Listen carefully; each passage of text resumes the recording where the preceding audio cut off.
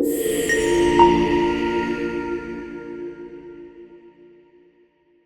sun glinted off the gilded spires of the Red Keep on a morning that felt unnaturally calm for a city still reeling from recent tension. Within the fortress's walls, King Robert Baratheon took a lumbering stride across the stone floor of the throne room, his heavy footfalls echoing in the hush. The chatter of courtiers had stilled. Every breath felt bated. Only the flicker of torchlight in the cavernous space dared move, casting restless shadows on the Iron Throne where no one now sat. Robert had not yet decided if he would ascend those twisted blades of steel today. He felt the weight of it, the memory of all it stood for, pressing against his spine whenever he so much as glanced that way. At his side stood Eddard Stark, Lord of Winterfell, a solemn man bowed not by fear but by sorrow and a mounting weariness that had settled in since he had journeyed south. He held his jaw tight, recalling the swirl of events that had brought them both to this pivotal moment. Only days ago, Ned had discovered the chilling truth of Cersei Lannister's children. In his determination to protect Robert from betrayal, Ned had confronted the Queen with his suspicions. He had tried to warn her quietly, offering a chance to flee rather than incite the king's wrath. But she was cunning, or perhaps desperate, and she would not let the secret go so easily. Varys's whisperings suggested the Lannisters were mustering swordsmen in the back alleys of King's Landing. Rumors flew that men in crimson cloaks already prowled certain city streets. The bells had not rung yet, but a sense of impending chaos had begun to grip the capital. But on this day, in this throne room, Robert stood as a force unyielding. Clad in a battered breastplate that bore the golden stag of Baratheon, he still cut an imposing figure. Though age and indulgence had softened him, though the lines under his eyes told of wine-fueled nights and hunts that ended in an exhausted heap, Robert Baratheon remained, at core, the warrior who had bested Rhaegar Targaryen on the Trident. His voice, when raised, could shake men to their marrow. And so it was with that old strength, stoked by righteous anger, that he now roared for the Lannisters to attend him. A hush spread through the watchers, from the high-born ladies perched on benches beneath the throne dais, to the knights shifting near pillars, all uncertain of the day's outcome. Yet the Lannisters did not appear. Not a single golden-haired retainer dared show. News had reached the Red Keep at dawn that Jaime Lannister, the Kingslayer himself, had withdrawn from the city with a contingent of Lannister guards. The Queen, rumor said, had secluded herself in her chambers with her children. But Robert was done with rumor. He wanted truth. And so, with a low rumble of frustration, he beckoned Ned to step forward and speak. Lord Stark, who had risked everything in an attempt to spare Robert from the moral and political tempest swirling around them. Ned's voice, though subdued, held conviction. He explained to the king, before all the gathered lords and courtiers, the reason behind his confrontation with Cersei. Her children, Joffrey most dangerously, were not Robert's sons at all. The hush became a roar of scandalized disbelief and horrified shock. Whispers and exclamations erupted. Bastardy! This cannot be true. Treasonous lies. Some voices took up Ned's defense, recalling the Stark name's reputation for honor. Others howled condemnation, for the Lannisters were powerful, and to accuse the Queen was to play with a political wildfire. Yet in the midst of this furor, Robert stood still as a statue. Gradually, the watchers fell silent again, and in that silence, Ned could hear the hammering of his own heart. A single motion of Robert's hand called forward two knights in Baratheon livery. Without a word, they approached Ned. For one breathless moment, everyone believed they would arrest him for slandering the Queen. But Robert's command thundered, "Guard him. Let no one do him harm. No condemnation. No shackles. Only a shield of protection sworn from the king's own men." Stunned relief flooded Ned's features, though he tried not to show it. A pang of guilt lingered too. He had believed Robert so lost in his cups, so consumed by base pleasures, that honor would be meaningless. But the bond forged on battlefields years ago, that unspoken brotherhood, had not been smothered by time. Robert had chosen to stand with Ned. And in that choice, he had changed everything. In the hours that followed, chaos mounted. Many of the Lannister retainers inside the castle had quietly slipped away, presumably joining Jaime's forces. The Queen's whereabouts remained uncertain.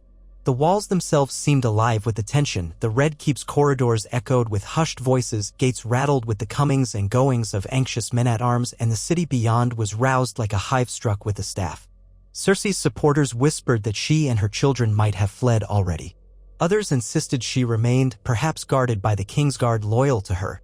But Robert would not abide uncertainty, not with rumors swirling of Joffrey's illegitimacy. In what was either a moment of cunning or desperation, Robert commanded a muster of loyal troops in the courtyard of the Red Keep under the command of men whose loyalty to him was unquestioned. Standing on a half-broken piece of step in front of a crowd of onlookers and soldiers, Robert gave a speech that recalled for Ned the old days, the fierce general who had rallied armies during the rebellion. With fire in his voice, Robert called out the Lannisters as would-be usurpers. He denounced the Queen's deception. Soldiers in Baratheon black and gold roared their approval, clashing swords against shields in thunderous agreement. Servants in the keep peered out from behind pillars, wide-eyed, uncertain which tide to swim with. Yet the people of King's Landing had always been quick to shift their favor with the prevailing wind. Now that the wind was Robert's righteous anger, they began to cry for Lannister blood. But neither Robert nor Ned truly wanted senseless bloodshed. Even in his anger, Robert recalled that war in the capital would lead to chaos, to starvation, to the butchery of innocents. He had seen the sacking of King's Landing once before and bore no desire to see it repeated. So he ordered envoys sent to Tywin Lannister, proclaiming that the Queen and her children would be spared so long as they left the city peaceably under guard, giving up any claim to the throne. Some around him balked at the notion. Grand Maester Pycelle, trembling with age and uncertainty, muttered that once a rumor of illegitimacy was out, there would be no peace. Others, like Littlefinger, merely watched with a calculating smile. Varys was nowhere to be found, though his spies surely slithered through the crowd. Yet Robert's mind was made up. He would not be another Mad King. He remembered the haunting aftermath of that war, the bodies of children left in pools of blood as gifts to him. Never again. When day dwindled, the courtyard in the Red Keep held a great host of Baratheon men-at-arms bolstered by the gold cloaks who had sworn loyalty to the throne's occupant rather than to any queen. Ned Stark stood near Robert at the front. His daughters Sansa and Arya were kept safe in a tower room guarded by men Robert deemed absolutely trustworthy. He had offered to safeguard them in a more hidden location, but Ned insisted they remain in the Red Keep. Better the devil he knew than to release them into a city that might soon become a battleground. As for young Bran and Rickon far to the north, for Robb and Winterfell, for Jon on the Wall, Ned prayed to the old gods that he could keep them safe from all the storms of war that threatened to break. By the time night fully set in, word came Jaime Lannister had retreated west. Forces bearing the Golden Lion of House Lannister had ridden out hurriedly, leaving only a small pocket of loyal men in the city. No one knew Tywin's next move, but from Harrenhal to Riverrun, everyone guessed that war might soon blaze across the realm. This was not a trifling conflict that could be brushed aside. The Queen was still Robert's wife in name, a Lannister by blood, and her father was rumored to be assembling his banners. But as the city simmered, Robert gave no order for immediate bloodshed or mass arrests. Instead, he ordered an investigation to confirm what Ned had said. He demanded that Grand Maester Pycelle and other learned men examine the genealogies of the Baratheon line, cross-check hair color and features of the three children, do anything that might stand as near irrefutable proof. It would not be enough to whisper. He needed to quell doubt with a demonstration that even the lords of the land could not deny. Ned had insisted his own proof was strong, that the black of Baratheon hair was dominant across centuries, but Robert wanted more. Honor might have been enough once, but now the realm demanded something unstoppable, undeniable. Ned acquiesced without hesitation. He wanted the truth out in the open, a shield against any claim of slander. Tyrion Lannister, so the ravens whispered, was traveling somewhere in the Riverlands. Perhaps he might become a voice of reason, or perhaps he would only complicate matters. Ned thought about him now and then. Tyrion had shown a certain measure of cunning that might be turned to peace or to war. For his part, Robert seemed not to care as much. All that concerned him was that the Golden Lion's might would not soon turn on King's Landing from within. Day by day, the rumored pockets of Lannister men in the city either vanished or were apprehended by the city watch. Some nights, the watchmen found the bodies of Lannister sympathizers floating in the Blackwater Rush. An undercurrent of vengeful hatred ran through the city. Whose hand guided that hate, Ned could only guess. The spider, the mockingbird, some clever puppet master might be pulling strings. But for now, the streets were quieter than they had any right to be in such a crisis. Amidst it all, Robert relied more heavily on Ned, naming him Hand of the King officially with a public ceremony that the majority of King's Landing recognized. The hush in the throne room at that moment was a far cry from the earlier clamor. The watchers looked on with a blend of admiration and dread. They sensed a fundamental shift in the balance of power. Many among them remembered how quickly the Lannisters had gained control of the capital when Robert was too busy feasting or hunting to see their quiet manipulations. Now that triumvirate of cunning, Cersei, Jaime, and Tywin was in disarray. Ned accepted the chain of office with a quiet dignity. He bowed his head, thinking of his father, of his brother, both of whom had died in the city. He thought of the burdens that would follow. The realm was as fractious as ever. If Tywin Lannister meant to defy the king, war might erupt from the Stormlands to the Westerlands, swallowing every house in its path. And if war came, Ned worried for the North.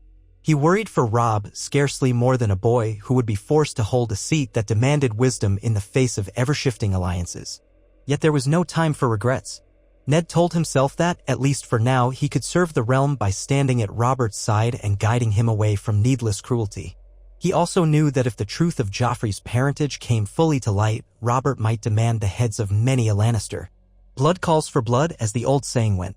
On the second night after Ned's formal investiture as Hand, a chilling silence settled over the capital. Most evenings, King's Landing teemed with noise. Drunken laughter, singing, the scuffles of pickpockets, the squeals of animals. But that night, it felt as though the city cowered in anticipation. Ned could sense it when he walked the ramparts above the courtyard. The men on guard were uneasy, gripping spears in sweaty palms, scanning the darkness for threats. The wind that blew in from Blackwater Bay carried the reek of sewage and fish, typical for King's Landing, but layered with something intangible like the hush before a storm. Below, torches flared.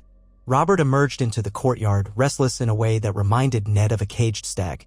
The king was never a patient man, he preferred action to waiting. With Ned at his side, Robert stormed into the great hall, calling for the masters-at-arms, the quartermasters, the city watch captains, all together. A few straggled in, wiping sleep from their eyes. Robert demanded to know if any word had arrived from Tywin, from the Queen, from Jaime, from any Lannister loyalist at all. The men shook their heads. No new letters. No demands. Only silence. That was the real threat. The Lannisters were regrouping somewhere, forging alliances, raising banners, and planning how to strike back. Robert slammed a gauntlet fist down on a wooden table, cracking it, and cursed them as cowards. But the men in attendance just exchanged wary looks.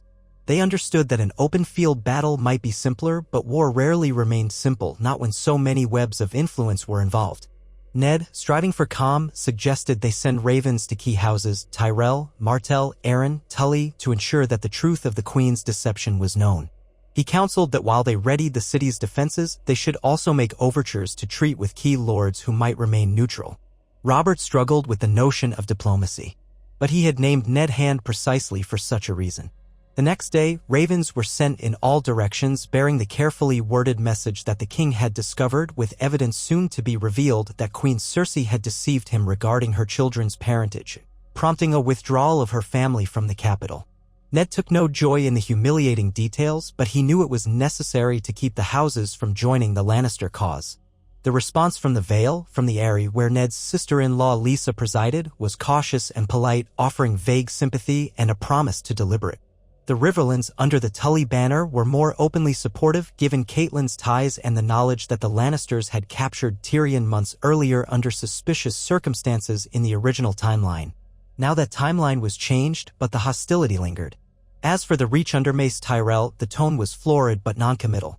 Meanwhile, Dorne's message was curt. Prince Doran Martell had said he would watch developments closely. That was all. Still, it was not outright rejection. With every day that passed, Robert's hold on King's Landing solidified, and the City Watch further stamped out remaining Lannister sympathizers. Yet a sense of dread only grew, for if Tywin Lannister truly meant to fight, the war would come in a red tide. In the interim, Robert tried to speak with Cersei. He had demanded she be brought before him, but she never appeared. She had melted away, likely with the help of the Kingsguard who remained loyal to her children's claim. For a moment, Ned wondered if that meant men like the Hound, Sandor Clegane, had quietly spirited them out of the city. But word eventually arrived that Sandor had left the capital alone, claiming no loyalty to any banner. The Hound, it seemed, had grown weary of Lannister games. Where he went, no one could say. So who remained to guard the Queen? Ser Meryn Trant? Ser Boros Blunt?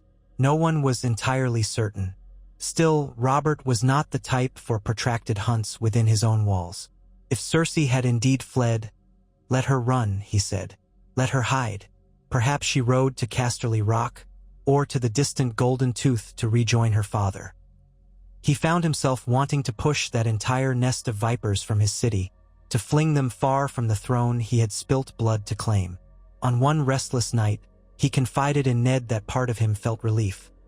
Perhaps, at last, he could be rid of a marriage that had turned sour almost from the day it began. Yet it pained him too in ways he struggled to articulate. The queen had borne him no true heirs, only this deception. And for years she had allowed him to believe otherwise. If Robert was prone to brood these days, it was because the foundation of his rule, which once seemed so assured, had proven to be built on lies and illusions. When Ned reminded him that at least Stannis or Renly might now serve as his heir, Robert's rage flared anew. "Stannis is too stern," he snarled, "and Renly is too vain. The realm deserves better. 7 hells, Ned, if only you had accepted a betrothal between our families. If one of your sons could have married one of my daughters, or any such arrangement, we might have a worthy child. All I want is someone worthy." Ned said nothing, though part of him regretted the many roads not taken. He recalled the plan once proposed, that Prince Joffrey be betrothed to Sansa Stark to bind the North to the crown. That arrangement was now dead, like so many illusions. Sansa, in tears, had asked him why. Ned, wanting to spare her the brutal truth, had only said that the match was impossible now, that the king had other designs. And so she wept silently in her bed, mourning a lost dream that might never have been so rosy had it come true. Arya reacted differently. She spat that Joffrey was a snake and was glad to be free of him. If Joffrey had come to harm, Ned secretly wondered if the realm would be better off. But that was not an honorable thought, and he prayed for forgiveness from the old gods for even considering it. One dawn, without warning, the silence ended. A raven arrived from the west, bearing the seal of Tywin Lannister. The messenger who carried it to Ned in the presence of the king was shaking visibly. Robert tore the seal himself, scanning the letter with rising fury. Then he flung it at Ned. On the parchment, Tywin demanded the immediate safe return of the queen and her children, along with an apology for the slanders uttered against them, or else the full might of Casterly Rock would march on King's Landing. It did not confirm whether the queen and her children were indeed under Tywin's protection, but it vowed retribution for any harm done to them or the Lannister name. The letter ended with a cold flourish, and Robert let out a roar that might have woken the dead in the crypts below. Ned stood by, stoic, but inside he felt the stirrings of a deep foreboding. This letter was not a final demand so much as a prelude to war. Tywin's arrogance was legendary, but so was his cunning. If he believed the crown weakened, he would strike. Robert crushed the parchment in one hand, his knuckles whitening. For a moment, Ned wondered if the king might tear the entire Great Hall to pieces with his bare hands. "Send the blackest raven back to him," Robert bellowed. "He wants an apology? He'll get a sword in his belly first." But Ned gently urged caution. A rash challenge might spark immediate bloodshed. They needed more time, more alliances. Robert cursed and spat, but he eventually growled that he would send Tywin a response of his own brand of caution, a threat overshadowed by the promise of unstoppable retribution should the Lannisters march. He tasked Ned with drafting the letter, ensuring that no one could interpret it as weakness. Ned accepted, writing a stern but measured reply that accused the Lannisters of high treason by attempting to place a false heir on the throne. They demanded Tywin's fealty if he wished to avoid conflict. Subtly, they hinted that the crown had garnered allies in the Reach and the Stormlands. Robert placed his seal upon it, and ravens soon winged westward. Thus began a seesaw, and of uneasy watchfulness. For weeks, no Lannister armies appeared on the horizon. There were stirrings in the west, but scouts brought back conflicting reports. Some said Tywin massed his banners near the Gold Road, others claimed it was a feint while Jaime circled around to the south. In King's Landing, Robert grew more restless by the day, prowling the halls with a half-filled wine cup in hand, muttering about ungrateful traitors. And yet, amidst the tension, something remarkable happened. The city watch, once so thoroughly in Littlefinger's pocket or beholden to Lannister gold, began to show unwavering loyalty to Robert. They had seen the king's fierce determination, his willingness to stand by those loyal to him, and more practically, they had received a substantial wage from the royal treasury. In that manner, ironically, some of Littlefinger's old methods were used by Ned to keep the gold cloaks well paid and content. The result was a city watch that might actually defend the city if attacked, rather than crumble from within. Peter Baelish himself was curiously subdued during this time. He flitted around the keep with polite smiles, still managing the treasury and its finances while offering suggestions that might coax coin from new sources to cover the crown's debts. But the glint in his eye had dimmed. Perhaps, Ned mused, because the man's carefully laid manipulations had been disrupted by Robert's sudden show of leadership. Or perhaps he had a new scheme. Ned did not trust him, but he had too many other matters to handle to focus on Littlefinger's sly half-smiles. News reached them that Renly Baratheon had taken up residence in Storm's End, reinforcing it in case of aggression from any Lannister forces sailing around Dorne. Meanwhile, Stannis brooded in Dragonstone. The eldest Baratheon brother offered no immediate help, though he sent a formal note affirming that if treason had indeed been done by the Lannisters, the rightful king could rely on him if the city fell into true peril. But from what Ned gleaned, Stannis's note was more a statement of duty than of brotherly love. Into this cauldron of tension came an unexpected visitor, Ser Barristan Selmy. He had been away on a journey to treat with certain minor lords in the Crownlands, and upon his return he requested an immediate audience with King Robert and the Hand. When they received him in the Great Hall, the old knight knelt.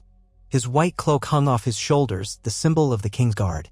He declared that he had discovered additional evidence confirming the rumors about the queen's children. He hesitated, then glanced at Ned. Quietly, with unmistakable regret, he explained that long ago he had suspected something but could not act upon it without the king's order.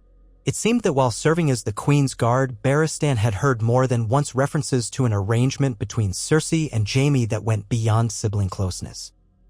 He had also recalled that none of the children bore any hint of Robert's features. "I thought it was the will of the gods, or that the Baratheon blood might sometimes skip a generation," the knight confessed, voice shaking. "But I was blind or simply reluctant to see." Robert listened in stony silence.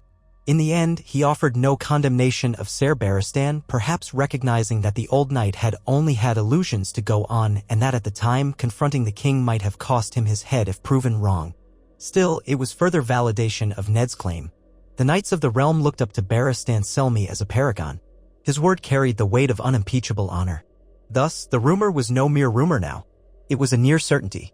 And so the final step remained, to present it officially to the lords of Westeros that the queen had deceived the crown in the matter of succession, that Joffrey and his siblings were not the king's children, and that the Lannisters had retreated from King's Landing when the deception was discovered. Shortly after, the Great Council was convened in the capital with representatives from many of the great houses. The Tullus sent Edmure Tully bright-eyed with eagerness to prove himself. The Arryn seat remained uncertain, for Lisa refused to leave the Eyrie, but she did dispatch a small party of knights to observe. From the Reach came Lord Mace Tyrell himself, half in hopes of gleaning advantage in the new political climate. Dorne sent Oberyn Martell, to the shock of many, and the Red Viper's presence crackled with an undercurrent of tension, for the Lannisters were tied to old Martell grievances. And so, one by one, they gathered under the arches of the Red Keep, each uncertain if the city might become a battleground at any moment. Robert greeted them with forced hospitality. He held feasts in the Great Hall, encouraging them to see the state of the city for themselves. He declared that he had nothing to hide. However, the knights were restless. Soldiers from these houses roamed the corridors, each group regarding the next with wary, sidelong glances. In that swirl of heraldry, green Tyrell roses, silver trout of Tully, red son of Martell, Ned felt a faint hope that the realm could find a unity in the face of Lannister aggression. But it was a slender hope. He knew the fractious nature of these proud lords.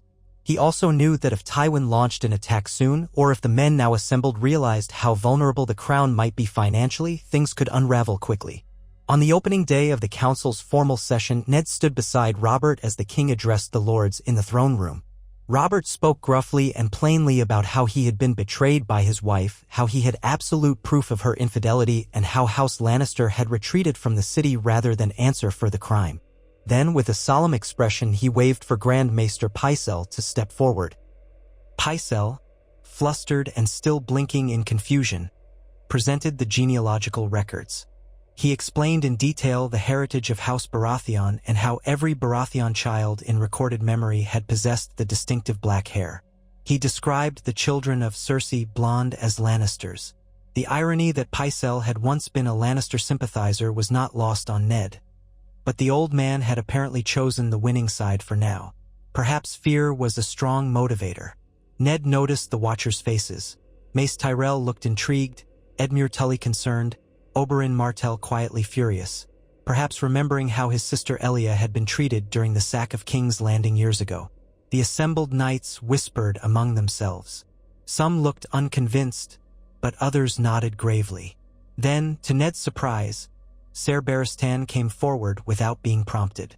In a voice that cut through the murmurings, the old knight declared that in all his time guarding the realm's rulers, he had never witnessed such a breach of faith as that committed by the Lannisters.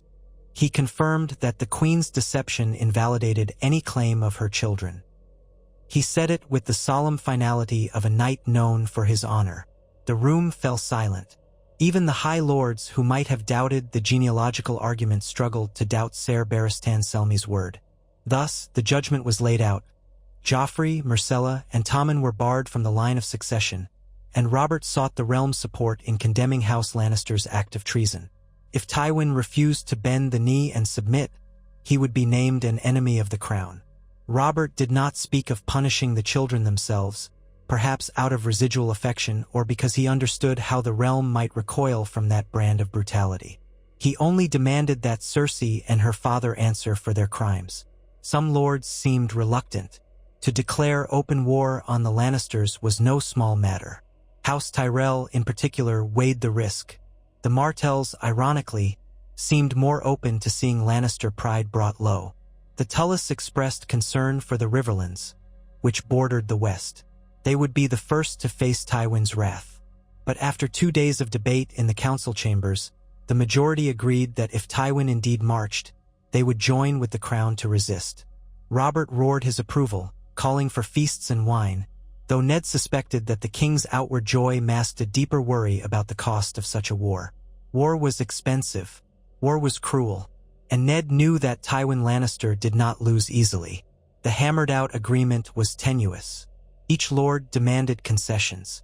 Mace Tyrell wanted rights for the Reach to supply King's Landing's grain at favorable rates, ensuring the Tyrells profited in peacetime as well as war.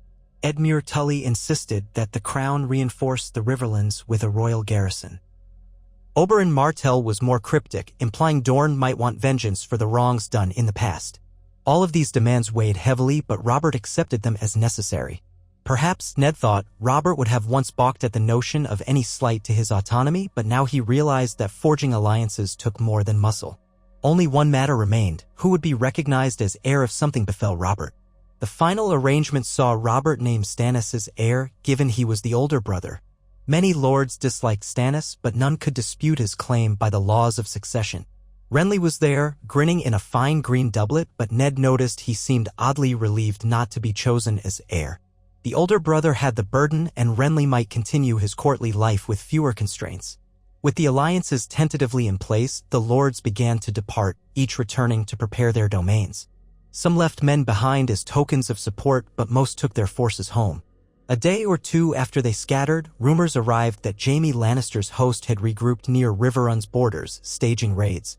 Ned felt the first pang of dread. War, it seemed, had begun in earnest. Soon, Riverrun outriders confirmed that Lannister raiders were burning fields. The Tullys demanded the crown honor its pledge to protect them. Robert, not wanting to appear weak, ordered immediate mobilization of a royal host. Thus, King's Landing stirred to life once more with the clang of steel, the barking of sergeants, and the hustle of stable hands prepping horses. Knights strapped on shining plate and prepared to ride west. The City Watch remained behind to maintain order in the capital, while Robert and Ned prepared to lead the main force themselves. That was a risk. If the city were left unguarded, old plots could resurface. But Robert had never been a man to send others to fight his battles. Perhaps that was part of his strength. Or perhaps it was a dangerous flaw. Saying goodbye to his daughters was one of Ned's hardest tasks. Sansa trembled, tears brimming in her eyes. Arya tried to look brave, but Ned saw her lip quiver. He told them both that they would be safe in the Red Keep under the protection of certain loyal knights, men he trusted, such as Ser Roderick Castle, who had arrived from Winterfell at Ned's request. They would remain with the men of House Stark who had come south. The court would function under the watch of the council, with Grand Maester Pycelle, Peter Baelish, and a small complement of watchers. Neither Ned nor Robert liked leaving Littlefinger anywhere near power, but they had little choice. They needed someone with the knowledge to keep the city running, to handle finances. With a final embrace, Ned told his daughters that he would return as soon as peace allowed. Then he departed with the royal column. Never had Ned witnessed King Robert in such form. Though older and heavier than in his youth, Robert wore black plate with golden inlay, the crown of stag antlers polished to a fierce gleam. He led from the front, bellowing encouragement to the knights, urging them to show the realm that traitors would not stand. The roads west were lined with small folk who emerged from huts and fields to watch the passing of the royal army. Some cheered, some stared, and some frowned with worry. War was a double-edged sword for them. It might bring freedom from Lannister tyranny, but it also brought risk of pillaging and destruction. Ned's mouth felt dry as he watched these peasants. He remembered the devastation of the last war too well. Yet if the Lannisters were already raiding, the crown had to respond. They reached the King's Road that ran toward the Riverlands. Along the way, messages from the Tullus grew more dire. The Lannister outriders were crossing the Red Fork in small groups, striking village after village. Jaime's main force was said to be positioned near the Golden Tooth, ready to push east if the Tullus left Riverrun unprotected. Already, small skirmishes between Tully bannermen and Lannister outriders had cost lives. Robert flew into a rage at every new raven, urging his men to quicken the march. He wanted a pitched battle to hammer Jaime's forces and end this quickly. But Ned counseled caution, reminding him that Tywin himself might be waiting with a larger host or that these raids were meant to lure the crown's forces into a trap. Robert's response was a heated glare. "I won't cower behind walls, Ned," he snarled. "No more half-measures. The war is upon us." They did not have to wait long. As the royal army approached the plains west of the Red Fork, outrider scouts reported that a significant Lannister vanguard was harrying local villages. Ned and Robert conferred with the Tully bannermen who had come forth to meet them. The men from Riverrun were battered but proud, eager to reclaim their lands. Edmure Tully was there, his face set with determination. In the distance, smoke rose from burning fields. Displaced small folk huddled along the roads, eyes wide with terror. The gravity of the situation spurred the king to immediate action. He ordered a swift cavalry push to intercept the Lannister raiders while the main army positioned itself in a more defensible posture. Ned rode with Robert at the head of the cavalry. The thunder of hooves churned up dust in great plumes, the banners of the crowned stag snapping in the wind. Adrenaline surged in Ned's veins, reminding him of the days of Robert's rebellion, though this time the foe was not a mad Targaryen king but the family that had sought to warp the Baratheon reign from within. The narrow roads soon widened into open farmland, dotted with smoldering huts. Then they saw it, a column of mounted men wearing the Lion of Lannister, trotting back toward the west with stolen livestock and wagons of grain. The king spurred his warhorse and shouted, "For the crown," and the cavalry charge erupted with unstoppable momentum. Steel clashed with steel. The Lannister riders, taken by surprise, tried to form ranks but were soon overrun by the ferocity of the royal knights. Robert in his black and gold plate led the vanguard, hammer in hand, a monstrous warhammer that had once felled the prince of the Dragon dynasty. He swung with deadly force, toppling men from their saddles. Ned found himself in the thick of it, longclaw in hand. No, that was Jon's sword in future canon, so in a more accurate detail, Ned had his own steel, ice usually being a two-handed greatsword used for ceremonial beheadings, so he might have a more practical longsword in battle. In any case, he cut down one Lannister rider who aimed a spear at the king. The clash was brutal and swift.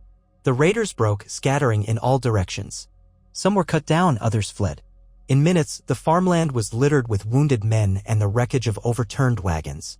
Robert, his armor streaked with blood, roared triumphantly. He had proven that neither age nor self-indulgence had fully tamed the warrior within.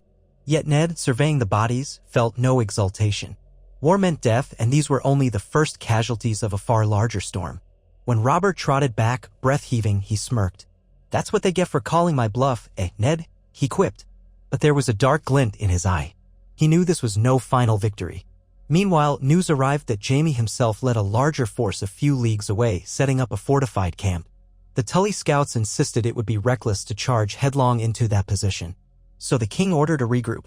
Over the next few days, more of the royal host arrived, culminating in a formidable army. Edmure Tully urged them to engage Jaime quickly while the foe was still outnumbered. But Ned worried about Tywin's location. Could Tywin be waiting behind some ridge with a second army, ready to flank them? Or perhaps Tywin marched north or south, aiming to outmaneuver them entirely. Robert dismissed these concerns for the moment, proclaiming that a victory against Jaime would force Tywin to bend the knee or risk losing half his strength. Thus, Ned found himself in the War Council tent late at night. Robert paced at the head of a map spread across a large wooden table with Edmure, Ser Brynden, Blackfish, Tully, and a number of seasoned knights discussing formations. Candlelight flickered on their faces, illuminating deep lines of worry or determination. The plan was to engage Jaime on ground favorable to the Crown's cavalry advantage. Scouts had identified a low ridgeline near a shallow river crossing where they might force the Lannisters to come to them. If Jaime refused, they could starve his forces of supplies. But if Jaime attacked, he would do so uphill. 2 days later, the armies assembled. Ned, astride his horse, gazed upon the Lannister host arrayed across the plain. Red cloaks, golden lions on shields. Their armor caught the morning sun in a blinding display. At their center rode Jaime Lannister, resplendent in gilded plate, the white cloak of the King's Guard flowing behind him even though he had renounced his presence in the city. He was smiling, as though this were all some grand jest. Ned's jaw tightened. He remembered the day he had found Jaime seated on the Iron Throne after the Mad King's death.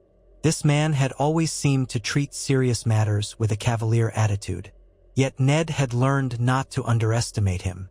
Robert, leading the Crown's forces, signaled with his warhammer raised high.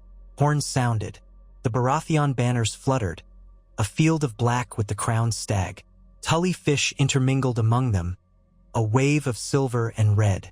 As planned, the Crown's cavalry advanced, forming a wedge, while pikemen and archers held the flanks. Across the field, Jaime's forces moved to meet them.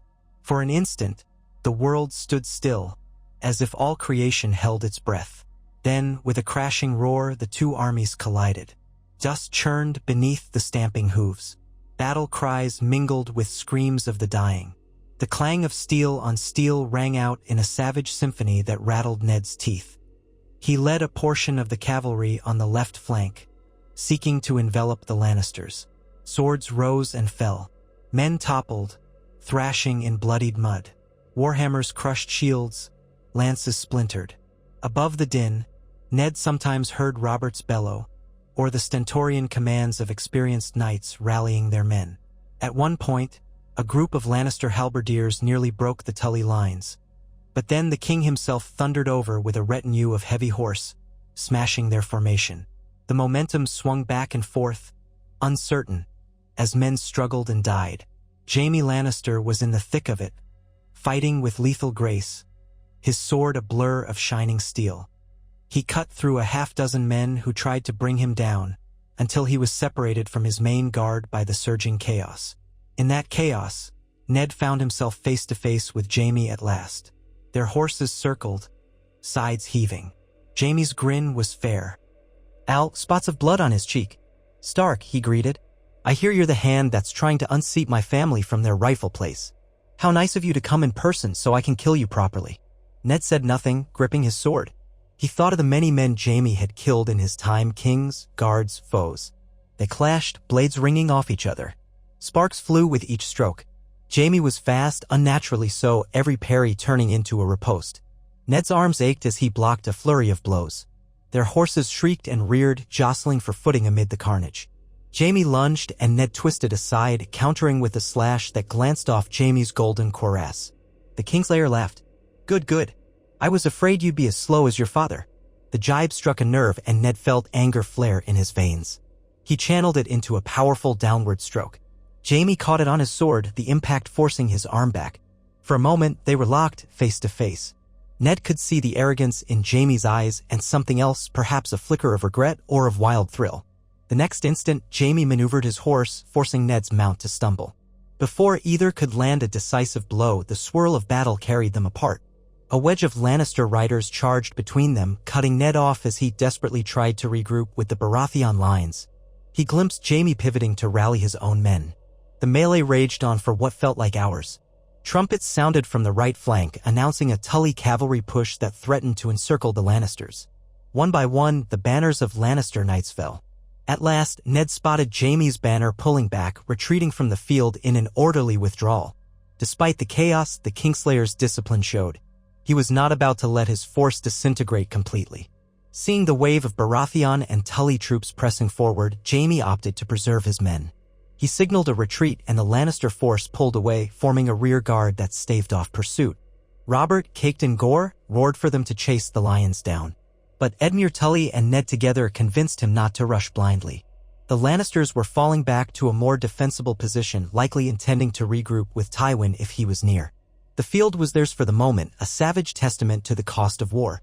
Bodies in armor bearing the lion lay strewn among those bearing the stag or the trout. The victory was not absolute. Many good men were lost. Yet a certain exultation rippled through the survivors. They had driven back the Lannister host. Word would spread that the Crown's forces prevailed in open battle. That night, in the war camp near the battlefield, Ned attended a council of the High Lords.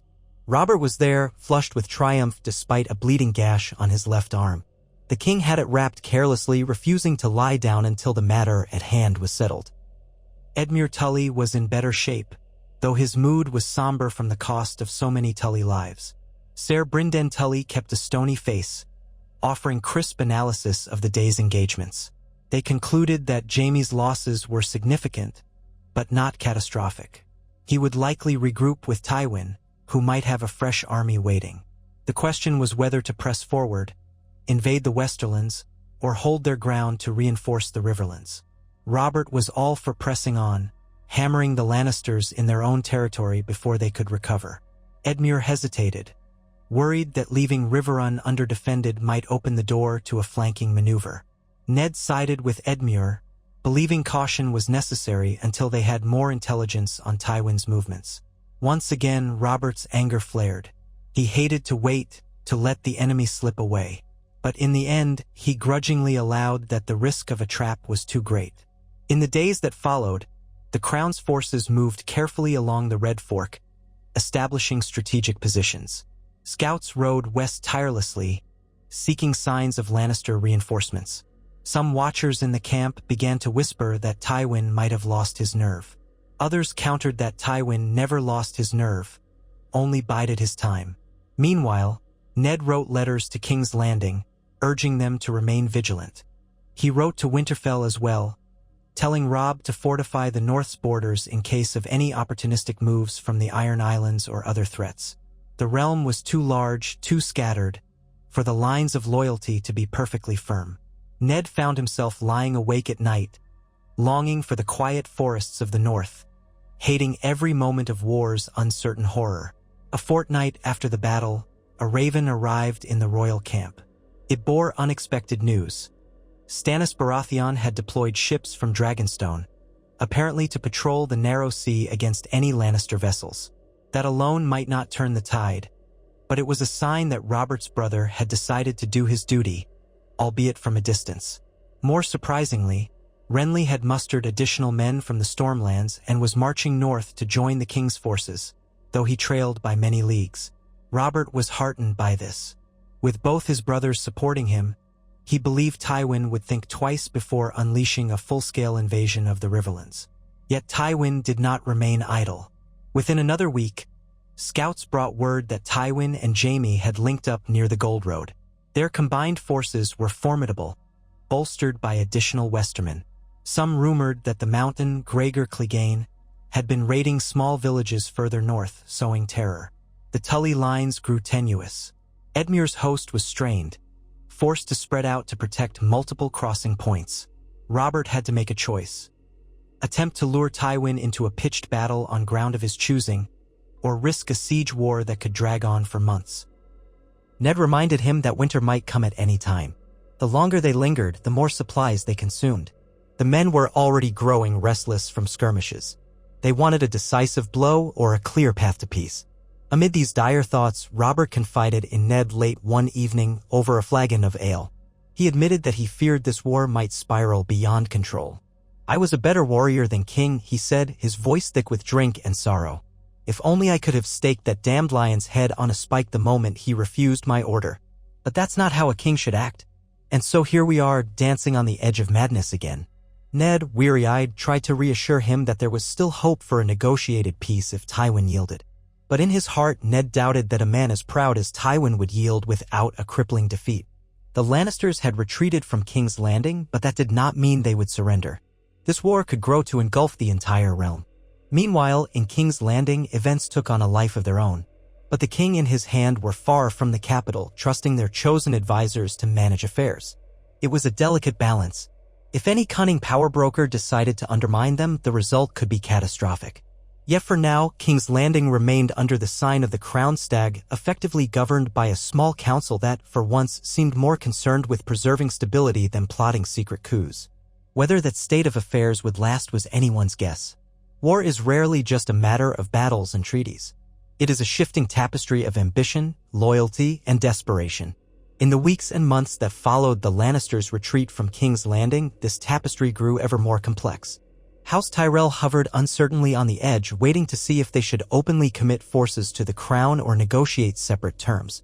Dorne watched with hawk-like focus, measuring every Lannister misstep as potential recompense for old grudges. The North remained quiet, too distant for immediate involvement, but always a looming giant should the war expand. And the Iron Islands, perched like hungry vultures, might strike if they sensed the Seven Kingdoms were too distracted by internal strife. Through it all, Robert Baratheon and Eddard Stark found themselves more united than ever before, bound by shared purpose and old friendship tested anew. Where once Robert had doubted Ned's counsel, dismissing him as a man too honorable for this cunning realm, he now clung to that honor as a shield against the realm's cynicism.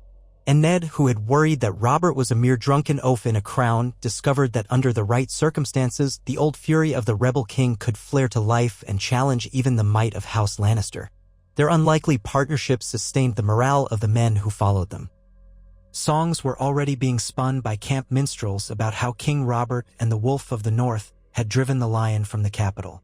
But the final outcome was far from certain. In each letter they sent back to King's Landing, the message carried the same burden. The realm stands on a knife's edge. The Lannisters have retreated, but they are not broken. War brews, alliances form, betrayal flickers in the shadows. Peace, if it comes, will only be forged by steel and tempered by blood. Yet they pressed on, forging each day's uncertain hope from the fires of adversity, determined that they would not let the Seven Kingdoms descend into a lion's maw. The morning after the battle at the Red Fork dawned gray and sullen, a pall of mist clinging to the riverbanks and drifting over the muddy fields. Crows wheeled overhead, gorging themselves on the remnants of war. In the royal encampment, men moved about with subdued purpose, half glad to have survived the previous day's carnage, half fearful of what might come next. The stench of blood and singed wood hung in the damp air. Everywhere Ned Stark turned, he saw the cost of their supposed victory. Men lay moaning on pallets outside makeshift tents, tended to by maesters and untrained volunteers. Some called out for mothers or wives. Others had passed into delirium, never to return. It was a sober reminder that though the Lannister host had withdrawn, the real war was just beginning. King Robert Baratheon emerged from his tent soon after sunrise. He wore a heavy cloak over his padded surcoat, and his wounded arm was bound in fresh white linen. The cut was not life-threatening, but it pained him enough to make him scowl at every step. He ignored the discomfort, greeting those soldiers who bowed or saluted, ruffling the hair of young squires who bustled past with buckets and sacks of feed. Now and then, Robert would pause to clasp the shoulder of a knight who had fought bravely. He forced a smile, but Ned, walking a few paces behind, could see the fatigue weighing on the king. "Damnable place for a battle," Robert muttered, pulling his cloak tighter against the chill. "Half the ground is marsh, and the rest is scattered with rotting barley. No wonder the crows are so fat." Ned cast his gaze around the trampled fields. "The men did well," he said quietly. "They pushed Jaime's forces back. For the moment, at least, the Riverlands are spared further devastation." "Aye, for a moment." Robert's jaw clenched. "But I'll not forget what I saw yesterday, the look in that golden fool's eyes. Jaime Lannister isn't done yet, not by half. He lost men, but the bastard still seemed to relish the fight." Ned remembered his own clash with the Kingslayer. Jaime had been blindingly quick, exuding a confidence that bordered on arrogance. Yet there was no denying his skill. It troubled Ned more than he cared to admit. In another turn of fate, perhaps one blow differently placed, Ned might have been the one lying in the mud, bleeding out. Once again, he thought of how all this had begun with the secret of Cersei's children. That secret had led them here to open war, with more blood yet to spill. They approached the command tent. Outside, a pair of Baratheon knights stood watch. Their livery was spattered with dried blood, and their expressions were grim. Yet they bowed in respect as Robert shoved the tent flap aside and entered. Within, a group of lords had already gathered around a large wooden table. Maps and scouting reports covered every inch of its surface. By the glow of oil lamps, the men conferred in hushed voices, their breath steaming in the chill. Edmure Tully stood at one side, face pale and drawn with worry. Ser Brynden the Blackfish hovered near him, arms folded tight over his breastplate. Ser Barristan Selmy was there too, his white cloak carefully draped, though it bore stains from the fighting.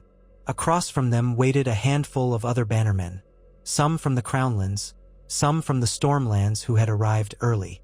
At Robert's entrance, the men turned and bowed. The king let out a grunt and waved them up. Ned followed behind, slipping into the ring of onlookers. One of the knights, Ser Flement Brax, if Ned recalled correctly, cleared his throat nervously. "Your Grace," he began. "The Outriders have returned from the west. They say the Lannisters are pulling back another 10 leagues, toward higher ground near the Gold Road. Looks like Lord Tywin is there to meet them in force." At that, Robert let out a short, humorless laugh. "I should have known Tywin wouldn't be content with just one mouthful of blood. He'll want the entire feast." Ser Brynden tapped a carved token on the map, indicating a ridgeline near the western border of the Riverlands. "This is where our scouts last spotted Jaime's standard. Their losses were not as heavy as we'd hoped. He still commands a sizable force. We've also heard unconfirmed reports that reinforcements are funneling in from lesser Westerlands houses loyal to Tywin." "Any sightings of the old lion himself?" Robert asked. Brynden inclined his head. "A scout claims to have glimpsed a camp with Tywin's personal banner, though the vantage was distant. We think father and son have joined forces at last." Ned studied the map. The area they were indicating was perilously close to the edge of Tully territory. If the Lannisters set camp there, they could raid the Riverlands again at will, or they could bide their time for reinforcements. And if the rumors of Gregor Clegane's marauding band to the north were true, the Tully lines would be stretched thin. Edmure Tully spoke up, voice trembling with tension. "We can't allow more Lannister incursions into our lands. Our small folk have had enough. If Tywin crosses the Red Fork in force, he'll bring fire and terror. Riverrun won't stand for that." "We need to press them," Robert declared, slamming a gauntlet fist onto the table. His voice reverberated in the tent, drawing the eyes of every man. "We can't sit here and wait for Tywin to strike at his leisure. If we do, we'll be chasing Lannister raiders from one burned-out village to the next, never forcing a proper engagement. I say we march west and smash them before they gather full strength." Ned understood the king's desire for action, but caution tugged at him. "Your Grace," he said softly, "we risk marching into a trap. Tywin is cunning. He might lure us forward, then come down from the high ground. Even if we have the larger host, terrain and discipline could tip the balance."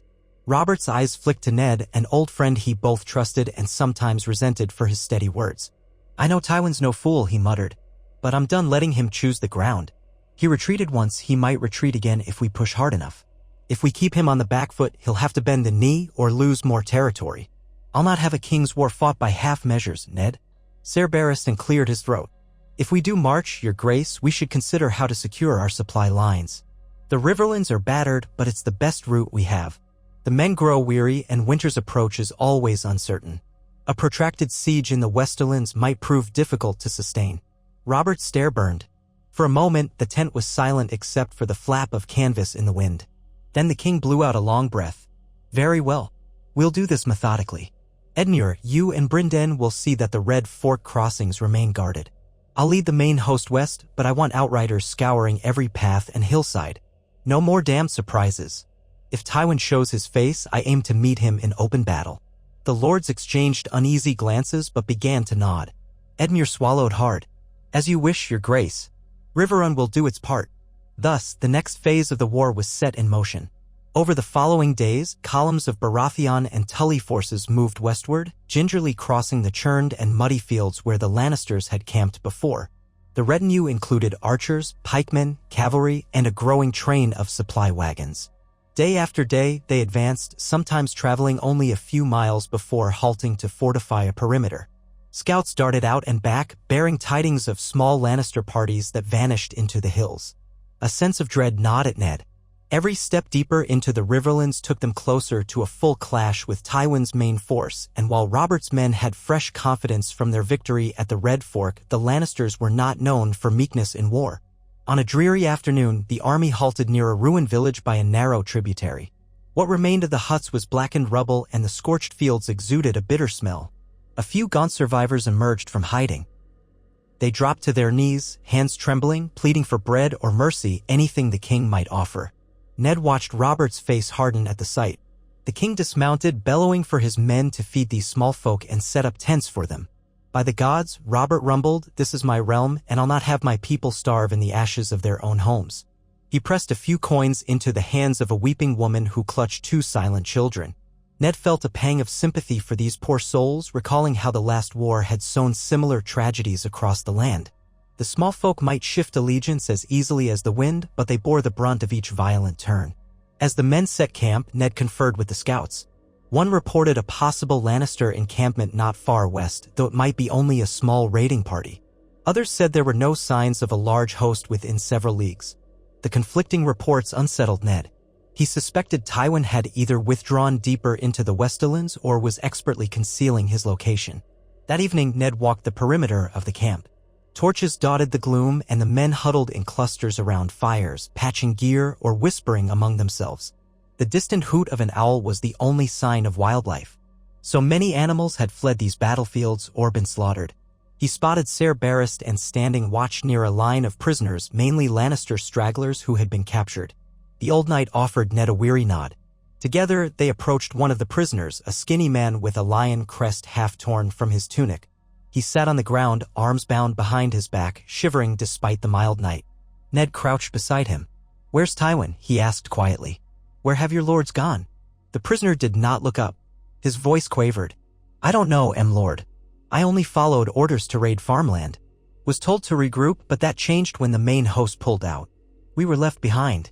"Lies," Ser Barristan said, though not unkindly. "You must have heard something." The man shook his head wildly. "I swear on the seven, they don't tell small folk like me anything. We saw a golden banner far off. Then the whore. And signals changed, and Ser Jaime's captains hurried us east. That's all I know." Ned exhaled, rising. The man seemed too frightened and lowly to be of use. Perhaps he truly had no knowledge. So many of these rank-and-file soldiers were no more than cannon fodder in the Lannisters' eyes, pawns in a grand game. He signaled to one of the guards to give the prisoner water. Then he turned to Ser Barristan. "We're chasing shadows," Ned murmured. "Tywin's entire strategy might revolve around letting us chase him, exhausting ourselves." Barristan lowered his voice. "With all due respect, my Lord Hand, the king won't accept that. He's been restless since the day we left King's Landing. A waiting game would only stoke his anger." Ned nodded. "I know. I only hope his anger won't lead us into a fool's charge." They parted ways, and Ned returned to the king's tent. He found Robert poring over a map with Edmure Tully half-empty wineskin at his elbow. Despite the wine, the king's expression was alert, his blue eyes sharp under bushy brows. He glanced up when Ned entered. "You look troubled, friend." Ned took a seat on a vacant stool. "I am troubled. The scouts can't confirm the location of Tywin's main army. Jaime withdrew in good order, and the raids continue at the fringes. We might be playing right into their hands by pressing west." Robert let out a resigned grunt. "Too late to turn back now. The Tully lords want our protection, and the realm demands we end the Lannisters' threat. We've got the numbers to win if we force them to stand. I'd do it tomorrow if I could." He fingered the hilt of his warhammer. "Once we have Tywin's head, or Jaime's, the rest will crumple." Edmure looked more cautious, though he clearly desired the end of Lannister raids. "Lord Stark, do you think a direct confrontation is wise?" "My uncle Brynden believes we should hold the fords but let the Lannisters come to us." Ned sighed. "If they come, that might work. But we risk the same pattern repeating, scattered raids, burning farmland, terror in every village. We can't be everywhere. Perhaps the best course is to try and corner Tywin in a siege, but that depends on knowing where he's holed up." Robert's fist clenched on the table. "For all we know, the old lion is behind a fortress wall, sitting on mounds of gold, hiring sellswords to harass our supply lines. Or he might be at the Golden Tooth, mocking us." We'll press on a little further, Ned said at last, but I'd advise we move in a wide formation. Keep outriders fanned in all directions. If the Lannisters try a flanking maneuver, we'll see it. Robert nodded, seeming satisfied. I will do that. By the gods, if Tywin's itching for a fight, I'll give him one he won't soon forget. They parted for the night, each weighed down by uneasy thoughts. Outside, the wind had picked up, blowing tatters of cloud across a waning moon. Ned passed ranks of tents, their shadows stretching long across the muddy ground. He caught a glimpse of a young soldier with bandages across his chest, sitting alone on an overturned barrel, staring at the darkness as if it might speak back to him. The grim hush of the battlefield never truly left. Sleep came slowly to Ned that night. He dreamed of Winterfell, of the tall pines swaying in a chill breeze, and for a fleeting moment he felt safe. Then the dream shifted to the Red Keep, where the Iron Throne stood empty and silent, and in the corridors, the scuttling shapes of conspirators he could not name whispered, their voices merging in a menacing hiss. He woke with a start. The canvas overhead snapped in the wind. Daylight had crept into the sky. They marched west again the next morning. The weather turned foul, a cold rain drenching the men and turning roads to muck. Horses sloshed through puddles, wagons sank in the mire, and cursing teamsters struggled to haul them free. Now and then the outriders returned with word of a Lannister scouting party, but never any sign of a full army. On the third day of this miserable travel, Ned was riding near Robert when a rider bearing Tyrell colors approached the column. He was mud-spattered and exhausted, but his banner was unmistakable, the Golden Rose of Highgarden. "Halt!" barked one of the Baratheon knights. The messenger reined in, swaying in the saddle. "I carry an urgent missive for King Robert," he gasped. Robert spurred his warhorse forward, Ned close behind. The messenger dipped his head. "My lord's Highgarden sends greetings. Lord Mace Tyrell dispatches me with news." Ned's suspicions flared. The Tyrells had not fully committed to the Crown's campaign. Their entreaties at King's Landing had been careful, mostly seeking to preserve their own advantage. But Robert motioned impatiently for the message. The rider reached inside his soaked cloak and presented a sealed parchment. Robert broke the seal, scanned it, and let out a heavy, humorless chuckle. He handed it to Ned, who read the flowing script. "To His Grace Robert of House Baratheon. We write to inform that House Tyrell stands ready to support the rightful king in his efforts against those who have defied him. However, with harvest upon us and supply lines in flux, we must ensure the security of the Reach. The sight of Lannister sails upon the Sunset Sea has caused alarm among our bannermen. We respectfully request assurances of your success and a clear demonstration of your continuing authority in the capital before we commit further men to the field. Our thoughts remain with you in these troubled times, and we trust the Crown will remember the loyalty of Highgarden in the days to come." The rest was typical flattery and posturing, complete with Mace Tyrell's florid signature. Ned glanced at Robert, who was scowling like a storm cloud. "They want a promise of victory, or they won't send more troops," Robert growled. "Loyalty, they say, but they'll keep their swords sheathed until it suits them. Bloody fair weather, friends." Ned handed the parchment back, mindful not to worsen the king's temper with a glib remark. It was no surprise that the Tyrells played their own game. The wealth and manpower of the Reach could tip the scales decisively, yet Mace Tyrell was notorious for avoiding commitments that might cost him. Still, this letter confirmed what Ned suspected: the realm was far from united behind the Crown. "We'll send a reply that we are well on our way to hammering the Lannisters," Robert spat, "and that if Highgarden wants a seat at the table when Tywin falls, they'd best ride north soon." Ned inclined his head. "We might also remind them that once the conflict is resolved, there will be new trade agreements. If they join us in good faith, we can ensure favorable terms. It might loosen their caution." Robert gave him a sidelong look. "Always the diplomat, Ned. We'll do it your way. But mark me, if Mace Tyrell keeps stalling, we'll remember it when the dust settles." The messenger was dismissed with a handful of coins and sent back under guard to the south, carrying Robert's curt response. The army pressed on, but the Tyrell message lingered in every mind. The Crown might look strong here, in the mud and rain, but the realm at large had not rallied to Robert as wholeheartedly as one might hope. That night, they camped in a wide clearing near a wooded slope. Archers patrolled the perimeter, and pickets were posted along the approach for fear of a Lannister ambush. Rain pelted the tents, turning the ground into a morass of thick sludge. Most men huddled under canvas, cursing their bad luck. Through the gloom, Ned saw shapes flicker among the trees, only to realize they were watchmen doing their rounds. He heard the muffled sound of Robert's voice from a larger command tent, barking at a squire for more wine. There was little else to do but brood. As Ned retired to his own tent, he was met by a grim-faced courier holding a sealed letter. "From King's Landing, my lord hand," the man said, soaked to the bone. Ned thanked him quickly, then lit a lantern inside. He broke the seal to see his daughter Sansa's handwriting, painfully neat. The parchment was creased and damp at the edges. "Father, I pray this finds you. Arya and I are safe in the Red Keep. The city seems quieter than I remember, though I hear whispers of fear in the corridors. Some say war is near, others that it has already begun. Lord Baelish told me we must remain vigilant, for there could be Lannister plots even now. Arya spends her days training with that dancing master, Syrio Farrell. I miss you terribly, father, but I know you do what you must to keep us safe. King Robert's men guard us well, and the court is calmer than before, except for the rumors that swirl. I hope you will be home soon. Please take care of yourself. Your loving daughter, Sansa." Ned felt a mix of relief and disquiet. Relief that the girls were unharmed. Disquiet that Peter Baelish, of all people, was advising Sansa. He set the letter aside and opened another smaller note that had been tucked within, this one from Grand Maester Pycelle, full of flowery verbiage about the city's condition. Pycelle claimed that the Gold Cloaks remained loyal, that no new word had arrived from Cersei Lannister or her children, and that the people were anxious but not in open revolt. Everything sounded stable, yet Ned did not trust Pycelle's perspective. Still, it was better news than he might have feared. Ned folded the letters and set them away, letting out a slow breath. He pictured the Red Keep's corridors, the looming Iron Throne, and the flicker of candlelight on stone walls.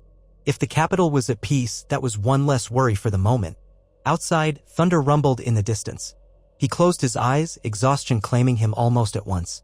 At dawn, the rain finally relented, giving way to a pale sun that did little to warm the sodden earth.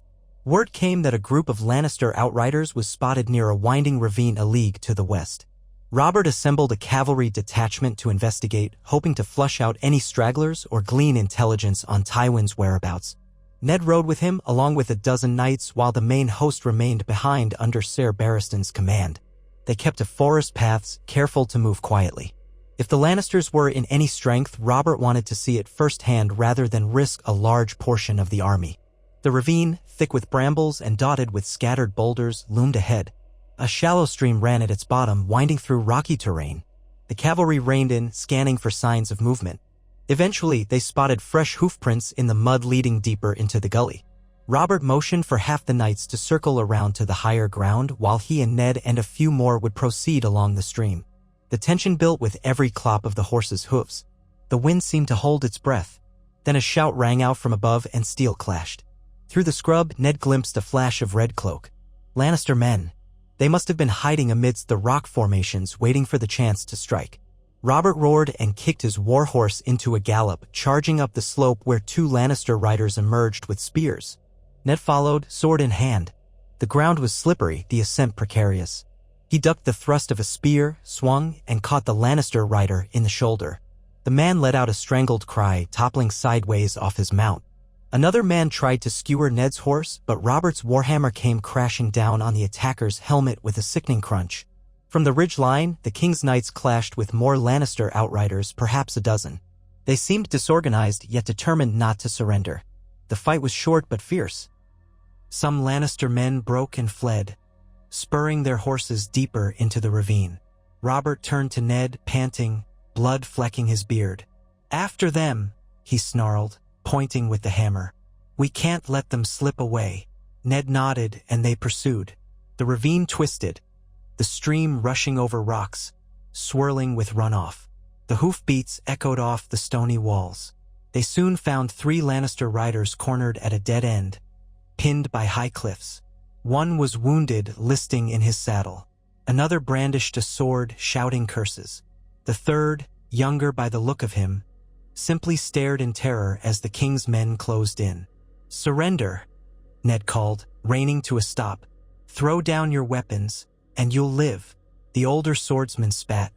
"Live to rot in a dungeon? I'd sooner die on my feet."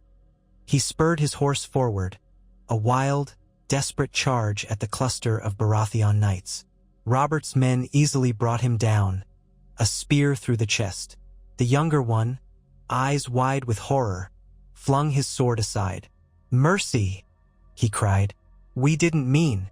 "Bind him," Robert ordered, voice hard. "We'll question him." The third Lannister man, bleeding from a wound in his side, let out a ragged laugh. Question all you like. Tywin Lannister will burn you all in your tents soon enough. A moment later, he slumped off his horse and died in the trampled mud. Robert's jaw tightened. We'll see about that, he growled. They rode back to the camp with their captive, a lad no older than 18, trembling and near tears. In the command tent, Ned and Robert questioned him while the knights stood guard. The youth claimed to be a minor retainer from one of the Westerland's bannermen. He'd been given orders to scout the roads, watch for large troop movements, and harass any Tully supply wagons if possible. "Where's Tywin?" Robert asked, looming over the youth. "I don't know, Your Grace," the boy stammered. "We only know that he's near the Gold Road, but his main camp kept shifting. Some said he was waiting for reinforcements from the Crag and Lannisport. Others whispered he might circle north to link with Gregor Clegane. We just do as told." Robert exhaled angrily. "Then you're of no use." Ned put a hand on the king's shoulder, urging calm. He might still know more. "How large is Tywin's force? Is Jaime with him?" "Jaime's there, yes," the boy answered quickly. "Or he was. They say he's furious about the defeat on the Red Fork. He lost good men. Tywin's gathering more, though thousands, perhaps. Enough to crush any who challenge the lion. They say—" He paused, eyes flicking nervously around the tent. "They say you're all cornered in the Riverlands, that soon you'll be cut off from supply lines." Robert barked a harsh laugh. "Cut off? We've got half the realm behind us, boy." But Ned felt unease coil in his stomach.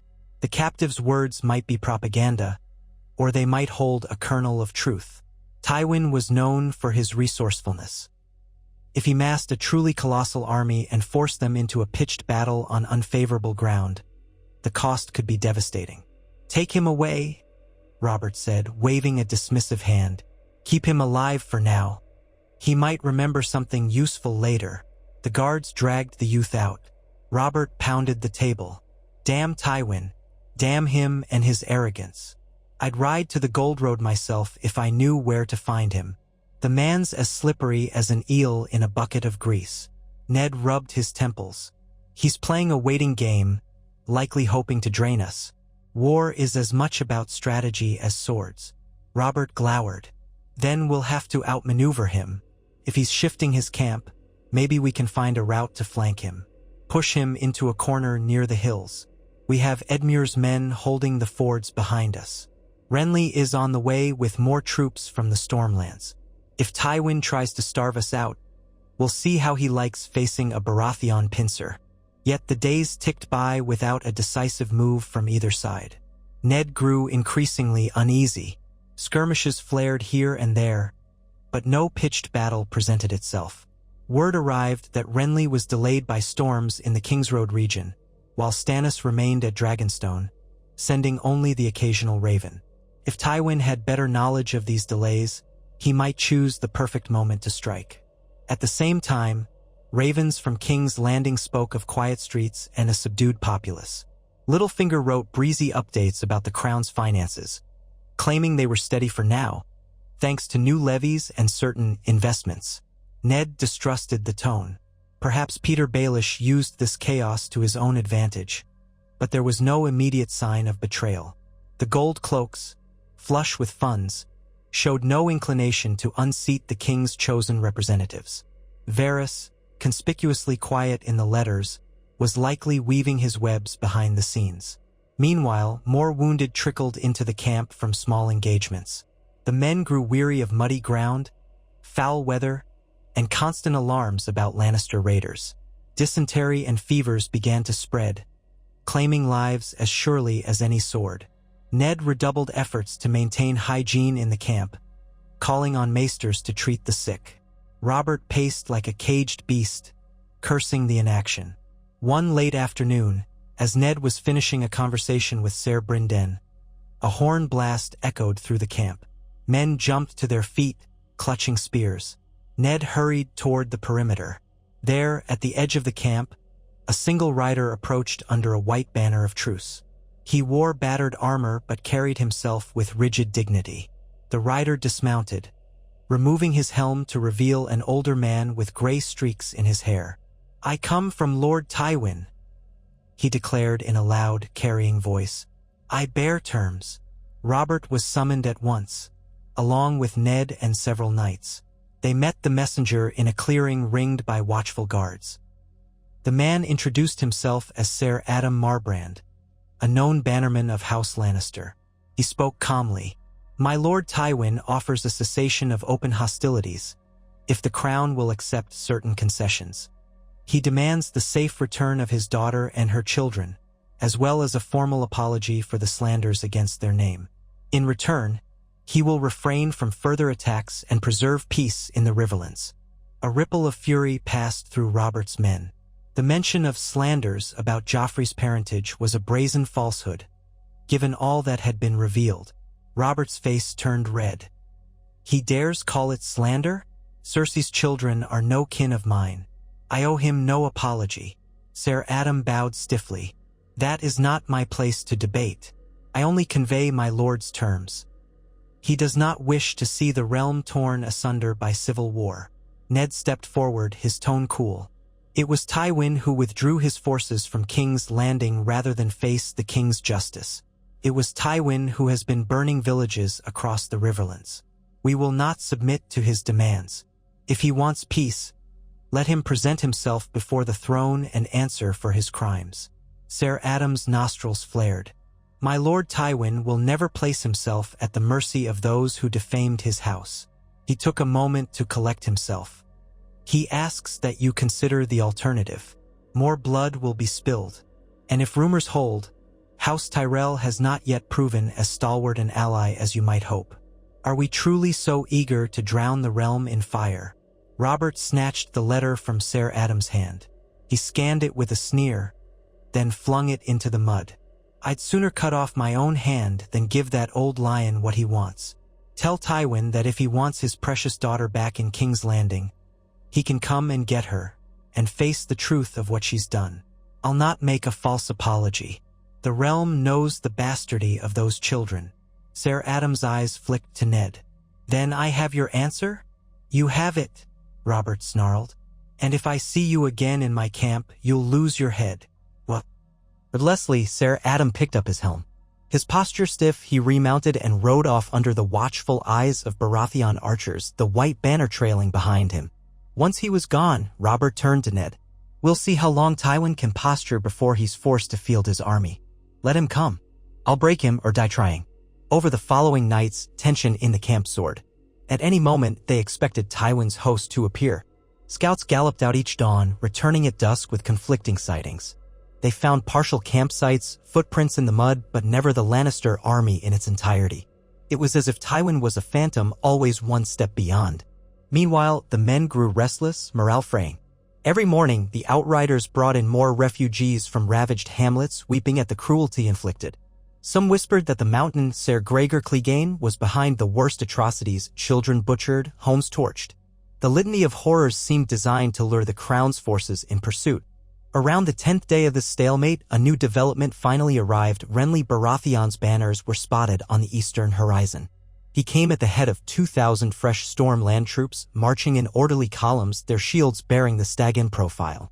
Hope stirred in the camp for reinforcements at last. Robert rode out to greet his younger brother, who wore a fine green cloak pinned with a golden stag brooch. Renly dismounted gracefully, a bright smile on his face, though he, too, looked weary from travel. "Brother," Robert said, gripping Renly's hand, "you're a sight for sore eyes." Renly cast an appraising glance at the muddy tents, the battered men. "I came as swiftly as I could.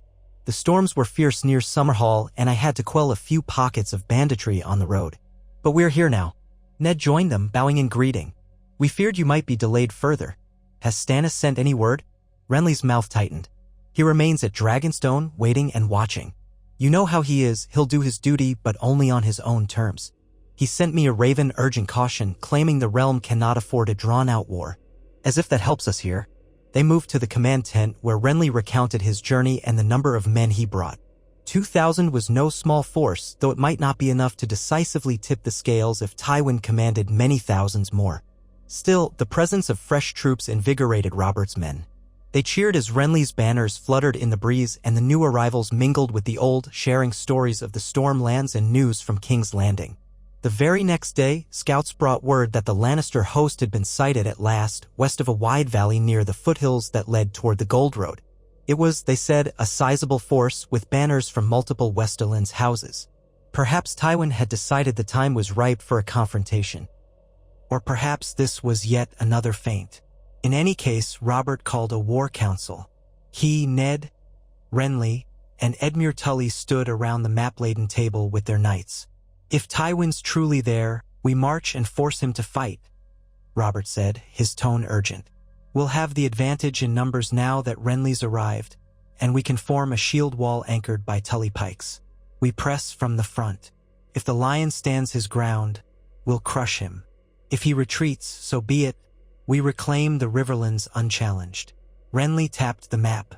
"The valley is broad, but the slopes are wooded. He could place archers in the trees, or cavalry hidden behind ridges." Ned nodded. "It might be an ambush, but do we have a choice? Letting Tywin slip away again only prolongs this. We should approach carefully with outriders fanning wide. Edmure's men know the terrain best." Edmure Tully cleared his throat. "I can lead the vanguard and ensure we avoid any traps. The Blackfish will scout the western slopes in force. Our biggest worry is if Tywin tries to loop around behind us to cut off retreat." Robert's eyes gleamed with a determined fire. "Then we won't retreat. We'll stand or fall right there. Enough talk, war is upon us. We end this." The next day saw the entire royal host, bolstered by Renly's fresh troops, arrayed in disciplined columns. Drums beat a solemn cadence as thousands of men moved westward. The banners of Baratheon, Tully, and smaller houses rippled in the stiff wind. Ned rode near Robert, scanning the horizon. Every nerve hummed with tension, the memory of their last clash with the Lannisters vivid in his mind. As they neared the valley, outriders reported seeing Lannister banners massed at the far end. Indeed, a large encampment perched in a gently sloping plain that backed onto higher terrain. Wisps of smoke rose from countless cookfires. At least part of Tywin's army was there, perhaps waiting. The question was whether more men hid in the woods or on the ridges. Ned and Robert conferred with Edmure. The plan was to approach from the east, where the ground was relatively level, with cavalry on the flanks and Tully pikemen in the center. Renly's archers would move to higher ground on the right, providing cover. If Tywin advanced, they would try to draw him into open engagement. If he stayed put, they would press cautiously. 1,000 small details hung in the balance: scouting lines, signals, the timing of each unit's advance. And of course, chance and chaos would inevitably shape the battle. They halted for the night a short distance from the valley entrance, within sight of the Lannister campfires twinkling in the darkness. Anxiety rippled through the men. Some prayed to the Seven, others to the old gods. Some sought solace in gambling or jests. Ned overheard men whispering about how many knights Tywin might have, how many archers, whether the mountain roamed among them. The stories of Ser Gregor's brutality had spread far and wide, sowing fear.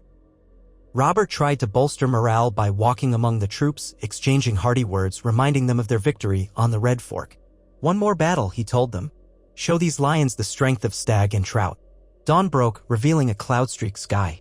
A chill wind blew from the west. Ned donned his armor carefully, piece by piece, with help from an old retainer. He felt the cold bite of steel against the linen padding, the weight pressing on his shoulders. A father of daughters, a lord of the north, far from home. War gave him no respite. He emerged from his tent to find Robert already astride his warhorse, clad in black plate with golden inlay, the great warhammer slung across his broad back. Renly sat on a sleek courser wearing bright green enameled armor that looked more suited for a tourney, though Ned knew the younger Baratheon had the skill to back it up. The horns sounded the advance. Across the wide fields, the Lannister host had begun to stir. Their banners of crimson and gold shimmered in the early sunlight, arrayed in neat lines. The bulk of Tywin's army, it seemed, was positioned in the center, with cavalry under Jaime's command on the left flank. The rumor that father and son had reunited in one place appeared to be true, at least by the arrangement of banners. Tywin's personal standard, a golden lion on a field of crimson, was visible near the rear, guarded by a knot of heavily armored troops. The armies drew closer. Drums and horns thundered. Robert led the center, flanked by Tully units commanded by Edmure and Brynden. Renly took the right flank with a mixture of Stormland Knights and foot soldiers, while Ned positioned himself with a cavalry reserve ready to reinforce wherever the line might weaken. Dust rose in swirling clouds beneath thousands of feet. The swirl of color and motion was almost dizzying. War was both majestic and hideous, a pageantry of banners and steel that promised death for many. As they came within bow range, a hush seemed to fall across the plain. It was the moment before the storm, every man's heart pounding so loud it drowned out all else. Then, in the Lannister center, a figure on horseback rode forward, Ser Jaime, no doubt. Ned could see the flash of gilded armor, the proud tilt of his white cloak. He raised his sword in challenge. The Lannister horns sounded and their ranks advanced in unison. Robert responded with a roar that tore from his chest like a savage beast. Baratheon horns answered, and the clamor of steel on steel exploded as men crashed together. Arrows whistled overhead. Swords flashed. Horses screamed. The thunder of thousands of feet shook the ground. Each flank surged, swirling in chaos as the lines interpenetrated. War cries melded with the screams of the dying. Ned spurred his horse, leading the reserve to the left where a wave of Lannister spearmen threatened to overrun the Tully archers. His cavalry charge caught them from the side. He felt his sword bite into flesh, glimpsed blood spraying across battered shields. Everything was motion and terror. A Lannister halberd aimed at Ned's face, but he jerked his reins to avoid it, bringing his sword down in a swift arc. The weapon crunched into the halberdier's shoulder, and the man collapsed with a wail. Another spear grazed Ned's thigh, slicing through armor padding. Pain flared, but he forced it aside. He pressed on, forging a path through the crush of bodies. Smoke rose from somewhere. The Lannisters had fired the dry grass, or an errant lantern had sparked a blaze. The wind carried the smell of burning and the stench of blood. Over the din, Ned heard Robert's bellow again. The king's warhammer took a mounted knight full in the chest, sending him sprawling. Jaime Lannister was out there somewhere, fighting with lethal grace. Through the chaos, Ned caught a glimpse of the Kingslayer surrounded by a ring of his men, cutting down foes who dared approach. Ned urged his horse forward, but a surge of Lannister reinforcements came between them, forcing him to defend himself against fresh attackers. Renly's flank fared better. The Stormland Knights drove back the Lannister line in places, though archers rained arrows from the hills. Here and there, banners fell. Men shouted for formation to hold. Edmure Tully's voice carried as he tried to reorganize some of his dismounted foot. The clash seesawed back and forth. One moment it seemed the Lannisters might break, the next they rallied. Ned lost track of time. It felt like hours. His arm burned from constant sword work. Sweat stung his eyes beneath the helm. He saw men fighting tooth and nail in pools of mud turned red. Horses toppled, pinning riders. The only constant was the swirling chaos. War was rarely the clean affair of songs. It was more like a roiling sea of desperation. Then something changed in the center. Horn blasts rippled across the field from the Baratheon side. Ned looked up to see Robert astride his massive warhorse, charging forward with a wedge of knights, heading straight for the cluster of lion banners near the rear guard. He was aiming for Tywin's position, determined to strike at the heart. Lannister men rushed to block him, forming a bristling line of pikes and shields. Ned realized in a flash that if Robert went too deep without support, he could be surrounded and cut off. Spurring his weary horse, Ned shouted for the reserve to follow. Some did, others were already scattered or locked in fierce combat. He gathered what knights he could, forging a path toward the center. The swirling tide of men parted just enough for Ned to see Robert smashing into the Lannister shield wall, warhammer swinging in great arcs. A ring of Baratheon knights pressed in behind him, but the Lannisters had numbers. Ned glimpsed the Golden Lion standard, a shape that might be Tywin himself nearby, though he was heavily armored and flanked by household guards. Arrows whizzed overhead. One struck Robert's horse, causing the beast to rear with a tortured scream. Another arrow clanged off the king's breastplate. Ned roared, "To the king!" He and his knights rammed into the flank of the Lannister formation. Steel clashed again. He hewed down one man, parried another. It was like cutting through brambles, danger at every turn. Robert battered aside a spearman, then hammered his shield into a second. Blood streaked the king's cheek. Tywin's guards closed in, swords flashing. Suddenly, Jaime Lannister appeared from the left, having fought his way through the melee. A group of Lannister knights formed a protective wedge around him. Ned realized they were aiming to trap Robert between Jaime's wedge and Tywin's guards. If that happened, Robert would be overwhelmed. Ned spurred forward, ignoring the pain in his thigh, slamming shield first into a Lannister knight in gilded mail. The impact jolted through his bones. He barely kept his seat as his horse stumbled over corpses. Somehow, Robert caught sight of Jaime, too. The king let out a battle cry. "Kingslayer, face me if you dare." Jaime smirked, flicking blood from his blade. But before they could engage, a knot of Baratheon men forced themselves between Robert and Jaime's group, weapons raised. The swirl of bodies became a churning knot of sword fights and shouts, preventing the direct clash. Ned tried to circle around, but more Lannister footmen poured in. Amid the tumult, Ned caught a glimpse of Tywin Lannister himself. A tall figure in ornate armor, his face stern, eyes like chips of ice. He stood behind a line of guards, calmly observing the chaos, giving orders with curt gestures. For a heartbeat, their gazes met across the carnage. Ned felt a chill. Tywin's expression was unreadable, as if measuring the battlefield and deciding who would live or die. Then the moment ended as more men surged between them. Bit by bit, the Crown's forces pressed forward. The Tully Pikes arrived from the left, having reformed. Renly's cavalry hammered into a flank from the right. The Lannister lines began to buckle. Men shouted, "Forward! Forward!" The Lion's standard wavered. Ned's heart pounded with hope. Perhaps they were about to break through. But Tywin's discipline asserted itself. Lannister captains bellowed for an orderly retreat. The line shifted, withdrawing up a slight slope. Archers stationed on higher ground unleashed a punishing volley, forcing Baratheon men to raise shields. The advance stalled under a hail of arrows. Robert's horse took another shaft in its flank, rearing in agony and throwing the king. Ned's breath caught. He saw Robert vanish in a tangle of hooves and flailing limbs. Knights rushed to pull him free, but the confusion allowed Jaime and Tywin's guards to slip away up the slope. By the time Ned reached Robert's side, the Lannisters had fallen back to a more defensible ridge. Robert was on his feet, helmet askew, cursing furiously. Blood oozed from a ragged cut on his shoulder. "7 hells," he hissed, staggering. Ned helped steady him. The king's eyes blazed with anger. "They're slipping away again." A cluster of knights formed a protective circle around the king. Lannister arrows continued to fall, forcing them to retreat to safer ground.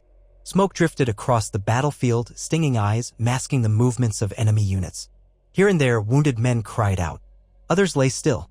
Ned could hardly see 10 yards in front of him. At length, the horns sounded a general recall. The day was too far gone, the field too soaked in blood for either side to claim a decisive victory. The Lannisters pulled back in good order, maintaining their lines. The Crown's forces, battered and exhausted, regrouped closer to the valley's center. The dead littered the slopes. By late afternoon, both armies had withdrawn enough to break the immediate clash. A raw, oppressive hush fell on the plain. In the makeshift aid stations behind the lines, moans of injured men underscored the day's horror. Ned walked among them, occasionally stopping to kneel by a wounded soldier. The carnage was dreadful, limbs lost, intestines spilled, faces unrecognizable. And for what? The Lannisters had not been broken, nor had the Crown's forces. It was a stalemate that cost thousands of lives. He found Robert in a command tent. The king sat slumped on a wooden stool, a maester fussing over his shoulder wound. Renly stood nearby, his green armor splashed with mud and gore, face drawn. Edmure Tully paced, hands shaking. Ser Barristan, also bloodied, tried to speak calmly. "We hold the field, your grace," he offered. They retreated to the ridge, Hold the field. Robert snarled. "They're half a mile away, that's all. I wanted Tywin's head or Jaime's. We got neither." Ned peeled off his helmet, wiping sweat and grime from his brow. "We inflicted heavy losses, your grace. The Lannisters won't easily recover." Robert spat. "Nor will we. Look at our men. Gods be good, is this war or butchery?" He hissed as the maester dabbed a salve on his shoulder. Renly placed a hand on his brother's arm. "We should consider a strategic withdrawal. Regroup, tend the wounded, fortify a position behind us. If Tywin remains on that ridge, we risk being pinned if he's reinforced." Robert's eyes flitted from Renly to Ned. A muscle in his jaw twitched. You both speak sense, but I can't stomach retreating with Tywin so close. For now, it's not retreat, it's survival, Ned said gently. We've bloodied each other today. Another push this evening could be disastrous. Let's dig in, strengthen our lines. We can make a plan come morning. Edmure Tully nodded vigorously. Riverrun men can erect a defensive perimeter. My uncle Brynden will see to it. Reluctantly, Robert relented.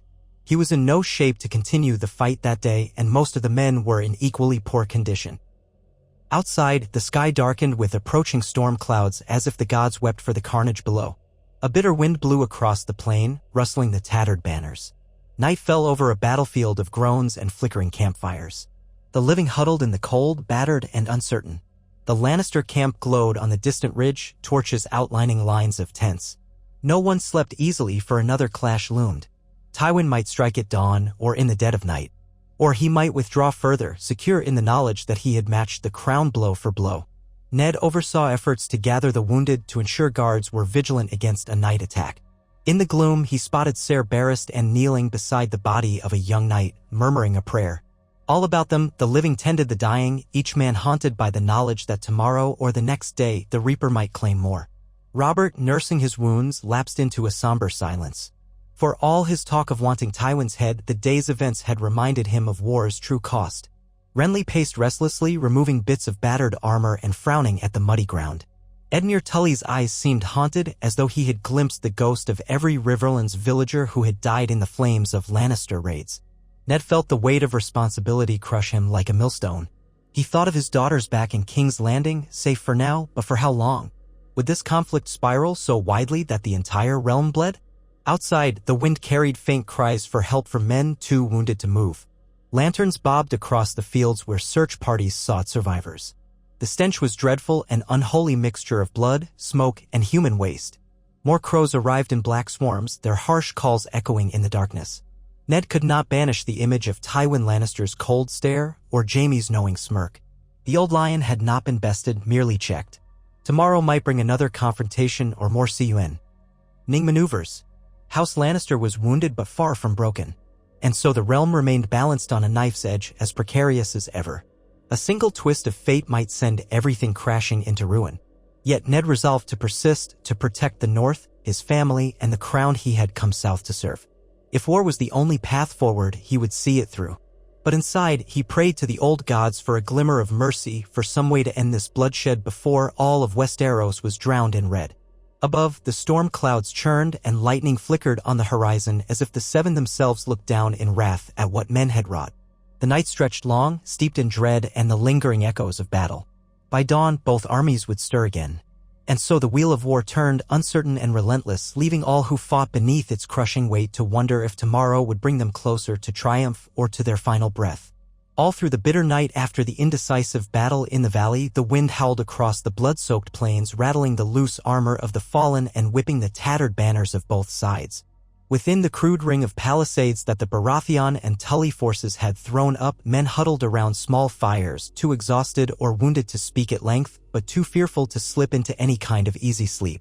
Rain spat sporadically from the dark clouds overhead, mingling with the sweat and grime on every face.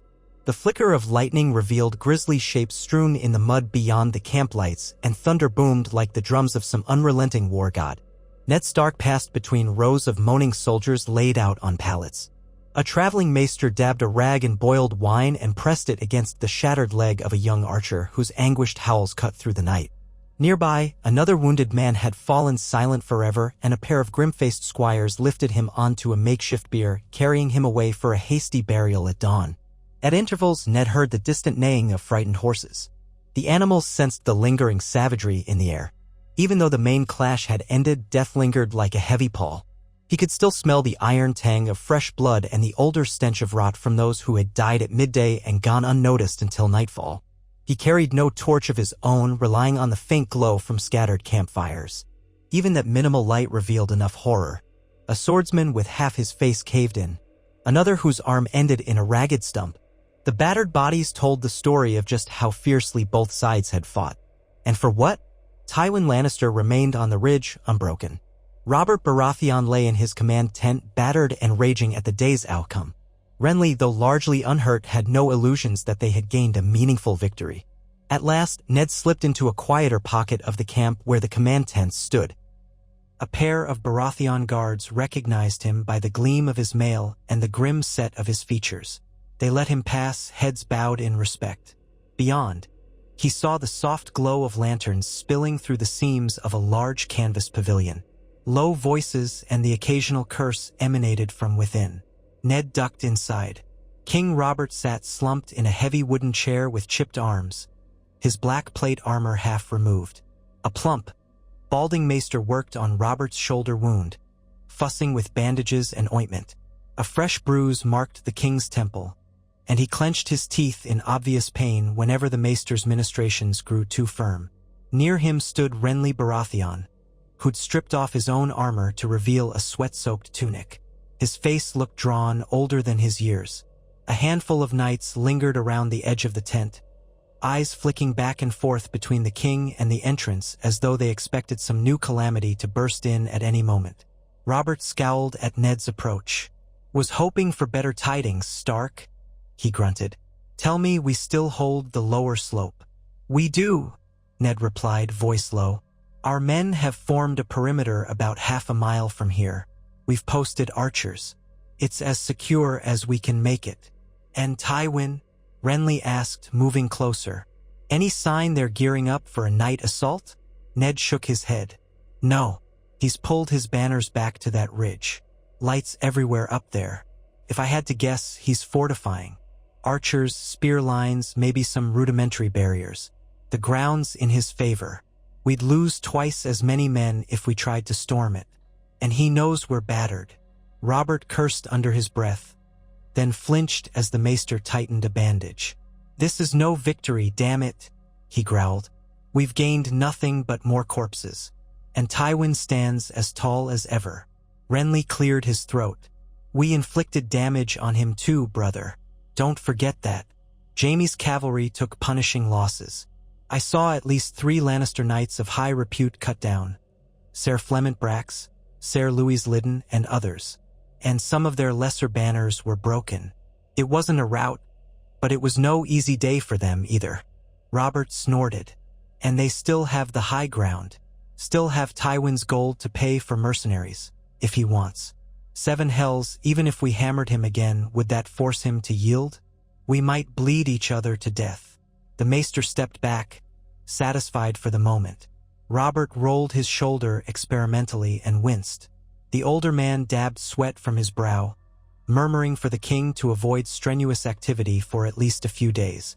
Robert shot him a glare that spoke volumes. He intended to push himself as far as necessary.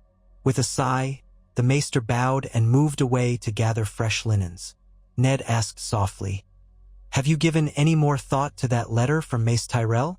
Robert's eyebrows nodded. "I'd like to shove it down his gullet. The man claims loyalty yet demands proofs and assurances. But we're in no shape to march south and beg for his aid. If Tyrell won't come of his own accord, we fight on without him. I've told Baelish to keep pressing the point, though from out here, there's only so much we can do." If the Tyrells truly fear Lannister activity on the Sunset Sea, Renly added, that might keep them from moving north.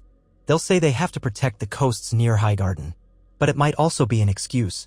None of us know how real those rumored Lannister ships are. Ned felt the weight of it all. Surrounded by so many men, they still stood precariously close to total disaster.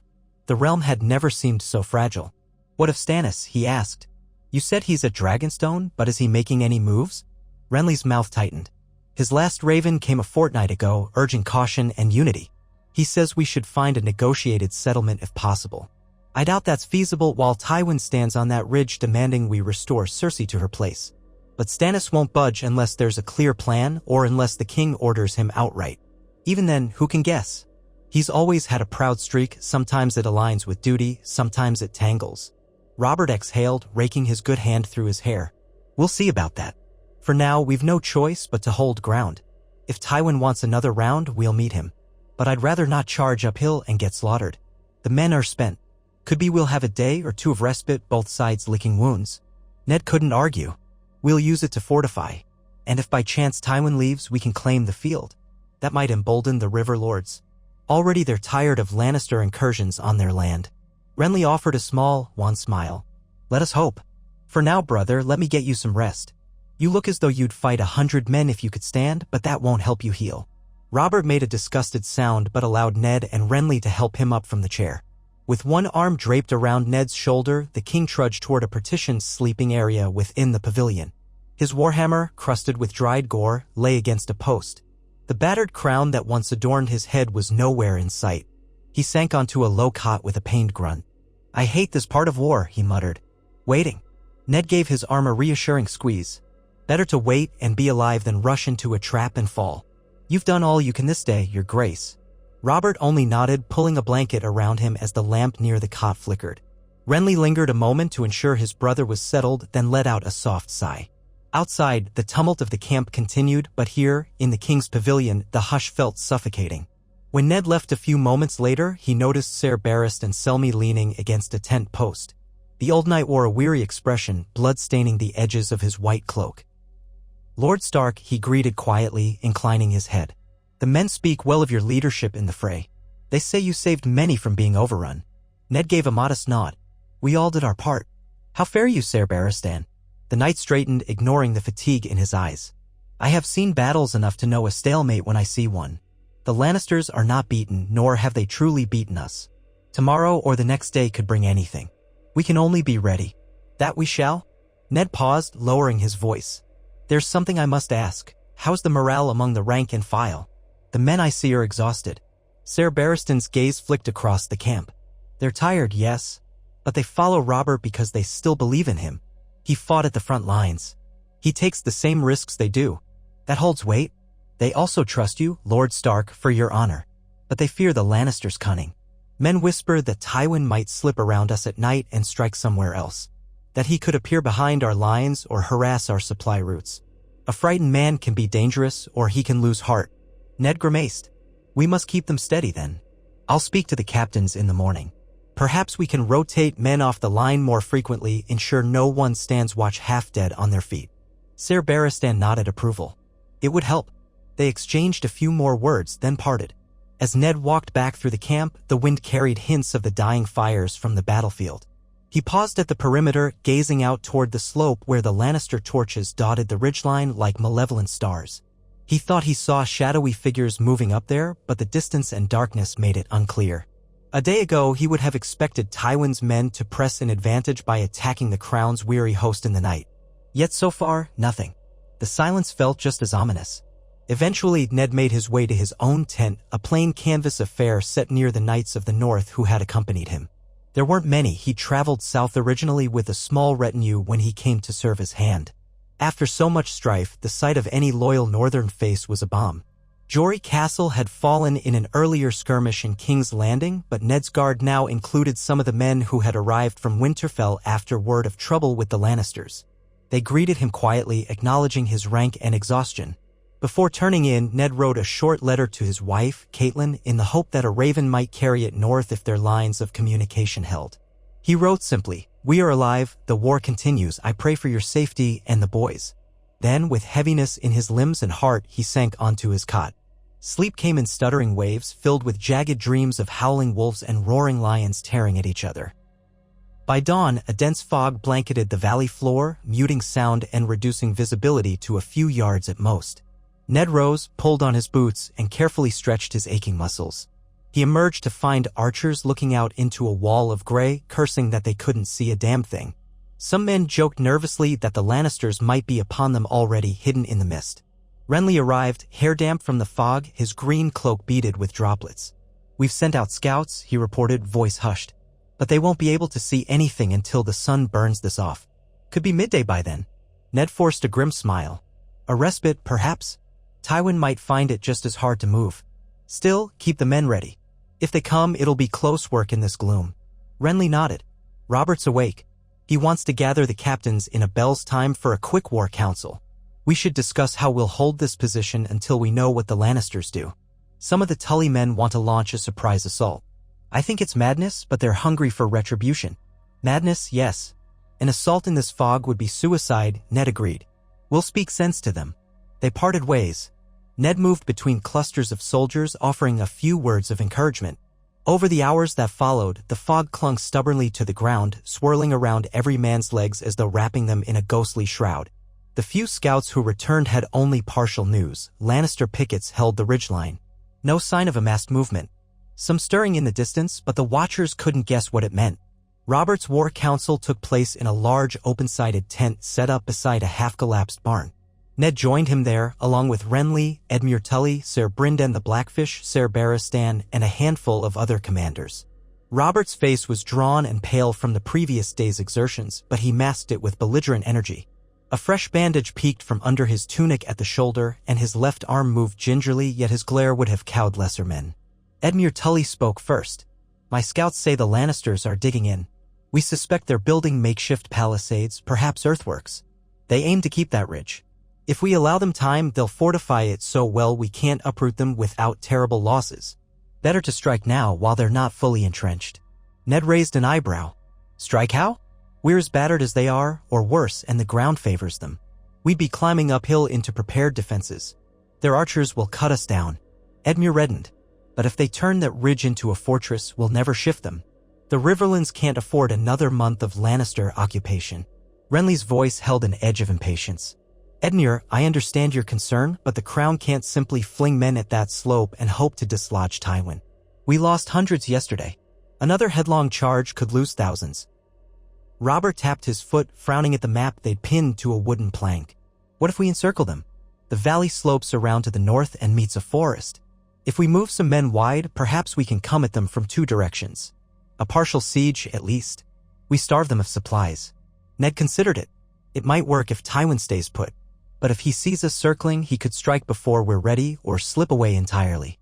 He has cavalry left and men under Jaime's command. We'd be dividing our forces, giving them a chance to isolate a portion." Ser Brynden, the Blackfish, cleared his throat. "We Tully men know these lands. That forest to the north is dense, but there's a track leading west to a steep ravine. If Tywin tries to slip out that way, it's possible he'll find it impassable with wagons. But the man is cunning. Maybe he's planned a route." The discussion circled around these points, frustration mounting. Robert glowered, clearly itching for a direct solution but constrained by the day's reality. At last, he growled, "Damn Tywin's eyes. We can't assault head-on, we can't circle easily. So we hold. For now, we hold. We'll fortify our own ground in case he tries to come at us. Meanwhile, we send out ravens to our allies if there are any who have the spine to join us. We'll let Tywin huddle on that ridge until we're strong enough to crush him. Maybe we starve him of the farmland he wants to ravage. This is not my first choice, but I see no better path." There were murmurs of assent, if reluctant. Even Edmure recognized that a direct assault now could be suicidal. The group set about detailing the day's tasks, digging trenches, erecting sharpened stakes, posting archers in vantage points on the lower slope. They would be prepared if Tywin tried to storm down the ridge to break them. Renly suggested sending small detachments to harry Lannister foragers at night, an idea Robert approved. By the time they disbanded, the fog had begun to lift, revealing a bleak, scarred landscape. The ground near the valley entrance was churned and spattered with drying blood. Farther on, the black lumps of corpses lay under cawing crows. Between them and the ridge, the distance gaped like a mortal wound in the land. Ned went to see about those fortifications, though a gnawing sense of unease plagued him. Strategy or no, the war had turned into a vicious deadlock. If Tywin would not yield and the Crown dared not assault, the fighting could drag on. And in prolonged war, small folk suffered the most. Evening found the camp in a flurry of labor. Men fashioned palisades from felled trees, hammered sharpened stakes into the mud, and dug ditches that filled with stagnant water. The smell of sweat and earth replaced the earlier stench of rotting flesh, though beyond the perimeter, the dead still lay unburied in large numbers. Some soldiers scoured the battlefield to recover their fallen brethren, piling Lannister corpses separately. In that gloom, Ned saw more than one man slump to his knees upon finding a friend among the dead. The sight ate at him. Winterfell felt an entire world away. Twilight approached swiftly. The sky glowed red and gold at the edges, a strange echo of the Lannister colors. Ned stood at the crest of a small rise overlooking the camp. From there, he could see the silhouettes of men working with picks and shovels, the flicker of lanterns strung along the half-formed palisade. He could also see, across the wide gulf, the faint fires on Tywin's ridge. Somewhere in that encampment, Tywin himself, father of the queen who had betrayed Robert, plotted his next move. The old lion would not wait forever. Soft footsteps sounded behind Ned. He turned to find Renly approaching. The younger Baratheon, cloak swirling around his legs, gave a low whistle at the sight of the laboring men. "All this for another day of stalemate," he said under his breath. "Though I suppose it's wise. We can't be caught unawares." Ned clasped his hands behind his back. "It might be days or weeks of this. If Tywin truly digs in, we risk a protracted siege with no formal walls. Two armies facing each other in an open field. The realm bleeds and the rivers run red. Even if we push him back, can we chase him through the Westerlands indefinitely? This war might spread to the Reach, the Crownlands, the North. We need an alternative." Renly nodded, troubled. "There's talk among some of our knights that we should send a parley request.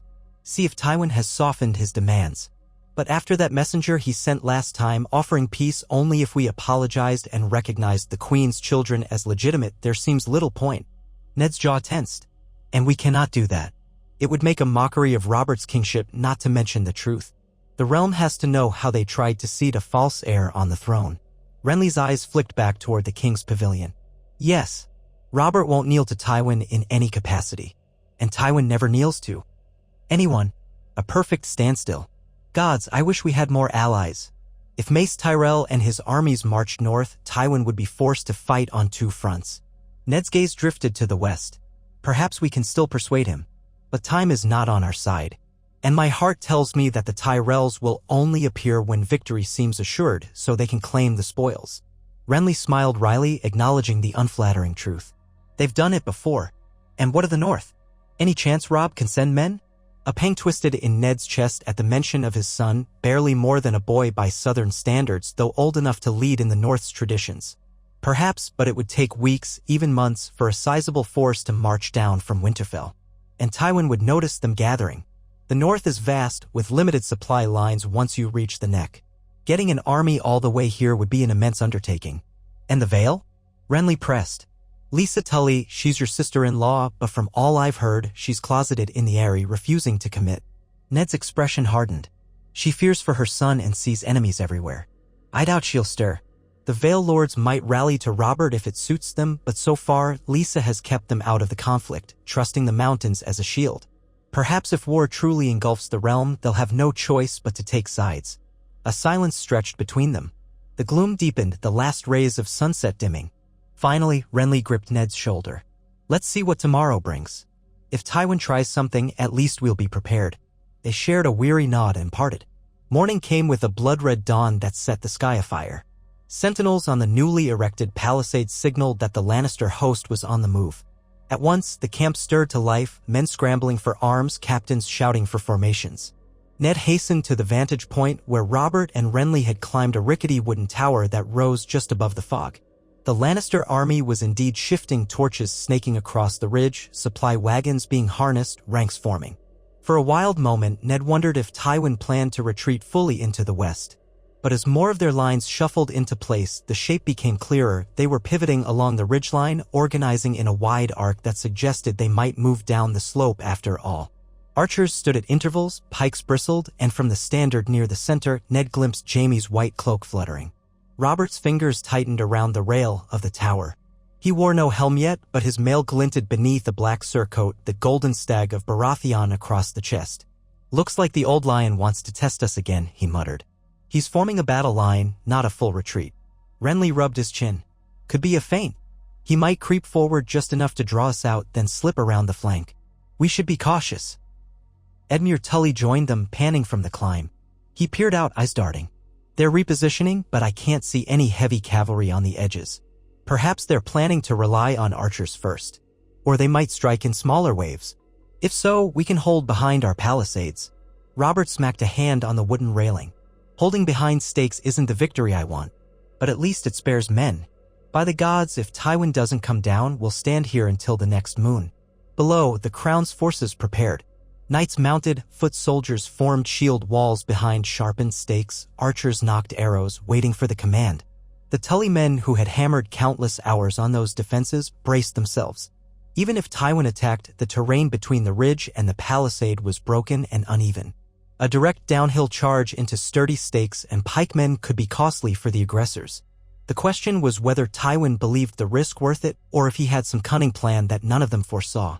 For a tense hour, the opposing armies stared at each other across the valley.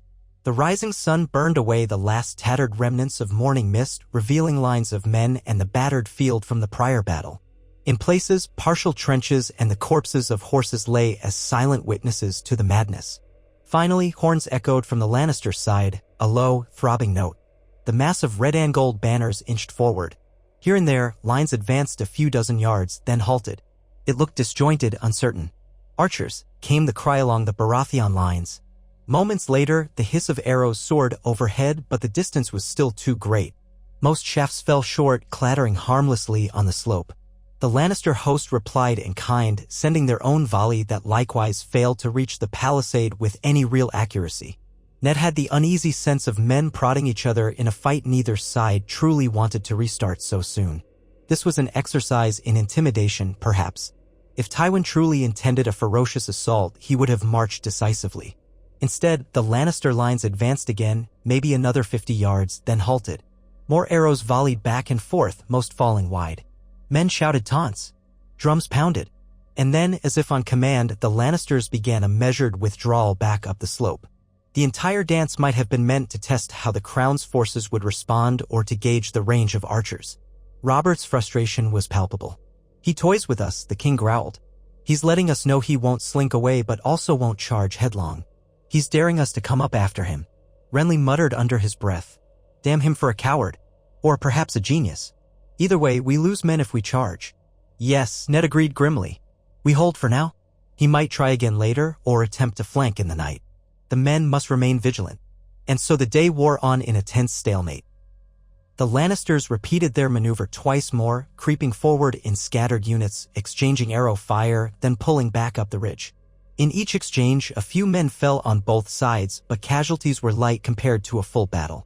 The only advantage was that the Baratheon lines grew more confident behind their palisade, seeing that a short push could repel any half-hearted assault. By dusk, the Lannisters returned to their camp and the Crown's forces held the valley floor. No significant ground changed hands. The war had settled into a slow, grinding test of will. That night, a cold wind from the north carried the distant howling of wolves. Some men took it as an omen. More practical souls realized that scavenger wolves had likely come down from the hills to feed on unburied corpses. Regardless, the eerie sound set many on edge. They huddled closer around the fires, passing wineskins or cups of watered ale to stave off fear. Some men gambled, rolling dice on barrels to distract themselves. Others offered prayers to the Seven or the old gods, whichever might grant them life another day. Ned roamed the perimeter, speaking with the watch captains. He passed newly dug trenches, saw sharpened stakes leaning outward like a hungry maw. The sight provided a measure of reassurance. If the Lannisters did come charging at night, they would pay dearly. But the thought of more bloodshed sickened him. At times, he remembered with longing the quiet courtyards of Winterfell, the hush of snowfall, the distant howl of a lone direwolf. Southern war was never so simple as a single direwolf's cry. He found Edmure Tully by one of the fires, inspecting a gash on his forearm while a soldier stood by with bandages. The young lord wore an expression caught between anger and sorrow. "My men are losing faith, Lord Stark," he said in a low voice. "They see the farmland burned, the villages pillaged, and they hate waiting here while Tywin sits so close. They want to punish him for every crime. But I can't just send them up that slope to die." Ned laid a hand on Edmure's shoulder. "It shows wisdom that you're not letting anger drive you into a foolish charge. Believe me, I understand the men's thirst for justice. But we gain nothing by flinging them into the teeth of that ridge. We're out of easy solutions." Edmure gave a brittle laugh. "I wish my father were here. Lord Hoster Tully would know how to rally them better. I do what I can, but I was never the warrior he was. The men respect me, but they also see I'm young and uncertain. Uncle Brynden does his best to guide me, but he can't be everywhere. You're doing what you must. Listen to wise counsel, but trust your own instincts, too. You know the Riverlands better than any of us. If it were pure vengeance you wanted, you could have tried something rash by now. The fact that you've held back shows you've grown as a leader."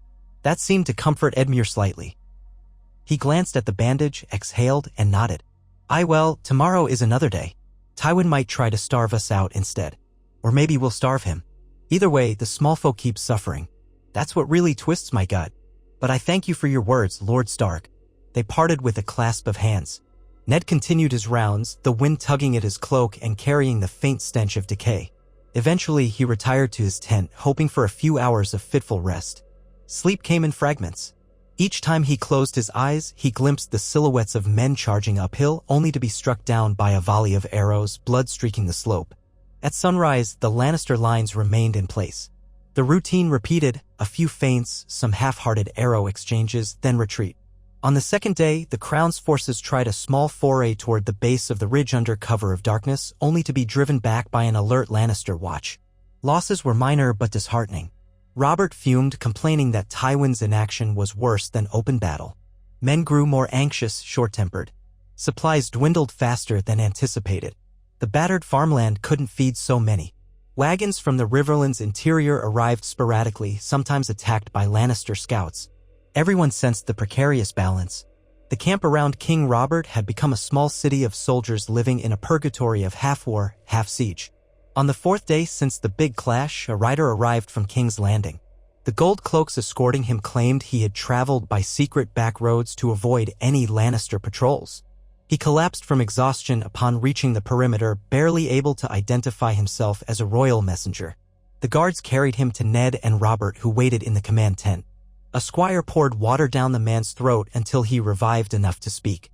His voice cracked, hoarse from thirst and weariness. "Your Grace," he croaked, "news from the capital." "Lords, I beg you, read this." With shaking hands, he offered a small bundle of letters sealed with wax. One bore the sigil of the Royal Steward's office, another the personal seal of Grand Maester Pycelle. Ned's eyes narrowed at that. He recalled how Pycelle had once favored the Lannisters, but perhaps circumstances had changed. Robert broke the steward's seal first. He read quickly, eyes flicking over the parchment, then let out a sharp, mirthless laugh. "Damn them all. Baelish says the city remains calm. No sign of open revolt. That's not the interesting part, though." Ned frowned. "What else?" Robert's lips curled.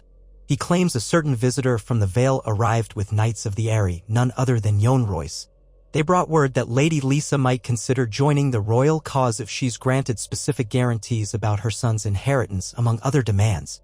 Baelish thinks it's a ploy, but he also says it might open the Vale's armies to our side." Renly leaned forward. "That could be the turning point we need. The Vale's knights are formidable, and they could come around the mountains or through the river routes to flank Tywin. Or, at the very least, it's a threat Tywin would have to consider." Ned felt a cautious glimmer of hope. Yohn Royce was a solid man, known for integrity, far more than Lady Lisa's skittish temperament. Perhaps House Royce had finally grown tired of the Eyries' isolation. What are these guarantees? Robert scanned the letter again. A formal alliance sealed by Regency terms that protect the young Lord of the Eyrie from harm, plus some arrangement that the Vale not be taxed too heavily in the aftermath of the war. Mostly typical self-preservation demands, from the look of it. Baelish thinks he can talk Lisa around. Ned rubbed his chin. "We'd do well to secure the Vale's help, if possible. But we must tread carefully. Lisa is, after all, a Tully by birth, so she might listen if Edmure writes. We also have to ensure they don't appear just as the war ends, looking for spoils with no real contribution." Robert nodded grimly. "A fair point, but if the Vale's knights come soon, it could be a hammer blow. We'll see." He opened Pycelle's letter next, quickly reading its florid script. Same tidings, plus some nonsense about needing more coin for the city watch. Baelish claims to have that under control. Also, it mentions that the Queen's whereabouts remain unknown. Varys suspects she is with Tywin, but no direct proof.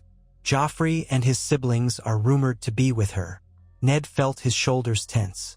That would make sense. We haven't heard word from them since they fled the capital. They could be in Tywin's camp, or he might have hidden them at a secure castle in the Westerlands. Renly shrugged. Not that it changes much. If Tywin wants to put Joffrey forward as rightful heir again, it's the same false claim. Only difference is that if we ever see the boy on the battlefield, it might cause some of our men to hesitate. Robert's lips twisted bitterly. I doubt that. They know Joffrey's no son of mine. But yes, the Lannisters might try to wave that banner, pretend they have the rightful prince. We stand by the truth, no matter how many times Tywin tries to rename treason as legitimacy. He turned his attention to the messenger again, who shivered on a camp stool as the squire rubbed salve on his blistered feet. You have our thanks, lad, Robert said more gently. Rest, Get some food. Then deliver the rest of your news as you can. We'll see if there's anything we can glean from your journey." The messenger mumbled his gratitude, nearly collapsing. Ned signaled for 2 guards to help the man to a quiet corner where he could sleep. Then they pored over the letters in detail, discussing strategy. Robert decided to write back to Baelish, urging him to press for the Vale's immediate support and also to check on potential moves by the Tyrells. They also agreed to have Edmure Tully write a personal plea to his sister Lisa, hoping that might sway her. Once those plans were set, Robert rubbed his bandaged shoulder, the pain returning, and grimaced. "We're no closer to pushing Tywin off that ridge," he muttered, leaning back in his chair. "But if the Vale or the Tyrells join in earnest, we could turn the tide swiftly." Renly tried to sound optimistic. "We only need one good hammer blow, brother.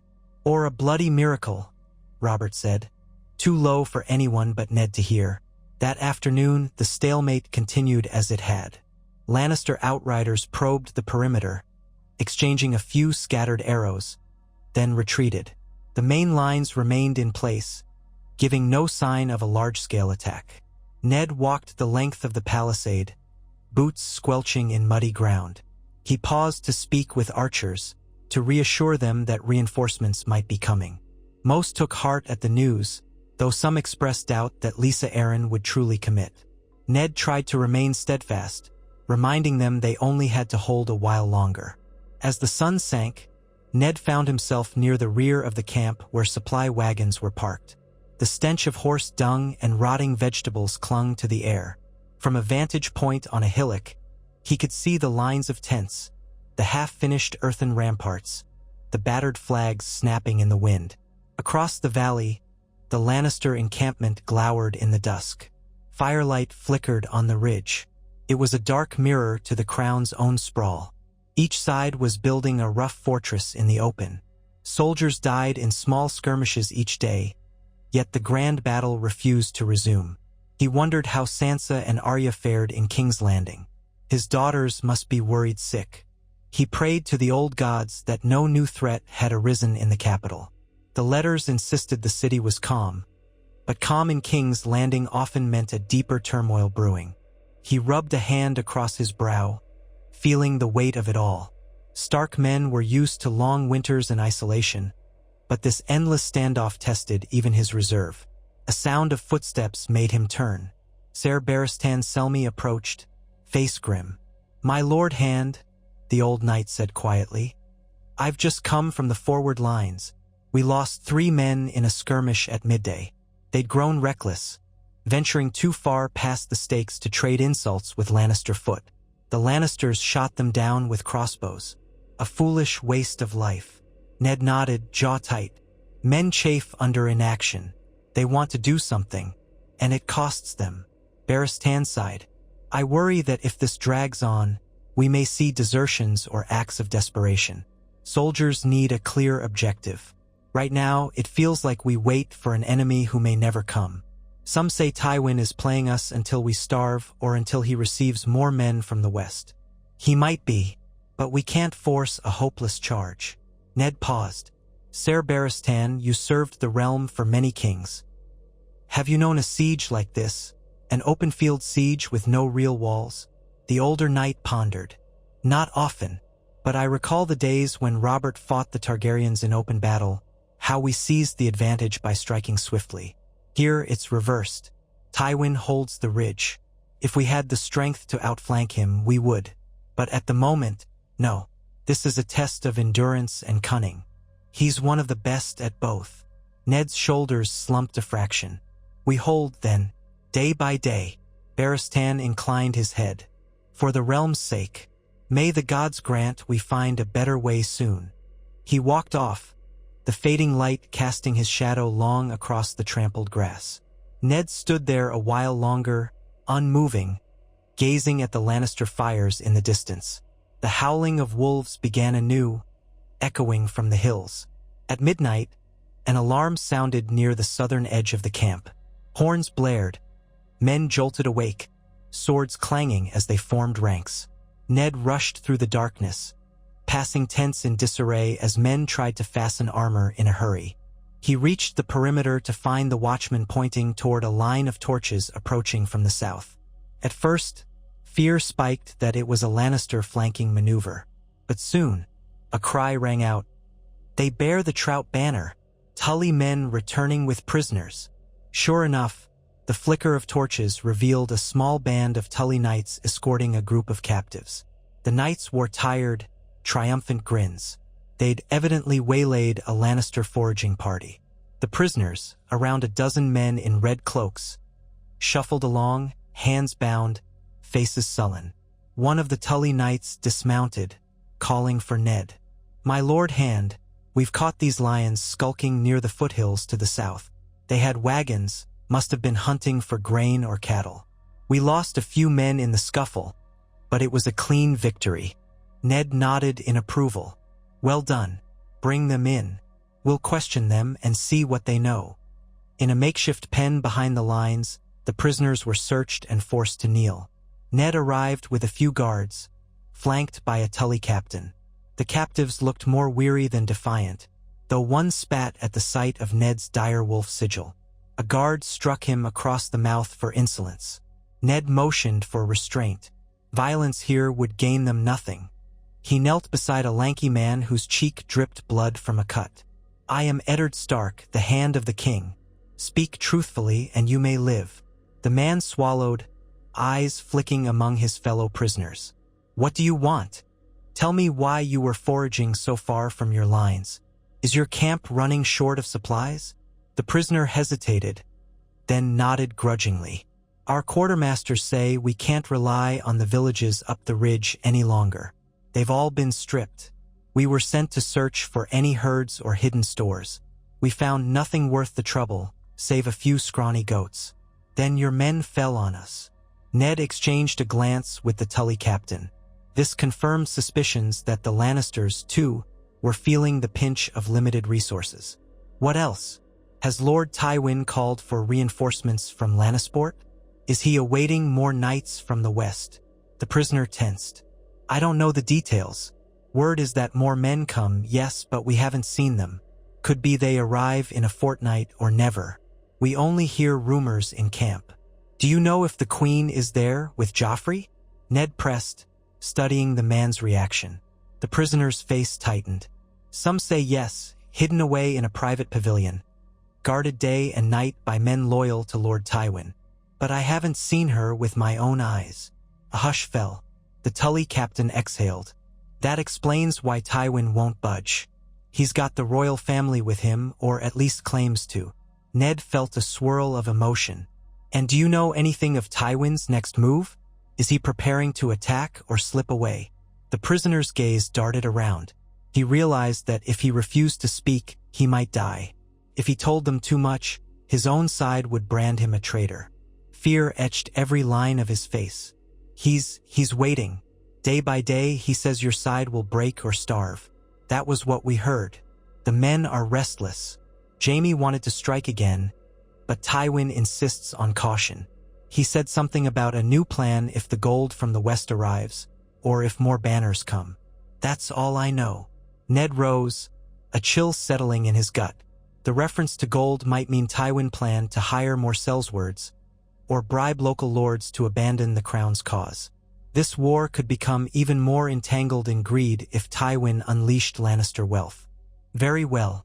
You and your fellows will be held as prisoners of war. If you cooperate, you'll be fed." The prisoner nodded, resigned.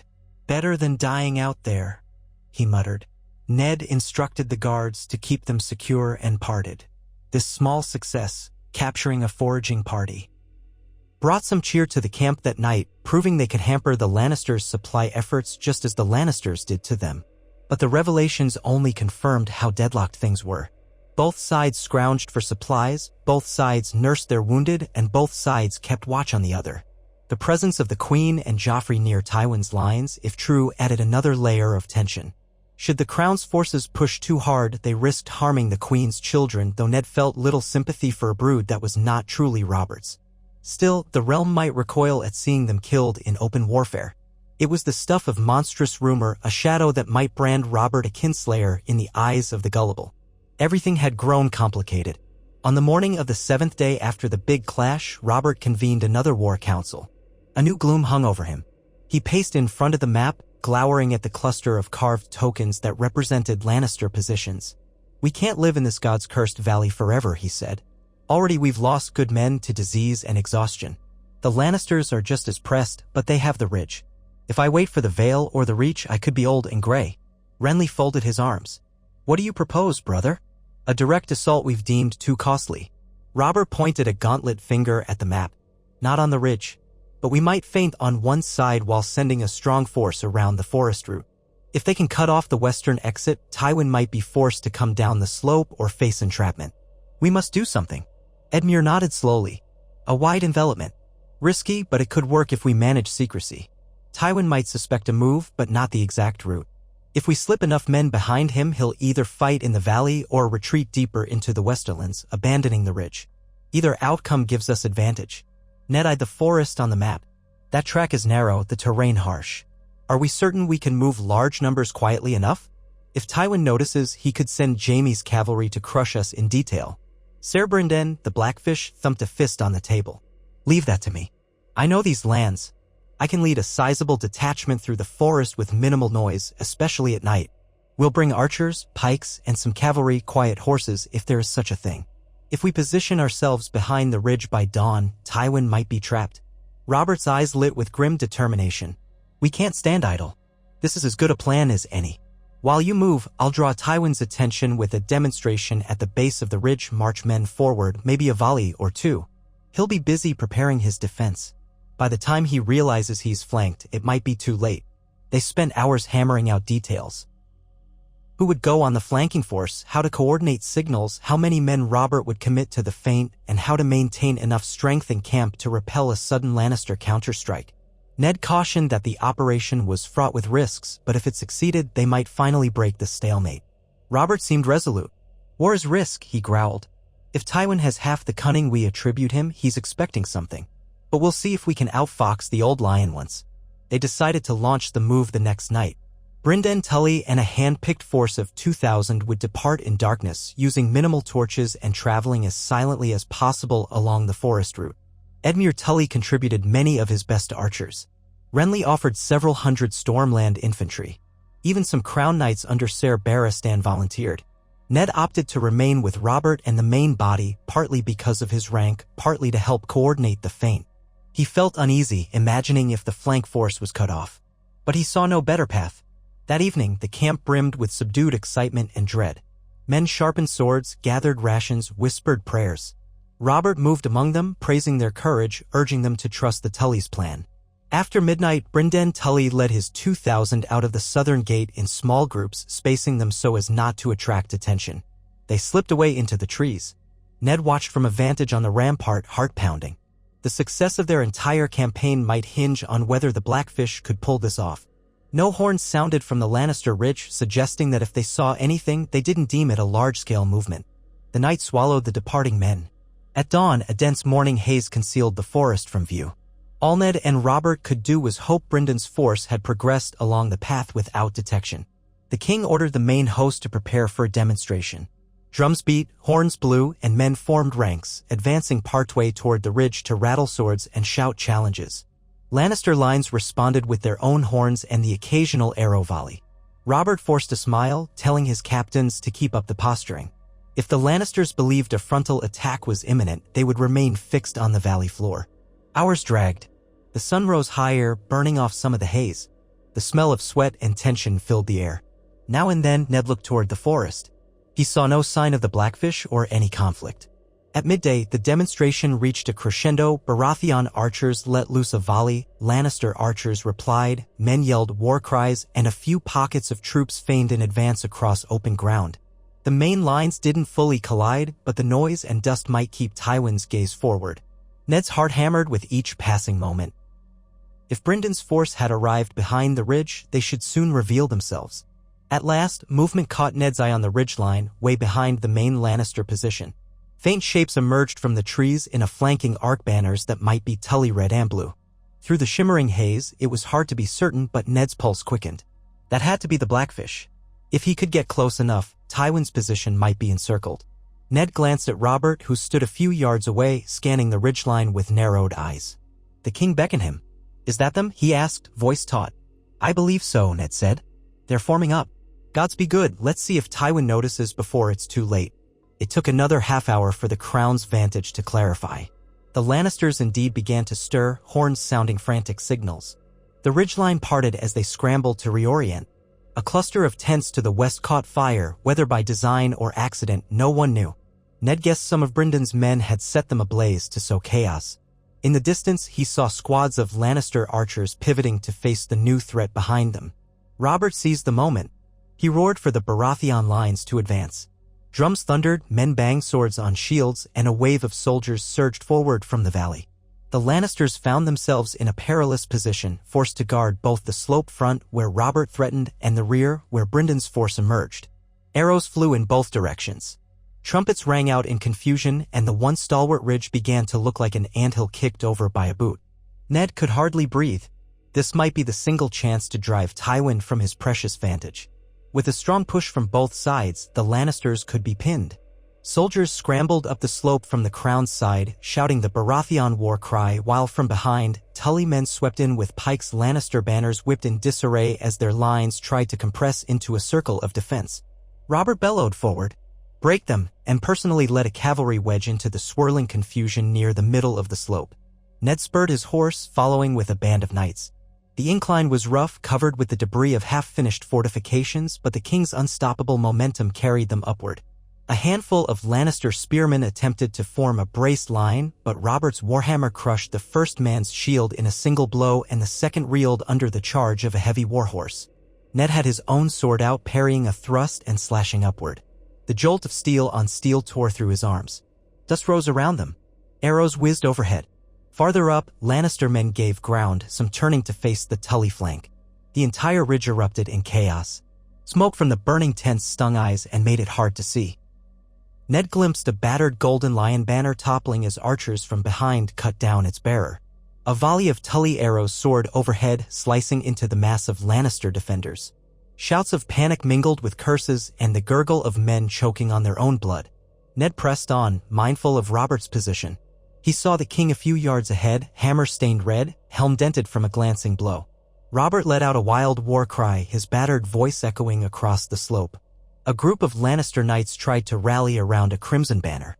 One swung a longsword at Robert's horse, but the king wheeled just in time, bringing the hammer down on the man's shoulder with a sickening crunch. The knight collapsed, screaming. Another lunged from behind, only to meet Ned's blade with a parried strike that sent the attacker reeling. Suddenly, more Tully men poured in from the side. Their pikes thrust forward in disciplined formation, jabbing at Lannister foot. Fissures widened in the lion lines. Ned could sense the defenders fraying. A roar spread among the Baratheon troops. They yield. They yield. Some Lannisters threw down weapons or turned to flee, only to run into Bryndon's flank. The ridge had become a trap. Amid that swirling bedlam, Ned scanned for Tywin Lannister or Jaime. If they could be captured or killed, the war might end in a stroke. Smoke blurred his vision. Men jostled him, each locked in a personal struggle for life or death. Horses screamed, flailing on the uneven terrain. Corpses and wounded soldiers littered the ground. Then he saw a white cloak to his right, accompanied by a flash of golden armor. Jaime Lannister was there, leading a group of mounted knights in one last desperate attempt to break out. Even from a distance, Ned recognized Jaime's swift, deadly swordplay. He cut down a Tully pikeman and urged his steed forward, face contorted in a furious snarl. Ned spurred his horse, trying to intercept, but the churning mass of men slowed him. He found himself locked blade to blade with a Lannister guard who screamed something incoherent about King Joffrey. Ned dispatched him with a grim slash, then pressed onward. By the time he had a clear line of sight, Jaime's group had swept through a gap in the Tully lines, forging a path down the slope. Ned cursed. They were heading west, presumably hoping to escape the pincer. Meanwhile, a fresh wave of Tully and Baratheon soldiers pushed deeper into the Lannister camp. Tents collapsed, wagons overturned, flames spread. The defenders fell back, some in disorganized clumps, some throwing up shields in a makeshift circle. Others tried to run for the forest. All the while, Bryndon's men hammered them from behind, methodical and ruthless. Trumpets signaled a Lannister retreat. The ridge that had held them for so many days was collapsing into chaos. Ned urged his horse upward, searching for the golden lion standard that typically marked Tywin's command. He glimpsed it near the highest point of the ridge, though the banner sagged. A ring of heavily armored guards stood around a tall figure. Tywin Lannister? It must be. Ned pushed forward, adrenaline surging. If they could capture Tywin now, the war might end. Robert, too, saw the cluster. He shouted, "With me," and began clearing a path. Ned and a knot of knights joined him, hacking through the last pockets of Lannister resistance. They drew within 50 yards of Tywin's position. Ned could make out the old lion's face, stern, eyes afire with cold fury. A partial ring of loyal men held the line, bristling with pikes. Robert and Ned hammered into them, determined to reach Tywin's side. Swords flashed, bodies fell. A pike scraped Ned's leg armor, nearly toppling him. Another soared over Robert's helm, narrowly missing. In the swirl of carnage, Ned lost sight of Tywin for an instant. Then, to his frustration, the old lion mounted a warhorse with assistance from his guards. They began a fighting withdrawal, forging a path westward. Ned, Robert, and their men pursued, but debris and wounded men slowed them. Arrows from higher vantage points rained down, some striking friend and foe alike in the chaos. It was impossible to maintain formation on the steep, rough slope. A Lannister knight in battered plate lunged at Ned's horse, driving a spear into the poor animal's flank. Ned felt the beast rear and shriek, nearly pitching him off. He fought for balance, slashing at the attacker, who fell back with a cry. But his horse collapsed, blood streaming from the wound. Ned had to scramble free. A moment of disorientation cost him precious ground. By the time he stood again, Tywin and his guards were far ahead, disappearing into the western tree line, presumably connecting with Jaime's breakout. Ned cursed under his breath, scanning the slope. Though Tywin was slipping away, the day was clearly lost for the bulk of his army. Baratheon men overwhelmed pockets of resistance, forcing many Lannisters to yield. The ridge belonged to the crown now. A ragged cheer erupted from some Tully archers who had seized the Lannister supply wagons. Smoke filled the air, obscuring some of the fighting. Above the din, a roar went up, "Victory!" Others took up the chant. "Victory! Victory!" At last, Ned found Robert near the collapsed remains of a large command tent. The king's face was streaked with soot and grime, a shallow cut across his cheek. He looked half-wild, chest heaving. "Damn the old lion," Robert spat, spitting blood. "He fled. But the day is ours, Ned." Ned sank to one knee, letting exhaustion flood him for an instant. We've broken his lines. The Lannisters are en route, but Tywin and Jaime got away." Robert slammed his warhammer on the ground in frustration. "I'll not let them slip from my grasp forever. But look, they've left behind arms, supplies, men. They'll not recover easily from this. We can claim a real victory here." Renly arrived, limping from a bruised leg, but grinning fiercely. "We did it. The flank worked. The Blackfish pinned them. Many have yielded. Some knights are calling for quarter. Their entire position has collapsed." "Good," Robert rumbled. "Accept surrenders, but keep a close watch. We'll see how loyal they remain in the morning. As for Tywin and Jaime, we'll hunt them soon. For now, secure the camp." Ned helped direct the final efforts to round up stragglers. That day's carnage was extensive, but it was at least a more decisive blow than the previous stalemate. Hundreds of Lannisters lay dead or wounded, and the crown took many prisoners, including some lesser lords once fiercely loyal to Tywin. By late afternoon, the crest of the ridge was firmly in Baratheon hands, the smoke beginning to subside. Tully men scoured the ruined tents for loot or intelligence. The forest was thick with exhausted soldiers chasing or fleeing. Fewer illusions remained about Tywin's invulnerability. His carefully maintained hold had been shattered. Still, Ned could not shake the knowledge that Tywin and Jaime had escaped. The war was not finished. But this was a turning point. Captured Lannister banners now sagged from makeshift poles, symbolizing a significant shift in momentum. Towards sunset, Ned stood at the highest point of the ridge, gazing west.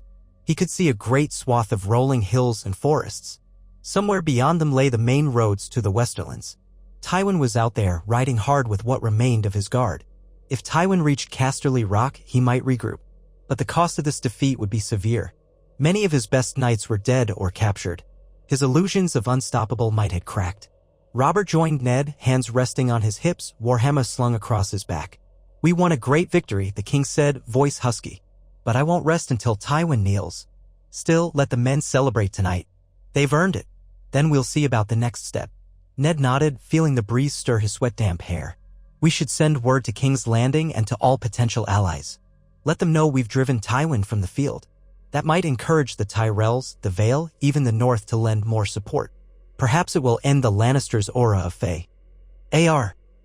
Robert said, the corners of his mouth quirking in a faint smile. Let the realm know that the lion can be made to bleed. They stood there side by side, battered but alive, surveying a battlefield that had been theirs mere hours before. The sun dipped low, painting the western sky with streaks of gold and crimson as if echoing both Baratheon glory and Lannister blood. Smoke curled from scattered fires. Shouts and cheers drifted up from below where the men were rounding up prisoners and aiding the wounded. And so, in that moment, Robert Baratheon and Eddard Stark tasted a measure of triumph against the forces that had sought to tear the Seven Kingdoms apart. A savage victory, costly and incomplete, yet undeniably vital. As darkness fell, Ned prayed in silence for the fallen on both sides, wondering if the old gods or the Seven listened. If this war continued, far more lives would be lost. But at least for one night, the realm had found a glimmer of hope, a sign that the Lannister stranglehold could be broken. Tomorrow would bring new challenges, hunts for the fleeing lion, negotiations with hesitant lords, the uncertain politics of King's Landing. Still, victory was a rare bomb. Even if fleeting, it beat back despair. Cradling that flicker of hope, Ned followed Robert down from the ridge to see what came of the day's spoils, ready to guide the realm toward a precarious peace if the gods allowed it, or to stand with the king until the last lion roared its final breath. The future stretched ahead in swirling possibilities, forged by steel and tempered by pain, yet for this night at least, the nightmares of stalemate receded, and a hard-won dawn might yet rise for the realm of the Seven Kingdoms. In the aftermath of their desperate struggle on the ridge, the crowns of pines swayed in the chill wind above the battlefield, carrying away the final echoes of steel and war cries. The day's bloodshed had given way to a raw dusk lit by the glow of scattered fires. Robert Baratheon's forces, exhausted yet victorious in this one pivotal engagement, occupied the captured Lannister camp, stamping their boots on ground they had risked so many lives to seize. It felt, to Eddard Stark, as though the very earth breathed relief after weeks of deadlock. Yet the acrid undertone of smoke, mingling with the metallic tang of blood, reminded him sharply that even the greatest tactical triumph could only partially lift the burden of war. They had driven Tywin from his entrenched ridge, but the Old Lion and Jaime had fled west, slipping from their grasp yet again. Ned stood on a small rise, surveying the collapsed rows of tents and half-burned wagons. A few Tully men had hoisted their banners in symbolic victory, a silver trout on red and blue, where once the gold and crimson lions had reigned. Clumps of battered Baratheon soldiers searched for wounded allies or tried to salvage what supplies remained. He could sense an undercurrent of excitement in the camp, the rousing talk of a battle well won. At the same time, he knew that every man here understood the broader war was far from settled. A single victory would not force Tywin to kneel, nor would it undo the tragedies that had already shaped this campaign. Still, morale soared higher than it had since the initial muddled stalemate. Robert Baratheon loomed not far away, conferring with Renly and Edmure Tully. A battered golden antler crest was strapped to the king's dented helm, and his warhammer rested across the crook of his arm. The lines of fatigue on Robert's face had deepened, but a fierce spark still burned in his eyes. The raw wound on his cheek had been crudely stitched, leaving a dark bruise beneath one eye. The victory, though incomplete, had awakened his old warrior vigor. Even from a distance, Ned could see Robert's gestures, the forceful tilt of his head. His voice carried through the smoky twilight. Renly, clearly elated, stood with one hand resting on the pommel of a sheathed sword. He wore a cloak that had once shone vibrant green but was now streaked with mud. His expression balanced between relief and worry, relief that they had finally broken Tywin's hold on the ridge, worry about what might come next. As Ned approached, he caught a fragment of their exchange. "We can send riders after Tywin, try to catch his rear guard," Renly was saying, though his tone suggested caution. "But if he's moving swiftly with Jaime, they may already be leagues ahead. We risk scattering ourselves in the pursuit. An ambush could still be lurking." Robert nodded grimly. I know. And I'm loath to split our army while we're still patching up the wounded. This was a real fight, damn it. We lost men, good men, and I won't see them dragged into another sudden fray unprepared." Then he noticed Ned's approach and beckoned him closer. "Ned, come. Tell us your thoughts. Do we chase the Old Lion, or do we hold the ground we've taken?" Ned inclined his head to all three, then spoke in a measured tone. "Tywin and Jaime might be too far gone by now to catch easily, especially with the forest and the western hills giving them cover. They'll regroup with whatever force remains loyal to them in the Westerlands. Still, the fact that they fled rather than stand shows we've hurt them deeply. If we rush blindly after them, we might fall into their next trap. But if we remain here, we should be prepared for them to strike from a different angle. The one advantage is that we've captured a portion of their supply wagons and many prisoners. Edmure Tully brushed soot from his torn surcoat. House Tully and its bannermen stand ready to help chase them if the king commands. But I agree with Lord Stark. Even with a victory, we can't overextend ourselves. We must secure the region fully, gather more support, and then push west with caution. Robert pursed his lips, looking between them. It's the smart path, I suppose. My heart still wants to drive a spear through that lion's gullet for everything he's done. But I'll not lose this advantage by stumbling into some new cunning scheme. Let us hold the ground we've taken. We'll bury our dead, tend the wounded, and question any prisoners who might reveal Tywin's next move. Renly nodded. Well said. Also, I'd suggest we send immediate word to King's Landing about our victory. Let the realm hear that the Lannisters have been driven back. It might spur others to join us and perhaps warn Tywin that his aura of invincibility is shattered. Ned placed a hand on the hilt of his sword, gazing at the remnants of the Lannister encampment. Agreed. I'll see to a dispatch at once. We should also share this news with potential allies, the Vale, the North, and the Tyrells, even Dorne, if Prince Doran can be swayed. They all should know that Robert Baratheon has taken the fight to Tywin Lannister and prevailed. With the decision made to fortify rather than pursue, each man left to carry out his tasks. Ned spent the next few hours navigating the tangle of half-collapsed tents and rummaging soldiers. He oversaw the gathering of documents, ledgers, and letters seized from captured Lannister supply wagons, much of it worthless scribbling about rations, but perhaps containing a stray hint of Tywin's deeper plans. Whenever they found sealed missives or unusual records, Ned set them aside for a careful reading.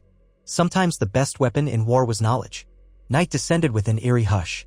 Crows circled overhead, drifting like shadows across the dying embers of scattered campfires. The Tully men busied themselves organizing a temporary field hospital in what was left of a large Lannister pavilion near the ridge crest.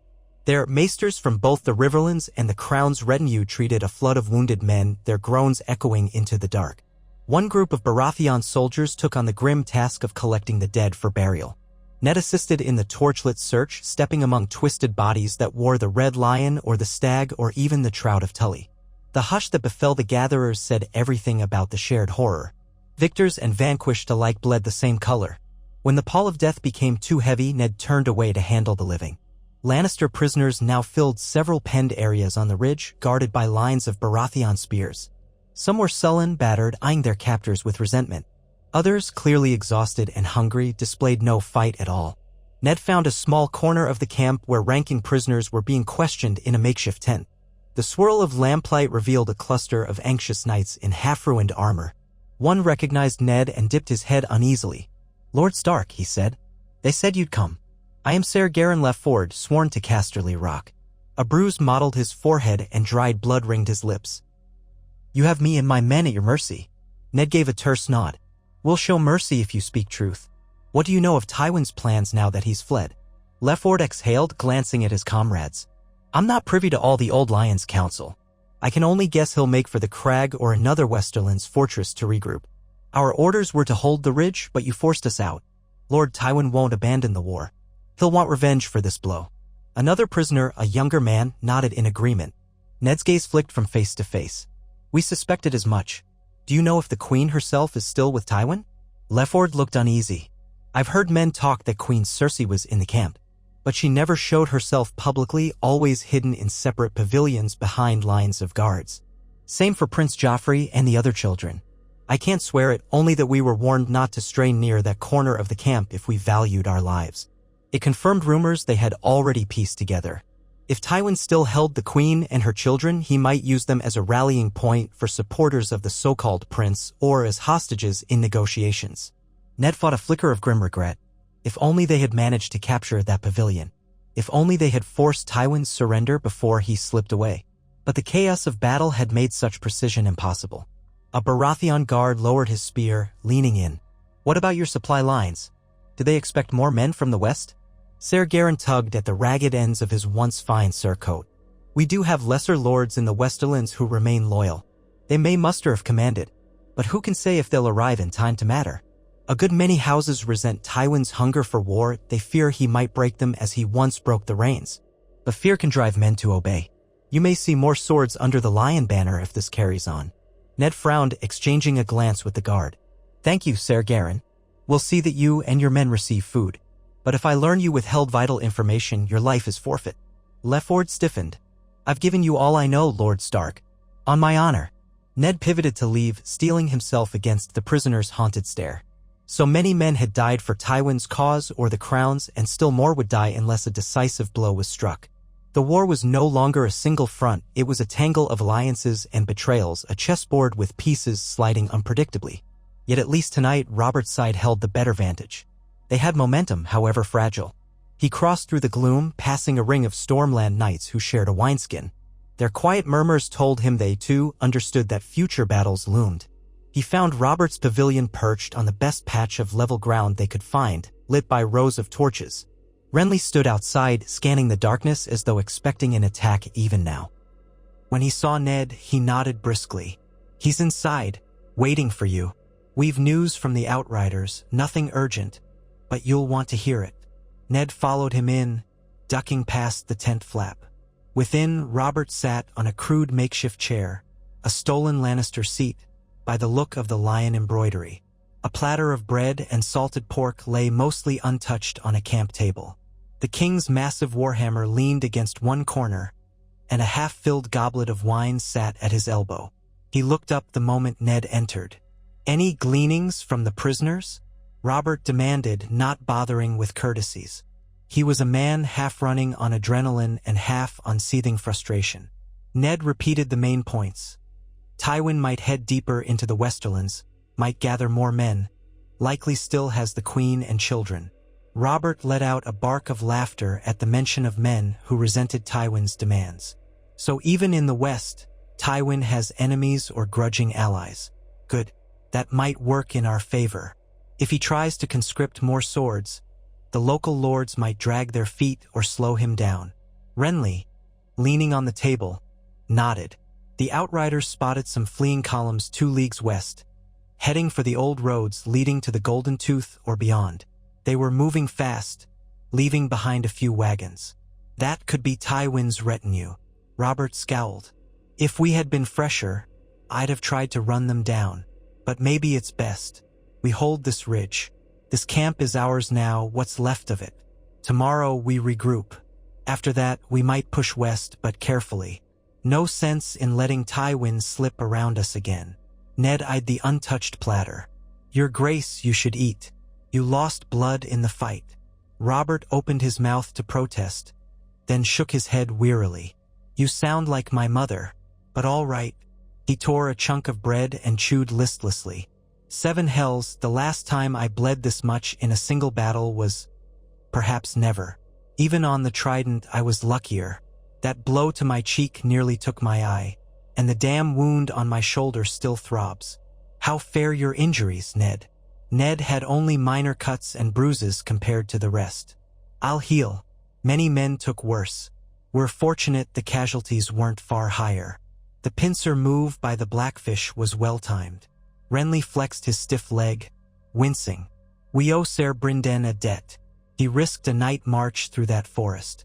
If half of those men had lost heart, or if Tywin's scouts had caught wind of them, the plan might have collapsed. He gave a small grin. I've rarely seen Edmure so proud. His uncle was unstoppable.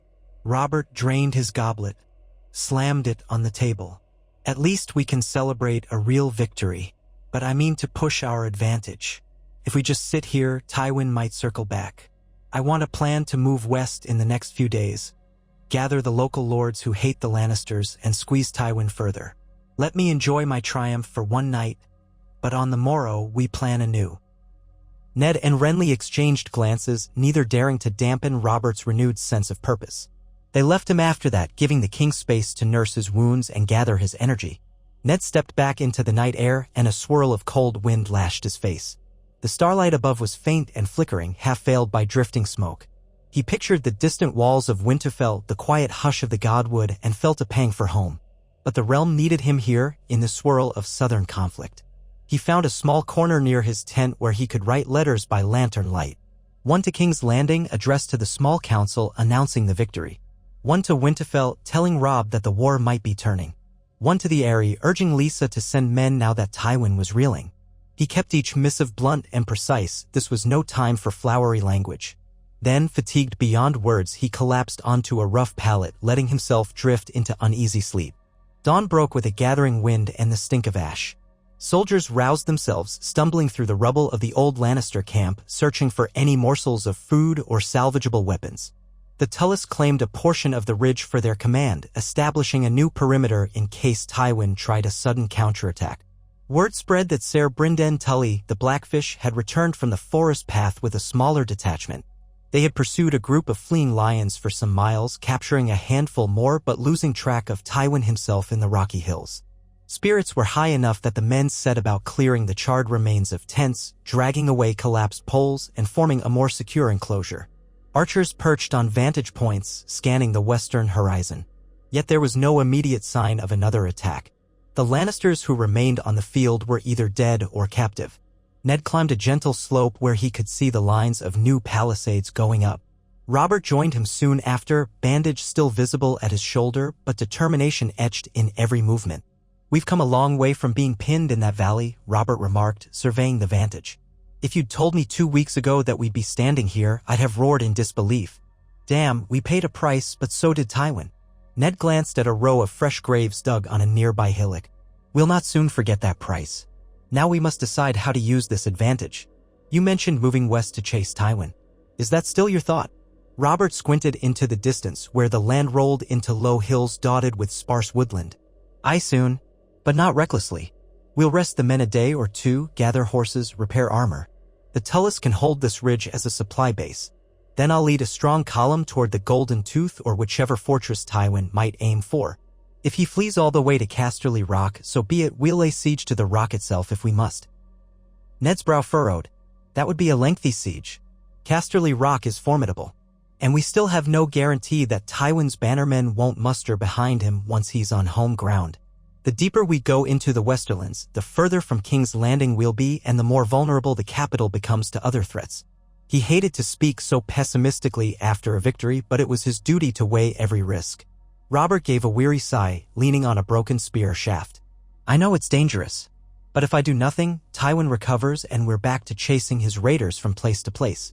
The realm can't stomach another year of war. Better we end it now, break his power once and for all. I need him to kneel publicly or else I need his head. I see no third path." Ned lowered his voice. "And the Queen, if she truly is with him?" A muscle in Robert's jaw twitched. "Let her remain with her father. She's no wife of mine. Or if we capture her, I'll put her on trial for treason. The same for those children, though the realm might cry out if they come to harm. I don't mean to kill them outright, Ned, but they're not my heirs and I won't allow them to be a figurehead for rebellion. If the Seven see fit to spare them, we could send them into exile." Ned heard the anger in the king's tone. Yet he also heard the fatigue, the remnants of old betrayals. Cersei had been a poor match from the start, some said even from the wedding night. Perhaps there had never been true love between them, only a political arrangement that sowed resentments. In the quiet, Ned prayed that Robert's wrath would not lead to more butchery like the sack of King's Landing so many years ago. This was not the Targaryen family they were fighting, but still were made all things possible. They parted, each to his duties. The day unfolded with the dull ring of hammers and the shuffle of men carrying supplies. A cold wind rustled across the battered plain, scattering ash like a final benediction for the fallen. By midday, ravens were flying in multiple directions, carrying letters. Ned added a note specifically to Jon Royce and the Knights of the Vale, describing the victory and urging them to press Lisa Arryn to help. If the Vale unleashed a host now, pressing from the east, it would stifle any Lannister attempts to swing behind the Crown's main force. He doubted Lisa would commit wholeheartedly, but perhaps Jon Royce, a man known for his sense of honor, could sway her. In the late afternoon, Ser Barristan Selmy and a group of captains arrived, seeking Ned's counsel. They led him to a wide clearing on the ridge where Tully men had piled confiscated items from the Lannister camp. Barristan gestured toward chests of gold coin, crates of fine cloth, even a small lockbox that was found with official seals. "My lord hand, we've been sifting through the spoils. These appear to contain documents, signets, or valuables belonging to Tywin's retinue. We thought you might want to examine them before they're distributed or stored." Ned nodded, kneeling by the lockbox.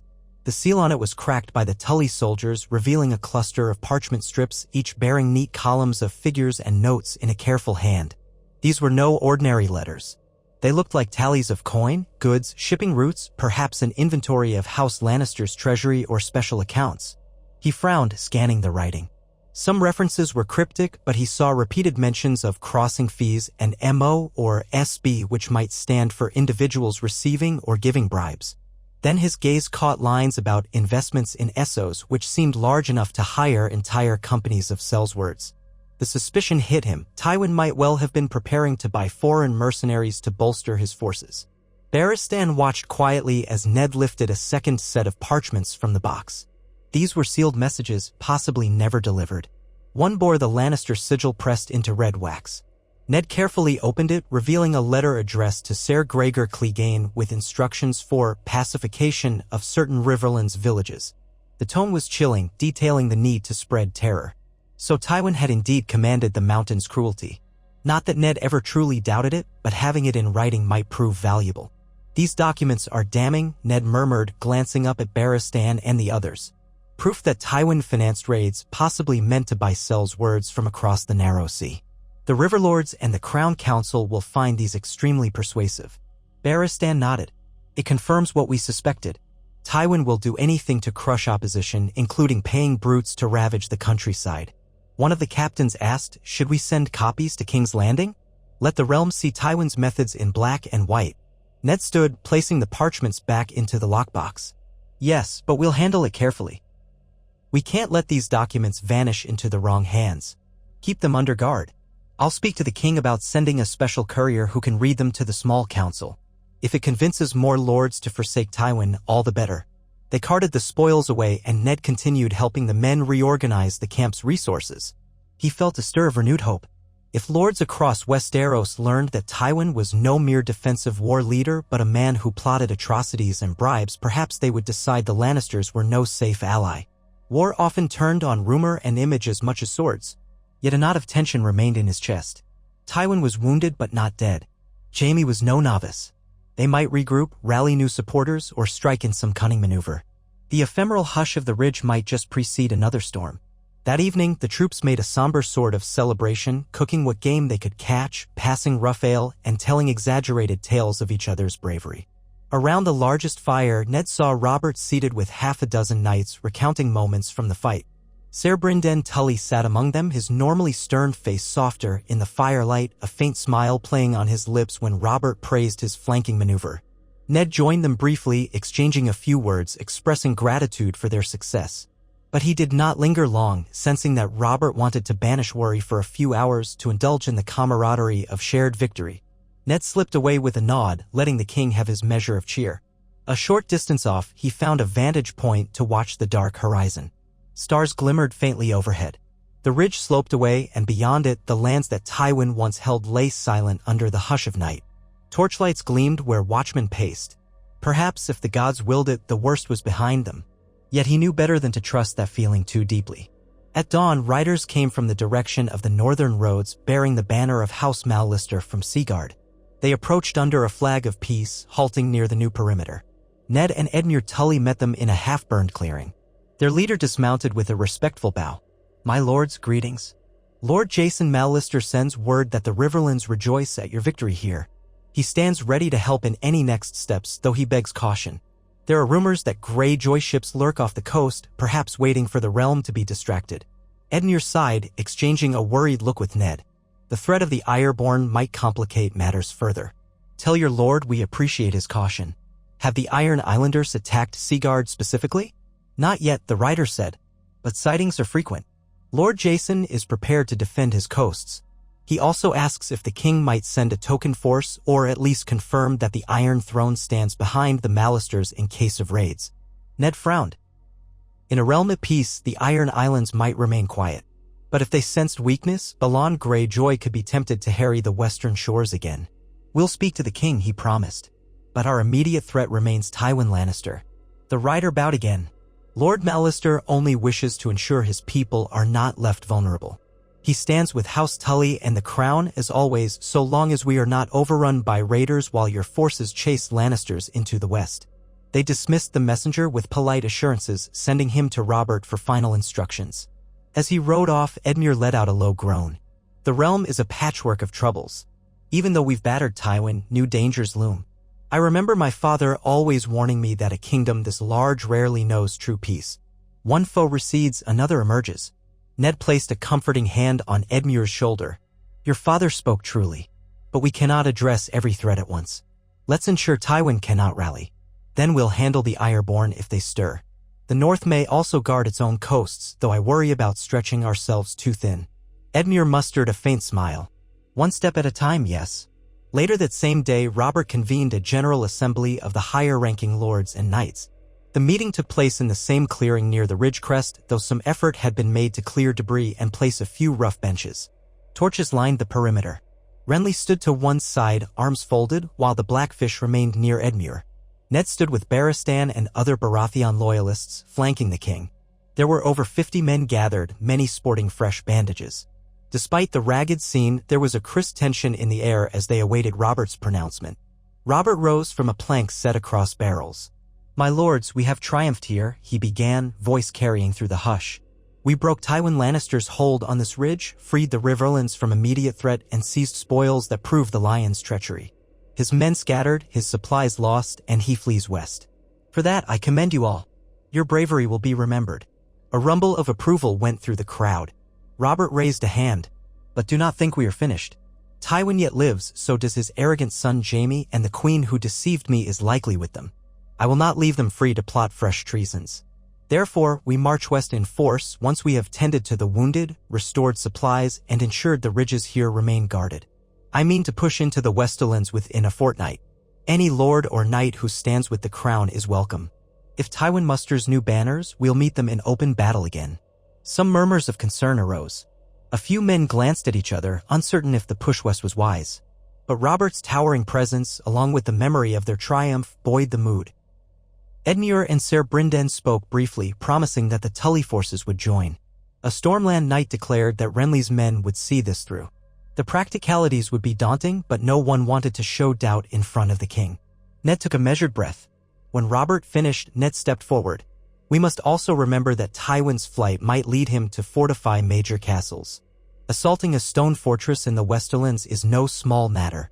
We'll need siege engines, or we'll need to coax rebellious lords away from Tywin's cause so the gates open to us. This is a longer campaign than a single-pitched battle. I urge everyone to prepare accordingly. Robert gave Ned a brief nod, acknowledging the caution. Then the assembly broke into smaller clusters of debate. Some whispered about the possibility that Mace Tyrell might see the writing on the wall and join the crown if the war extended onto Tywin's doorstep. Others worried that Tywin would indeed hire Sells-words from overseas. Everyone seemed to grasp the magnitude of the next step. Over the following days, the Ridge camp settled into a busy pattern of rebuilding, rearming, and regrouping. Ravens flitted in and out with replies from various lords. One from King's Landing indicated that Baelish was still in talks with Jon Royce, that the city watch was stable, and that rumors of the victory had stirred fresh hope among the small folk. Grand Maester Pycelle wrote a separate letter praising the king's success in language that dripped with flattery and urging him to end the war swiftly for the good of the realm. Typical, Ned thought, for Pycelle to jump onto the bandwagon of whichever side looked stronger. Still, it was a sign that King's Landing was holding fast under the small council's watch. Meanwhile, the Vale's response was guarded. Jon Royce wrote that Lady Lisa was mildly encouraged by news of Tywin's setback, but she sought further assurances for young Robert Arryn's future. Even so, the letter hinted that some Knights of the Vale might be dispatched if the war truly demanded it. Ned read between the lines and saw the usual half-commitment. The Vale wanted to keep one foot out of the quagmire until they were certain which side would prevail. Still, it was progress, however faint. From the north came a single raven carrying the sigil of Winterfell. It bore Robb Stark's handwriting, stilted but clear, saying that the north stood ready to defend its borders, that men were drilling, but that hauling a large host south so late in the year would be challenging. Robb expressed relief that his father and King Robert had won a victory, urging them to press their advantage. Ned felt a surge of pride and longing. His eldest son was growing into the role of heir. If only the realm's troubles could be resolved before the North was forced into a broader conflict. One morning, Renly found Ned poring over a map that showed the principal roads into the Westerlands. Brothers determined to march soon, Renly said. He's telling the men we'll leave in 10 days at most. Will that be enough time to gather enough supply wagons? Ned glanced up from the map. We'll do what we can. We've been scouring local farms for grain, though the land was burned in places. Edmure is sending word to Riverrun for additional wagons. If we run short, we can forage once we cross into Lannister territory, though that invites more conflict with local peasants. War is never kind. Renly exhaled. Tywin might destroy his own farmland to deny us supplies, the way he did parts of the Riverlands. This campaign could grow harsh indeed. Yet Robert wants a swift blow, hoping to break Tywin before winter. The thought of trudging through mountainous terrain in winter is enough to sap anyone's morale. Ned pressed a hand to the hilt of his sword, an old nervous habit. We do our best. If the Tyrells see we're truly committed, they might intervene to finish Tywin, especially if they fear missing out on the spoils. Whatever else Mace Tyrell is, he's no fool about political advantage. That conversation repeated in various forms with other lords. Some were eager, ready to charge into Lannister land for vengeance or for the promise of glory. Others were apprehensive, mindful of how easily the tides of war could turn. Through it all, Robert's will remained steadfast. The war would continue westward. On the 8th day after the Ridge victory, a band of 30 Vale Knights arrived unexpectedly at dusk, led by a gruff warrior who introduced himself as Ser Vardis Egen. He carried a letter from Lady Lisa Arryn, granting him permission to observe the campaign and render aid if he deemed it just. Robert received them in his pavilion. The knight's presence caused a minor stir, for it proved that at least part of the Vale was stepping into the conflict. Their official stance might remain neutral, but they had come with arms and horses, which was more than they'd done before. While Robert greeted Ser Vardis, Ned quietly asked about Jon Royce. Ser Vardis explained that Royce was still in the Vale, pressing for a larger mobilization. Lisa was hesitant, but the success against Tywin had softened her caution a fraction. For now, these knights would fight under the Crown's banner, though not in large numbers. That same evening, word came from Edmure Tully that the supply train from Riverrun was en route, carrying grain, salted fish, and materials for siege engines if needed. This, coupled with the Vale Knights' arrival, put the camp in a surprisingly optimistic mood. Men spoke of the war's end as if it might come soon. Perhaps Tywin's flight was the final unraveling of Lannister ambitions. Yet Ned could not shake his wariness. On the 10th morning, he and Robert stood side by side on the ridge, watching as the vanguard lines formed. Trumpets called men to assemble. Fresh tabards bore the Baratheon stag, the Tully trout, and smaller sigils from the Stormlands and the Riverlands. The Vale Knights, though few, were shining plate with the moon and falcon crest, attracting curious looks.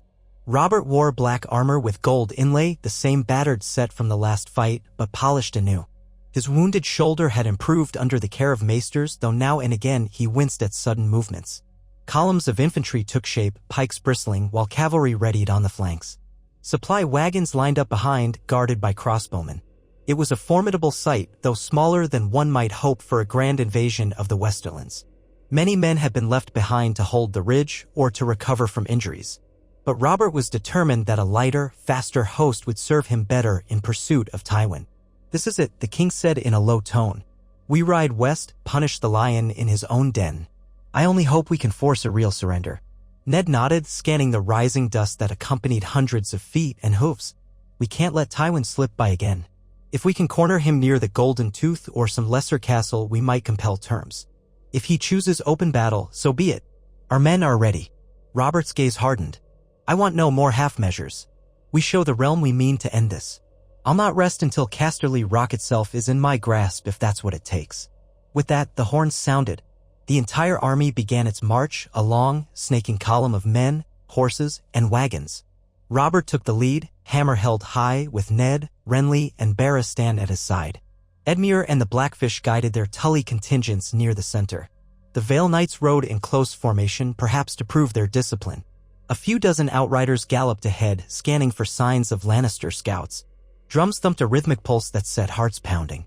They descended the ridge and entered a stretch of rolling plains pockmarked with old battle scars. Here and there, rotted fences or blackened timbers hinted at burned farms. The first day passed without conflict. Now and then they found scraps of old Lannister camps, trampled ground, spent arrow shafts, half-buried refuse. But no fresh sign of Tywin's main host. Each twilight, they made camp with an elaborate perimeter of sharpened stakes, mindful of possible ambushes.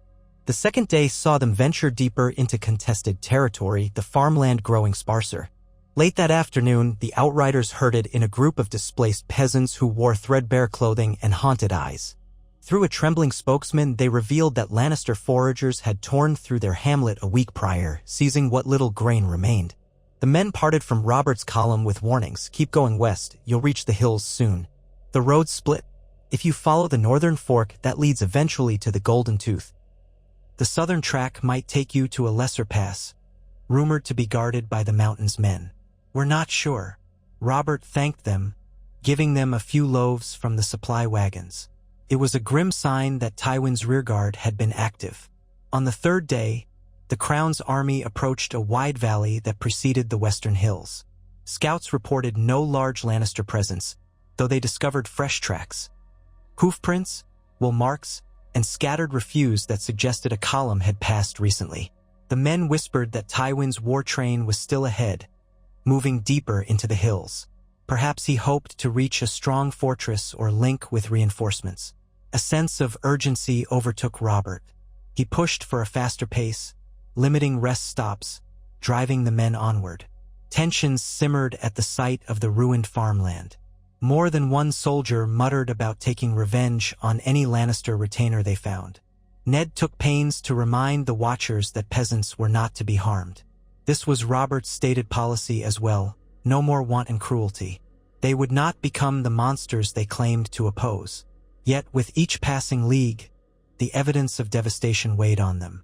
By the fourth evening, they reached the base of a rugged slope that gave onto the western hills. Robert called a halt to establish a fortified camp near the remains of an old watchtower, which might serve as a vantage. Renly, Ned, and others joined him on the tower's crumbling steps, where the outriders briefed them. The road forked just ahead, one branch leading north toward the Golden Tooth, the other winding southwest into rougher country. Tywin's tracks suggested he had taken the southwestern route, maybe hoping to avoid a direct confrontation near the Tooth. Some outriders had glimpsed a large dust cloud by late afternoon, consistent with a fast-moving army or caravan.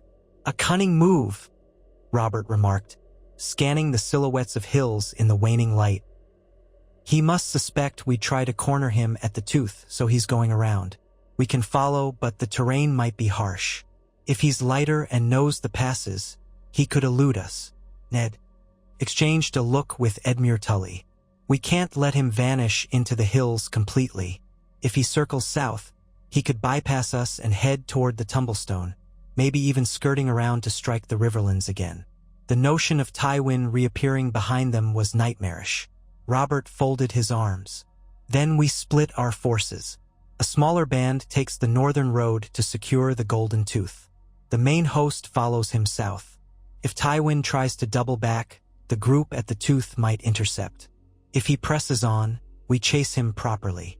Renly frowned. "Splitting forces has its dangers. But maybe you're right, we can't just leave the northern route open." So they decided Edmure Tully would lead around 500 men to hold the Golden Tooth. The rest, perhaps 3,000 strong, would continue southwest under Robert's command, hoping to press Tywin. That same night, the camp was alive with last-minute preparations for the split. Men scrawled farewell notes to friends, uncertain whether they'd meet again. Officers hammered out supply details. If they were parted for too long, each group had to survive on its own. At dawn, Edmure's detachment rode out, turning north with Tully banners waving. Robert's main column pressed onward up the southwestern road, determined to keep on Tywin's track. The terrain grew steeper, winding through rocky defile and pockets of stunted forest. Scouts reported the roads were passable but easy to defend with a small force. Any ambush could prove costly. The men grew tense, peering at every ridge and boulder. Sometimes they found signs of the Lannisters' passage. A broken wheel, a dead horse, bloodstains. Now and then, a vantage offered a glimpse of dust clouds in the distance, always just out of reach. On the second evening after the fork, a group of outriders returned in haste, leading a single bedraggled captive who wore a red cloak shredded to the waist. They brought him before Robert and Ned in the midst of the camp. The man was half-starved, bruises blooming on his jaw. "I deserted," he gasped, sagging in the grip of the Baratheon guards. "I was with Lord Tywin's rearguard, but we had no rest, no food." He drives us onward, no matter the cost. I fled in the night. Spare me, and I'll tell you what I know." Robert's eyes narrowed. "Speak, then. Where is Tywin bound?"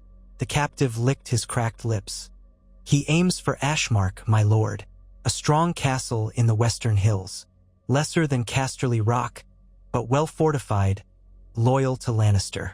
The plan is to gather a new host there.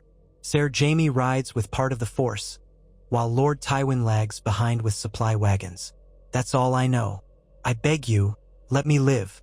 Ned studied the man's face. "If you're lying, no mercy will save you. But if you're truthful, we can feed you, keep you as a prisoner." He turned to Robert. "Ashmark is seat of House Marbrand, I believe, a vassal close to Tywin. If they open their gates to him, it's a stout fortress indeed." Robert grimaced. "Then we must catch him before he locks himself behind walls. Or at least besiege him swiftly, before he's fully reinforced. Ser Jaime's presence complicates matters. They may attempt to hold the roads while Tywin gets inside." They gleaned no more from the captive, who collapsed from exhaustion once the guards dragged him off. But the course seemed clear. Push harder, hope to overtake Tywin or his supply train before they reached Ashmark. Robert ordered the men to rise at first light, moving earlier than usual. Weariness plagued them, but the prospect of cornering Tywin spurred them onward. Their progress was slow. The roads twisted, flanked by crags. More than once, they had to dismount and lead horses over loose rock. Spirits flagged in the rank and file, men grumbling about the dryness of rations, the unrelenting pace. On the third day in these hills, a gloom settled over the sky, threatening rain. The wind moaned through narrow passes. Every so often, Ned glimpsed dark shapes overhead, vultures circling, waiting for more corpses. A tense hush fell one mid-morning when the vanguard halted, spotting shapes on a distant ridgeline. Robert and Ned rode forward to see. Indeed, a small Lannister party stood on higher ground, cloaks billowing. They looked like scouts or outriders. Ned squinted, sure he saw the glint of gilded armor. Could that be Jaime Lannister himself, taunting them? As soon as the Baratheon knights advanced, the shapes vanished.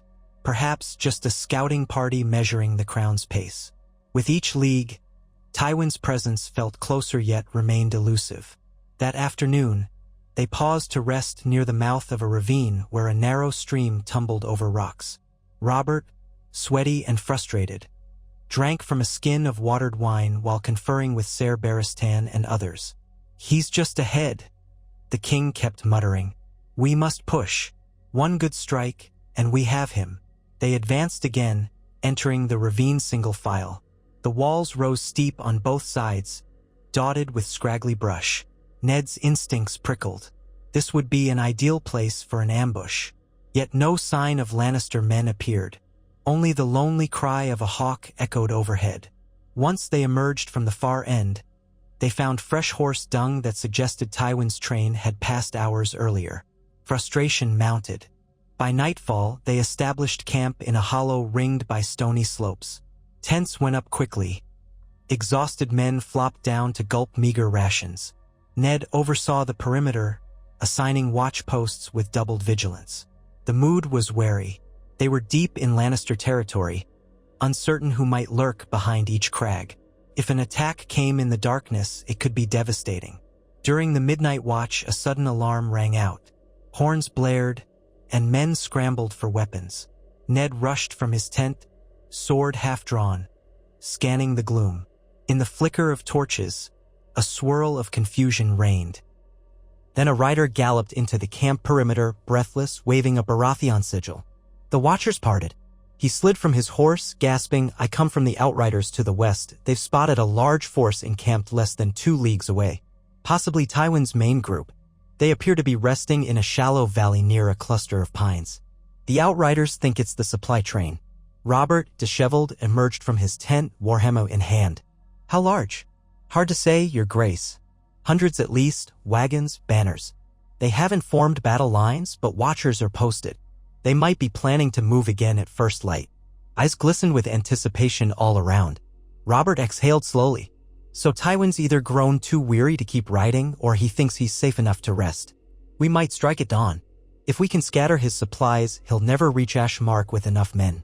Ned's pulse quickened. A dawn assault on a half-suspecting encampment could be a bloodbath for both sides.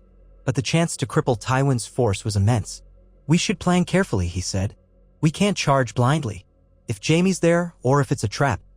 But Robert's eyes blazed. No more dithering, Ned. We have them within our reach.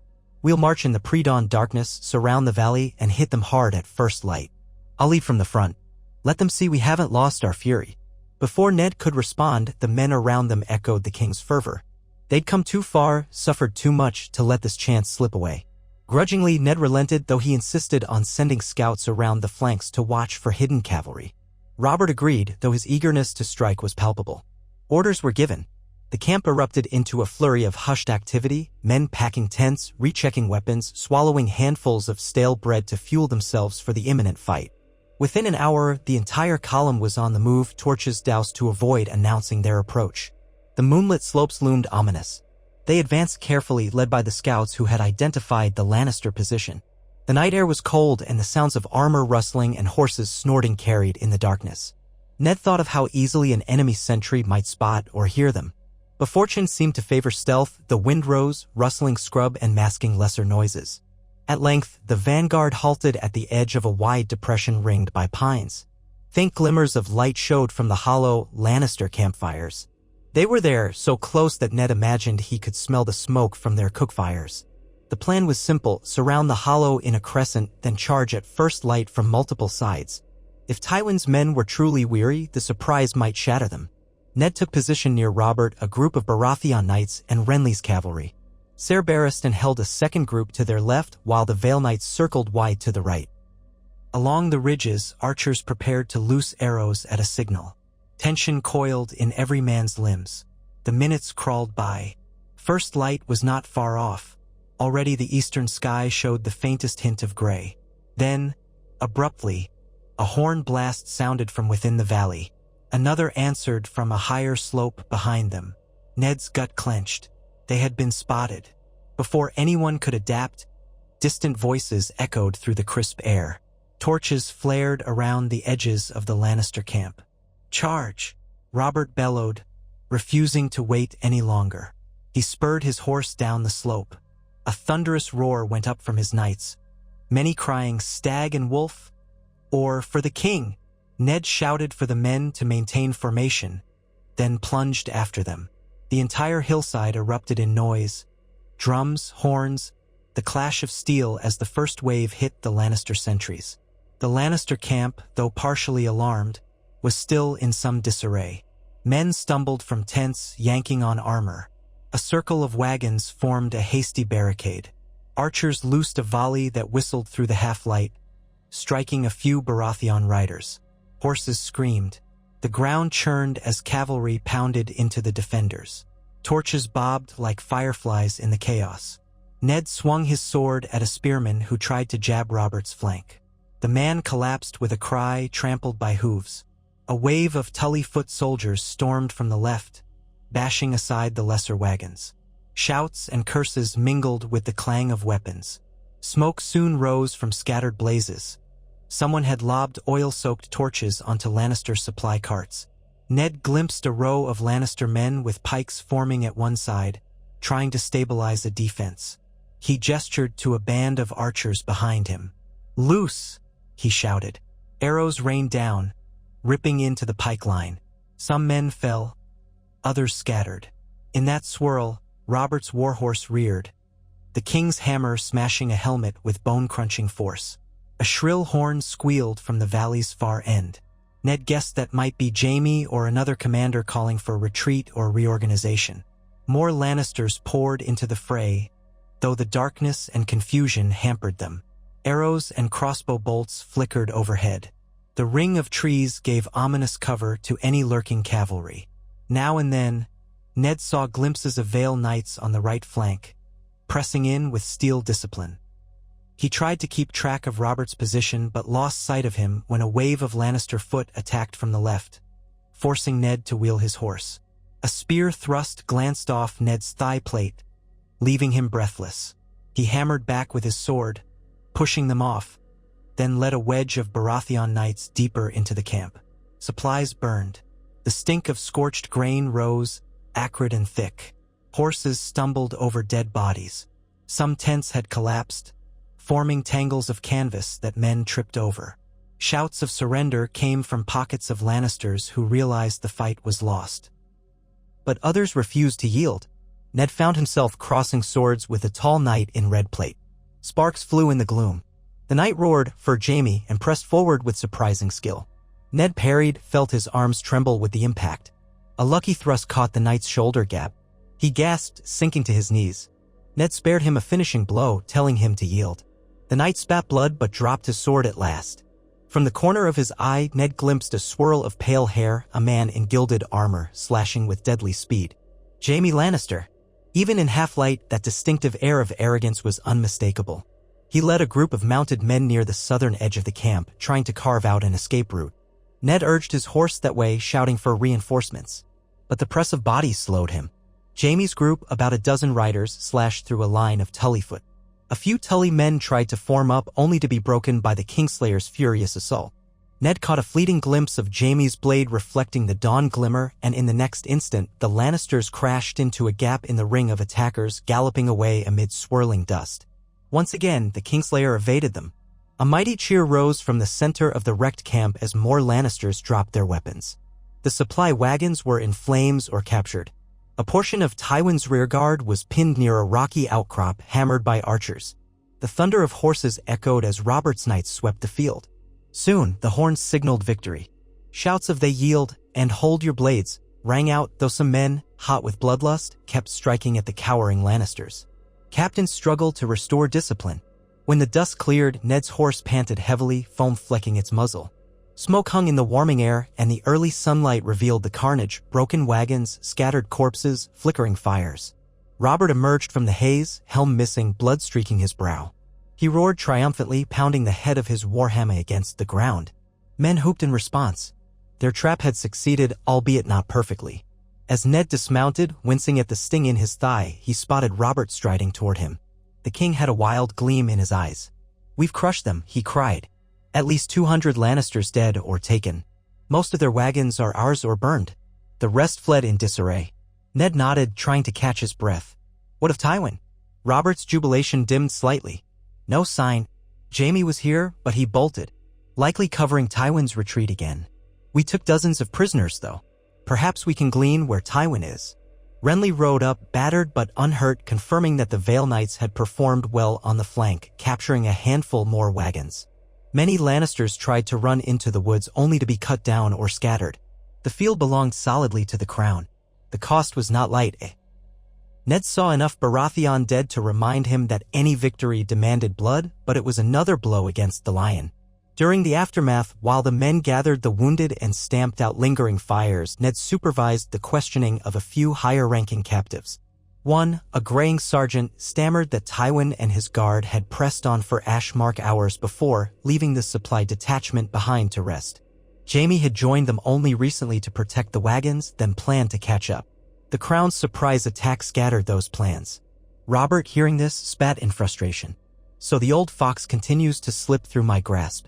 But he'll find Ashmark a lonely refuge with no supplies. We can be on him soon enough."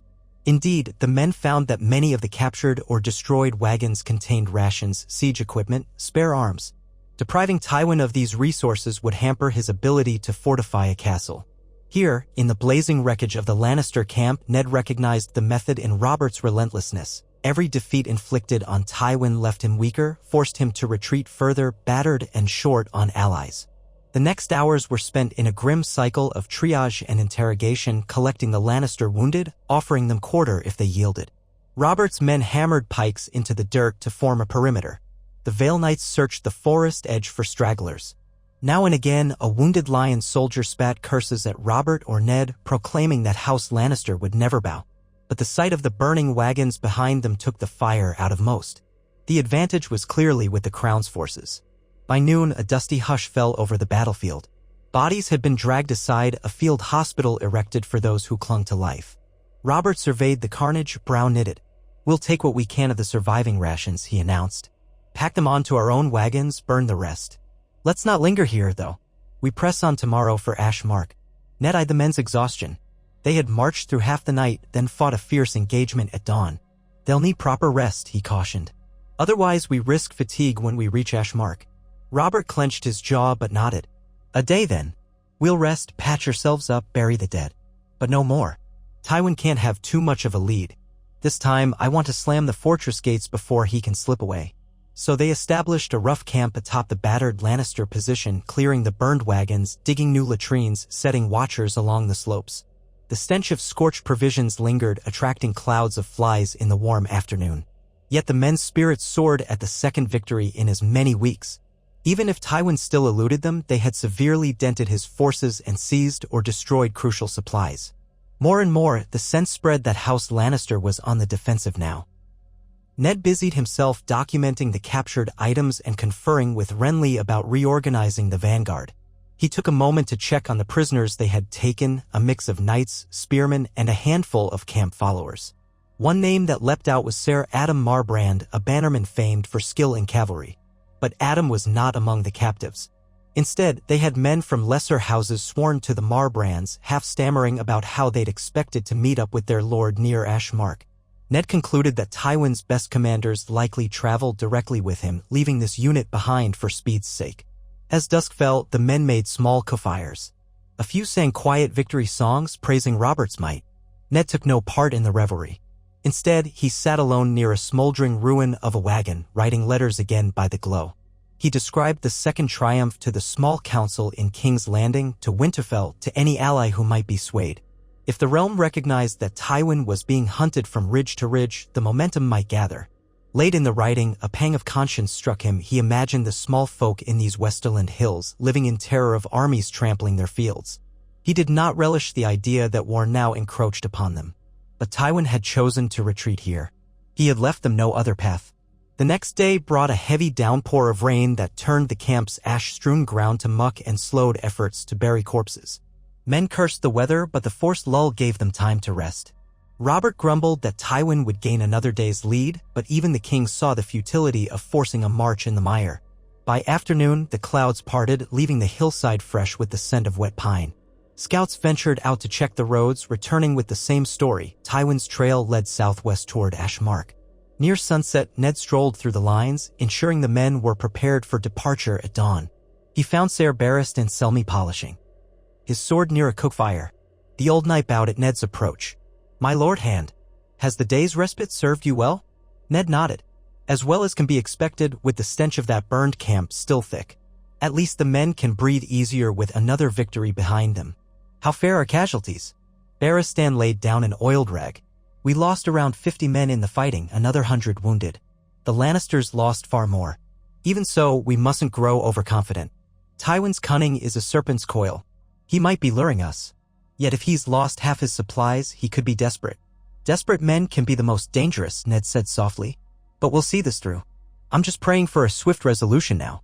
Barristan gazed into the dying embers of the fire. "If the gods are kind, we'll corner him soon. He cannot outrun us forever." At dawn, they marched once more, the columns snaking through the renewed drizzle. The land sloped steadily higher, dotted with thick stands of pine and cedar. By midday, the road narrowed again, forcing the wagons to go single file. The outriders reported no sign of Tywin doubling back. Indeed, all tracks pointed onward. On the second day of this push, the drizzle gave way to a fine morning. The men's spirits rose, believing they might finally trap their foe. Shortly before midday, they saw high in the distance the stony outline of a keep perched on a rocky spur, Ashmark. Ned studied it from a vantage with Robert and Renly. Even at this remove, the castle looked formidable, walls of gray stone looming over a broad approach. A valley below it seemed to funnel any approaching army into a narrower pass. If Tywin had indeed taken refuge there, they would face a daunting siege. "Damn," Robert muttered, shading his eyes. "A stout fortress indeed. We can try to surround it, but do we have enough men to storm it if they refuse to yield?" Renly set his jaw. "We have siege engines, though not many. The Tully supply train was bringing more. We'd need time to build or gather the rest. Meanwhile, Tywin might hold out for weeks, months, if the castle is well provisioned." Ned allowed himself a measured breath. "One advantage, we destroyed or captured many of his wagons. He might lack adequate supplies inside. That might force a negotiation. Or, if we can block the gates thoroughly enough, starve him out. Robert eyed the fortress with smoldering impatience. I prefer a fight in the open. But fine. If Tywin's cowering behind walls, we'll smoke him out. I'll not abandon this chase. They advanced carefully, crossing a narrow defile that led toward Ashemark's outer slopes. Scouts scoured the surrounding hills, wary of an ambush from Jaime's cavalry. Yet the approach was eerily quiet. By late afternoon, they were within a league of Ashemark. Robert ordered a halt. The men established a perimeter, setting up pikes and stakes. Archers took positions on ridges that overlooked the valley. From there, they could clearly see the castle's battlements. A Lannister banner flew from Ashemark's highest tower, unmistakable gold lion on crimson. No parley riders emerged. No signals were sent. The gates remained shut tight. If Tywin was inside, he was giving no immediate sign of it. A gloom settled over the Baratheon camp as they realized this might be the start of a long siege. That night, Robert and his commanders gathered under a large pavilion in the valley. Maps spread across a makeshift table of planks. Torches illuminated tired faces. Renly, Ned, Barristan, Ser Brynden Tully, who had rejoined them from the ridge after delegating duties, and a few other lords peered at sketches of Ashemark's layout. Some had fought or traveled here in earlier times, offering bits of insight on gatehouses, walls, and water sources. Robert stood at the table's head. We must confirm if Tywin is truly within. So we have him cornered. If not, we waste time with a siege while he slips away. Ser Brynden nodded. We can send envoys at dawn, demand to speak to the Lord of Ashmark, or to Tywin if he's present. If they refuse all talk, that itself is telling. Renly frowned. They could deny Tywin's presence even if he's there. We might need to see him, or perhaps they'll claim the Queen is here, hoping to negotiate. Barristan put a hand to his chin.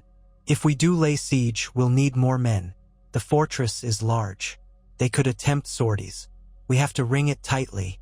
Ned pointed to the map. We can block these roads leading out, set watchers on the ridges to intercept any messenger ravens if possible, though that's tricky. Tywin might still send ravens with calls for aid. The best we can do is hamper them. Meanwhile, we start building siege lines. Perhaps the Tully supply train will arrive soon with heavier equipment. If Tywin tries a breakout, we'll be waiting. Robert's eyes flicked around the circle. Very well. At dawn, we test their will. If Tywin is inside, he must answer or show himself a coward. If they resist, we dig in. By the gods, I'll tear down those walls stone by stone if I have to. They broke for the night. The camp glowed with scattered cookfires, forming a ring of orange dots across the valley floor. Towering overhead, Ashemark's shape loomed like a crouching beast in the moonlight. Men whispered of hidden posterns, secret tunnels, the chance that Tywin might slip away under cover of darkness. Extra patrols were posted. Exhausted by days of forced marches and battles, the crowned soldiers tried to find sleep on the rocky ground, each man hoping the fortress would fall quickly, or that a peaceful resolution might somehow be found. Morning came, unveiling Ashemark's walls in stark clarity. A sharp breeze rippled the lion banner. Robert arrayed his men in visible formation near the valley's center, within bow range but not so close as to be easily shot down from the ramparts. Horns sounded. A single herald stepped forward under a white banner, calling for the castle to parley with the king. After some tense minutes, a figure appeared on the battlements waving a crimson cloak. A distant voice echoed across the stone. Who calls for parley? Robert thundered back, Robert Baratheon, your king. I command you to open your gates, yield your lord, and present yourselves for the crown's justice. Another long pause. Then the figure answered, we serve House Marbrand, sworn to House Lannister. We see no rightful king here, only a usurper brandishing false accusations. The statement carried a ring of arrogant defiance. If Tywin was inside, he had no intention of revealing himself yet. Robert spat. Tell Tywin Lannister that if he's within, he has one day to appear in these fields and bend the knee, or we begin the siege. If you are not harboring him, open your gates and prove your loyalty to the crown. You have until sunset tomorrow. A scoffing laugh echoed. We need no lessons in loyalty, Baratheon. Take your threats and begone, or taste our arrows. The silhouette vanished behind the crenellations. Robert let out a furious growl. That's it then. They mean to bar the gates. If Tywin's truly behind these walls, he's as stubborn as ever. Ned exhaled slowly. We prepare for a siege. We can starve them out or attempt an assault once the heavier gear arrives. Meanwhile, we keep watch for any sign of flight or reinforcements. Robert, still fuming, signaled the men to withdraw out of arrow range. They spread out across the valley, establishing lines, digging ditches, raising palisades. The day wore on in ceaseless labor as watchers scouted the perimeter. No one rode from Ashmark, no archers fired from the walls. The defenders seemed content to remain behind stone, certain that Robert's host lacked the numbers for a quick victory. The stage was set for a contest of endurance. By evening, the thunder of hammer strikes and saws echoed through the valley. Ned helped direct the layout of earthen ramps to position archers at a slight elevation. In the gloom, men cursed the stony ground, prying up rocks to build entrenchments. They formed a ring, though incomplete, around Ashmark's main approaches.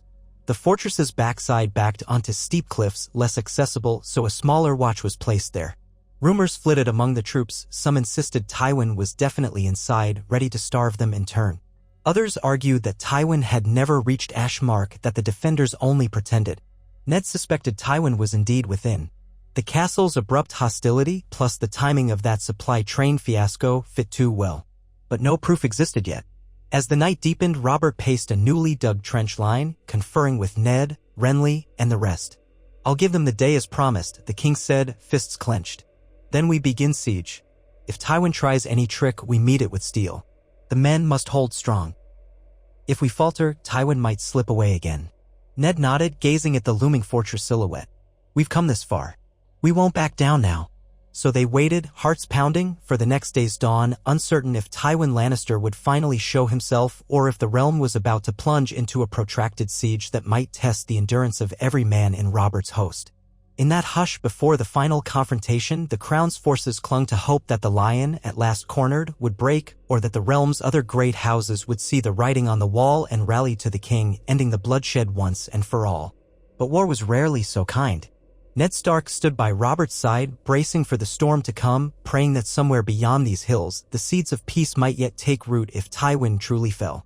For now, all they could do was face the fortress, endure the tension, and prepare for whatever dawn might bring. All through the night, the crown's army busied itself around Ashmark with the feverish industry of men who realized their endurance was about to be tested by stone walls and a cunning enemy. Torches bobbed along the new ditches they dug, forming a ring of raw earth around the fortress's main approaches. The muddy ground, half frozen in the chill, yielded grudgingly under picks and shovels. Men cursed as they hauled rubble for makeshift barricades, stacking rock and sharpened stakes that might slow any sally from the castle. Above them, on the looming ramparts, only a handful of faint lights burned, like watchful eyes peering down from the gloom. Eddard Stark felt those unseen watchers' presence at every step, though no arrow flights or challenges came from the walls this night. If Tywin Lannister was within, he was content to let the cold do his work for now. At the center of the broad valley below Ashmark, King Robert's pavilion rose from the sea of tents, a beacon for lords and knights to gather beneath. Though only canvas, it bore a battered Baratheon banner draped at the entrance, defying the hush that gripped the hills.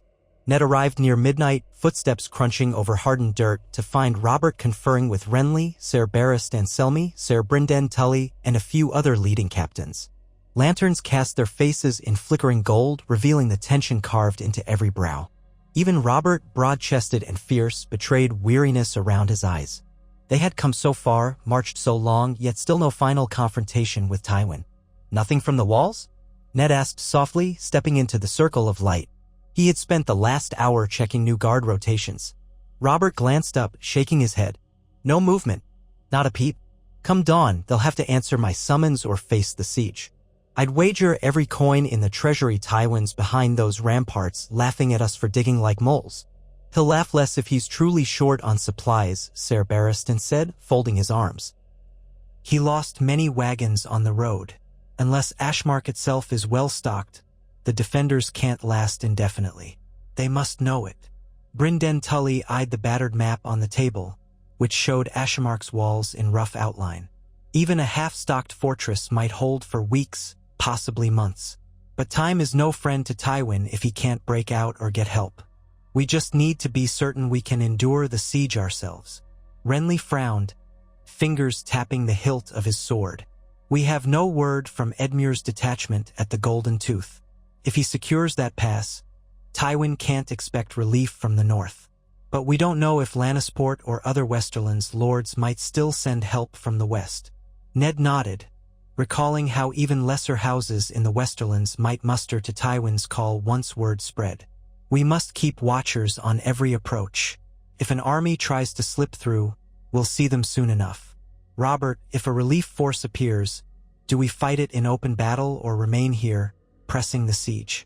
Splitting again might be dangerous. Robert's lips twisted. I'd prefer to crush any relief in the field and keep the siege lines strong. But we'll face that if it comes. The rest of you get some rest. Tomorrow I give them one last chance to surrender. If they defy me, we ring that place in fire. The council broke, men departing with salutes or weary nods. Ned lingered a moment, stepping closer to Robert. The king's face was dark with pent-up fury that not even the partial triumph against Tywin could dispel.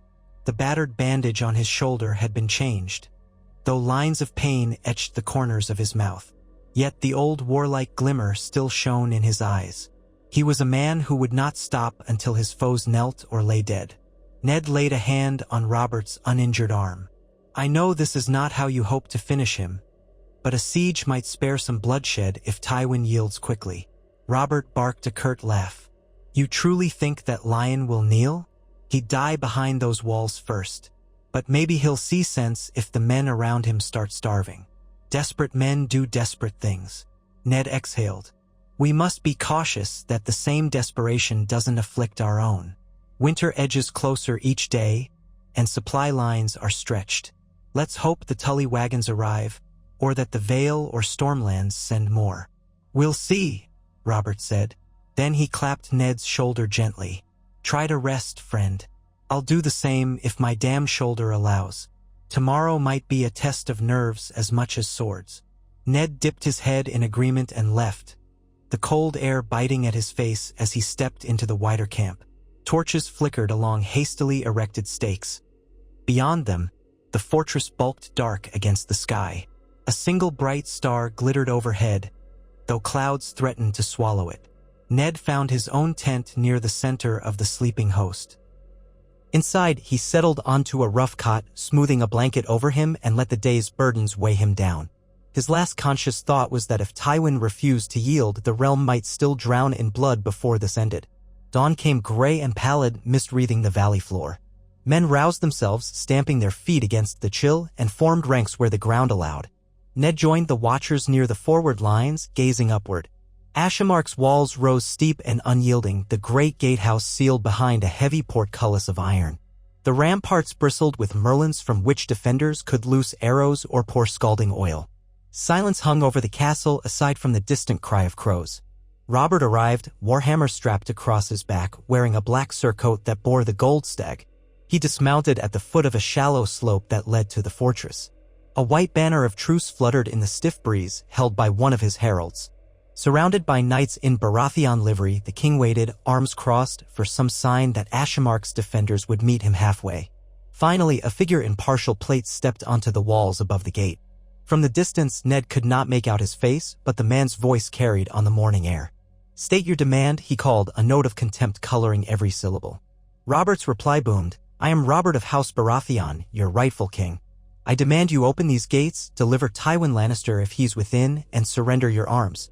In return, you and your men may live. Refuse and we lay siege. I'll see your walls shattered, your name erased from memory. A pause, then the voice retorted, we name you an oathbreaker and usurper who defiles the rightful queen. No gates shall open to you. If you want Tywin Lannister, come take him if indeed he is here. A murmuring went through the Baratheon knights. Ned-eyed Robert. The king's face darkened, jaw flexing. So be it, Robert roared back. You have until sunset to yield. After that we begin. Any who remain inside will face the same fate as traitors. The man on the wall lifted a gauntlet hand in a rude gesture. Then he vanished behind the crenellations, leaving the watchers below seething. Robert turned to Ned and the others. You see how they mock me. Gather the men. We dig in. No one leaves the castle until they starve or break. Thus began the siege of Ashmark. All day, the crown's host threw itself into fortifying positions around the fortress. They cleared brush for archery lines, erected wooden barriers to block roads, and constructed low earthworks from which to launch any future assault. Robert assigned watchers to ring the backside of the fortress in the steep cliffs, placing smaller parties with horns to signal if a hidden exit was discovered. Meanwhile, men hammered together simple siege engines. A couple of small catapults from the planks taken off the captured Lannister wagons, along with wooden mantlets to shield archers approaching the walls. The defenders at Ashmark responded only with the occasional arrow shot, more of a warning than a real attack. In the afternoon, a handful of Lannister archers on the ramparts took potshots at Baratheon engineers, forcing them to work crouched behind shields. No casualties were reported, though one man suffered a grazing arrow to the leg. Soon after, Robert positioned his own archers on ridges to return fire whenever the defenders showed themselves. By twilight, the siege lines were set in a wide crescent, anchored on either side by natural rocky outcrops. The men settled in for a cold night, erecting tents behind the outer perimeter, leaving the forward area for archers and watchers. Ned oversaw the arrangement, ensuring no gap existed that Tywin's men might exploit. As he walked the lines, lantern in hand, he sensed the mood slipping from triumph to grim determination. The men realized a siege could last days or weeks. Already, the earliest winter chill seeped into their bones, reminding them that time would be as potent an enemy as Lannister steel. Robert called another war council in his pavilion. Renly, Barristan, and Brynden Tully attended, along with Ser Vardis Aegon of the Vale Knights. Ned arrived to see a small cluster of them studying a rough outline of Ashmark's walls. Rain pattered on the canvas overhead. The men looked up as Ned entered. Renly spoke first. "We have enough men to maintain a ring, but not enough to storm the castle easily. A direct assault would be too costly. Their walls are high, moats or no. The catapults we've built are small, nothing like the monstrous trebuchets one might use to crack these ramparts." Barristan tapped the map. "If we starve them, it might be simpler. But we have no guarantee how large their stores are. They could outlast us, especially if we get hammered by winter storms or if the Lannisters gather a relief force to break us from outside." Ser Brynden's expression was as stony as the fortress. "We might attempt infill. Tracian, find a postern gate, bribe a guard. Risky, but if it works, we avoid a long siege. However, Tywin's men are no fools. They'll keep a tight watch, especially if they suspect infiltration." Robert's jaw tightened. "I hate sitting idle, but I won't see my men slaughtered in a futile climb. Let's see what tomorrow brings. Perhaps we can toss some catapult stones at their walls, show we mean business. If that doesn't stir them, we settle in for the slow method. Meanwhile, we keep scouts out in every direction. If a relief force approaches, we meet them in the field." Ned cleared his throat. "We might also consider sending ravens to lords in the Westerlands who bear grudges against Tywin. If they learn Tywin is cornered, they might withhold support or even sabotage him from within. We have that trove of captured Lannister documents that show Tywin's brutality and planned atrocities. Let the lesser lords fear they'll be next if they come to his aid." A murmur of agreement passed among them. Robert nodded vigorously. "Good. I'll compose letters tonight, though I'll rely on you or someone else to phrase them so the proud Western Knights don't see it as mere threats. We might pry away a few houses. If Tywin looks doomed, they might prefer to side with me than share his fate." So it was decided. Ned took charge of drafting letters to the Westerland lords referencing the seized documents and urging them to remain neutral or declare for the crown. A few nights earlier, Ned might have found the notion too cunning for his tastes, but war demanded many tactics. The realm's peace was worth a bit of manipulation. The next morning dawned with a low, rumbling thunder and thick clouds that threatened more rain. Sure enough, by mid-morning a steady downpour pattered across the valley. Men trudged through the muck, trying to keep fires lit. Nonetheless, Robert ordered a demonstration at midday, 2 small catapults lobbing stones at Ashmark's walls from a safe distance. The arcs of the stones were unimpressive, mostly bouncing off the lower battlements. A handful of watchers on the ramparts jeered, though no large sortie followed. One shot shattered against a parapet, sending shards of rock and a few chips of stone tumbling. A cheer rose from the Baratheon ranks, but the defenders refused to show more than minimal interest. By dusk, the catapults had flung a few dozen stones, leaving the walls mostly unscathed. Rain-soaked and frustrated, Robert called the demonstration off. From behind the lines, Ned watched the men shiver in dripping cloaks, water trickling down the backs of their necks. The siege had barely begun, yet it felt interminable already. That night, the wind picked up, blowing squalls of icy rain across the siege lines. Sentries huddled beneath makeshift coverings, shivering. In Robert's pavilion, men tried to distract themselves with small talk and cups of warmed wine. Ned sat with Renly, the Blackfish, and a few others poring over a dispatch that had arrived from the rear, word from the Tully supply train. The wagons were still some days away, slowed by poor roads. If the siege lasted, they would be needed. The letter also hinted that the Ironborn had grown more active on the western coasts, though no full-scale attack was confirmed. Ned felt his gut tighten. If the Iron Islands seized on chaos to raid the mainland, the realm's troubles would deepen further. But no solution presented itself. Every corner of Westeros seemed aflame with potential crisis. Near midnight, Ned went out to check on the perimeter. The rain had slackened, leaving puddles in the half-dug trenches. A hush covered the valley. Ashamark's dark silhouette loomed, silent and forbidding. He spotted a flicker of light along the rampart, perhaps a lantern carried by a sentry. Were Tywin and Jaime truly inside those walls, plotting their next move? Perhaps. They might be scouring for a hidden route of escape or forging alliances by Raven. One day's march away, or 100, some Lannister relief army could be gathering, hoping to strike the besiegers unawares. He tried not to dwell on that. Instead, he inspected each watchpost, ensuring men were awake, their weapons close. One of the watch captains, a grizzled Stormlander named Ser Russet, saluted Ned wearily. "All quiet, M-Lord." Not a whisper from them inside. Either they're all asleep or as miserable as we are. This downpour's a curse on both sides. Ned mustered a faint smile. "Keep vigilant, Ser Russet. Misery has a way of breeding desperate acts." When he returned to his tent, the wind had eased and the sky was clearing. A waxing moon shone fitfully through ragged clouds, casting just enough silver light for Ned to see his footprints in the mud. Sleep came as soon as he lay down, dragging him into dark dreams of battered castle walls and cawing ravens. He woke at dawn to a faint stirring of horns from the lines. Another day of siege awaited. So it went for 2 more days. The skies remained gray, though the rain fell more lightly. Robert had his men attempt another stone-lobbing demonstration, but it proved fruitless. Arrows from the walls discouraged any closer approach, and the small catapults lacked the power to do real damage at such a distance. Occasionally, Lannister archers took potshots, but no major salvos. A few men on each side were injured, but casualties remained low. The defenders refused to show themselves, rarely manning more than a handful of positions. Now and then, watchers glimpsed movement on the parapets, a line of crossbows pivoting, or a silhouette crossing from tower to tower, but no sign that a sally was imminent. At one point, Robert advanced with a small retinue to within shouting distance, bellowing demands that they deliver Tywin. The only response was a mocking volley of arrows that clattered against the king's shields. One arrow nicked a horse's flank, prompting a swift retreat. Morale among the Baratheon ranks sagged. The men realized that short of a daring infiltration or a heavily reinforced siege, the fortress would not crack soon. The promise of winter's approach loomed darker each passing hour. Food supplies in the camp were adequate so far, but not infinite. Ned overheard men complaining that if heavy snows came, they'd be stranded in these hills while Tywin huddled safe behind stone. They might starve first if no relief reached them.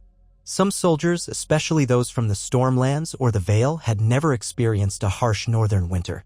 To them, the concept of being snowed in for weeks felt like an impossible nightmare.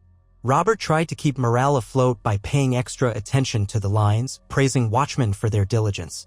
He also organized small raids around the region, scouring for outlying farms or storehouses that might hold extra provisions. Ser Brynden Tully led a few scouting forays, capturing a handful of local peasants who confirmed that Ashmark had a small but well-tended granary. Hardly enough to feed an entire army for months, but enough to outlast a short siege. The gloom thickened. On the 5th day of the siege, a new development finally arrived. Late in the morning, the watchers on a high ridge sounded horns indicating movement to the north. Robert and Ned rushed there to see for themselves. Surveying from an elevated vantage, they spied a column of riders and wagons approaching under a Tully banner, perhaps a mile or 2 out. The supply train from Riverrun had arrived at last, led by the tall figure of Edmure Tully in person. A ragged cheer broke out among the Baratheon ranks. Robert let out a triumphant bark of laughter. Sure enough, within the hour, Edmure's column descended into the valley. He rode at the head, armor dusty, face drawn from long travel. But a relieved smile cracked his features as he dismounted near Robert. The king clasped Edmure's arm. "Gods bless you for coming, Tully. We needed these supplies. How fare your men?" Edmure drew off his gloves, stepping aside to speak more quietly. "We've had some scrapes with Lannister outriders, but no major battles. The The Golden Tooth remains secure. My Uncle Brendan's earlier garrison there is firm. No sign of a large relief force. I decided to bring these wagons myself to see how matters stood. Ned approached, bowing slightly in greeting. He and Edmure exchanged relieved smiles. You've done a great thing for the siege, my lord.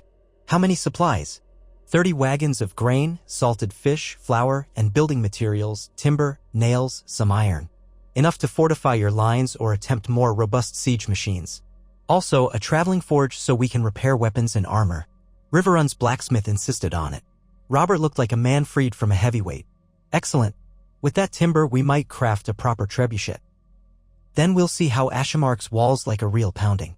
He led Edmure deeper into the camp, summoning the relevant officers to organize unloading.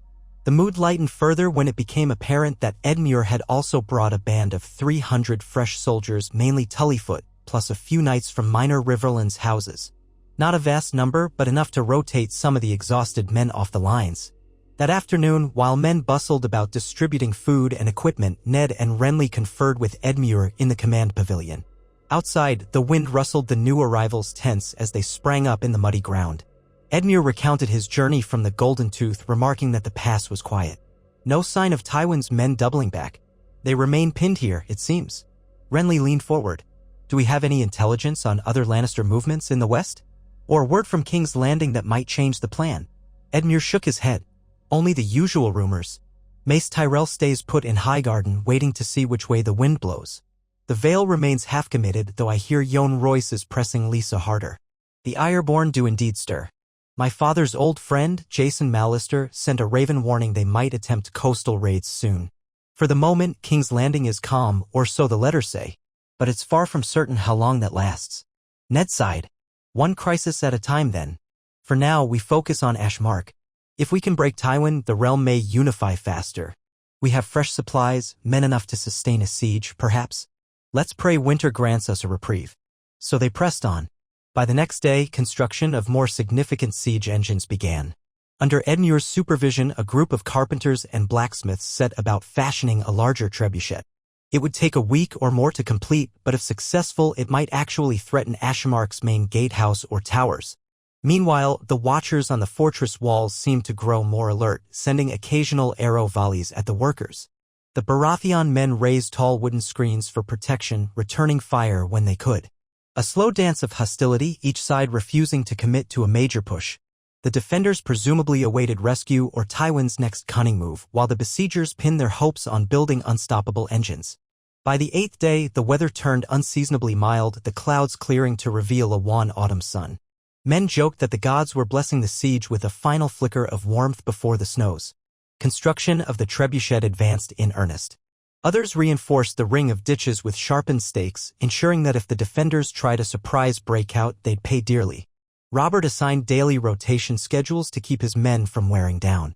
Slowly, the siege lines became more like a small city of their own, with huts of pine boughs, co-fires, and a stable area for horses.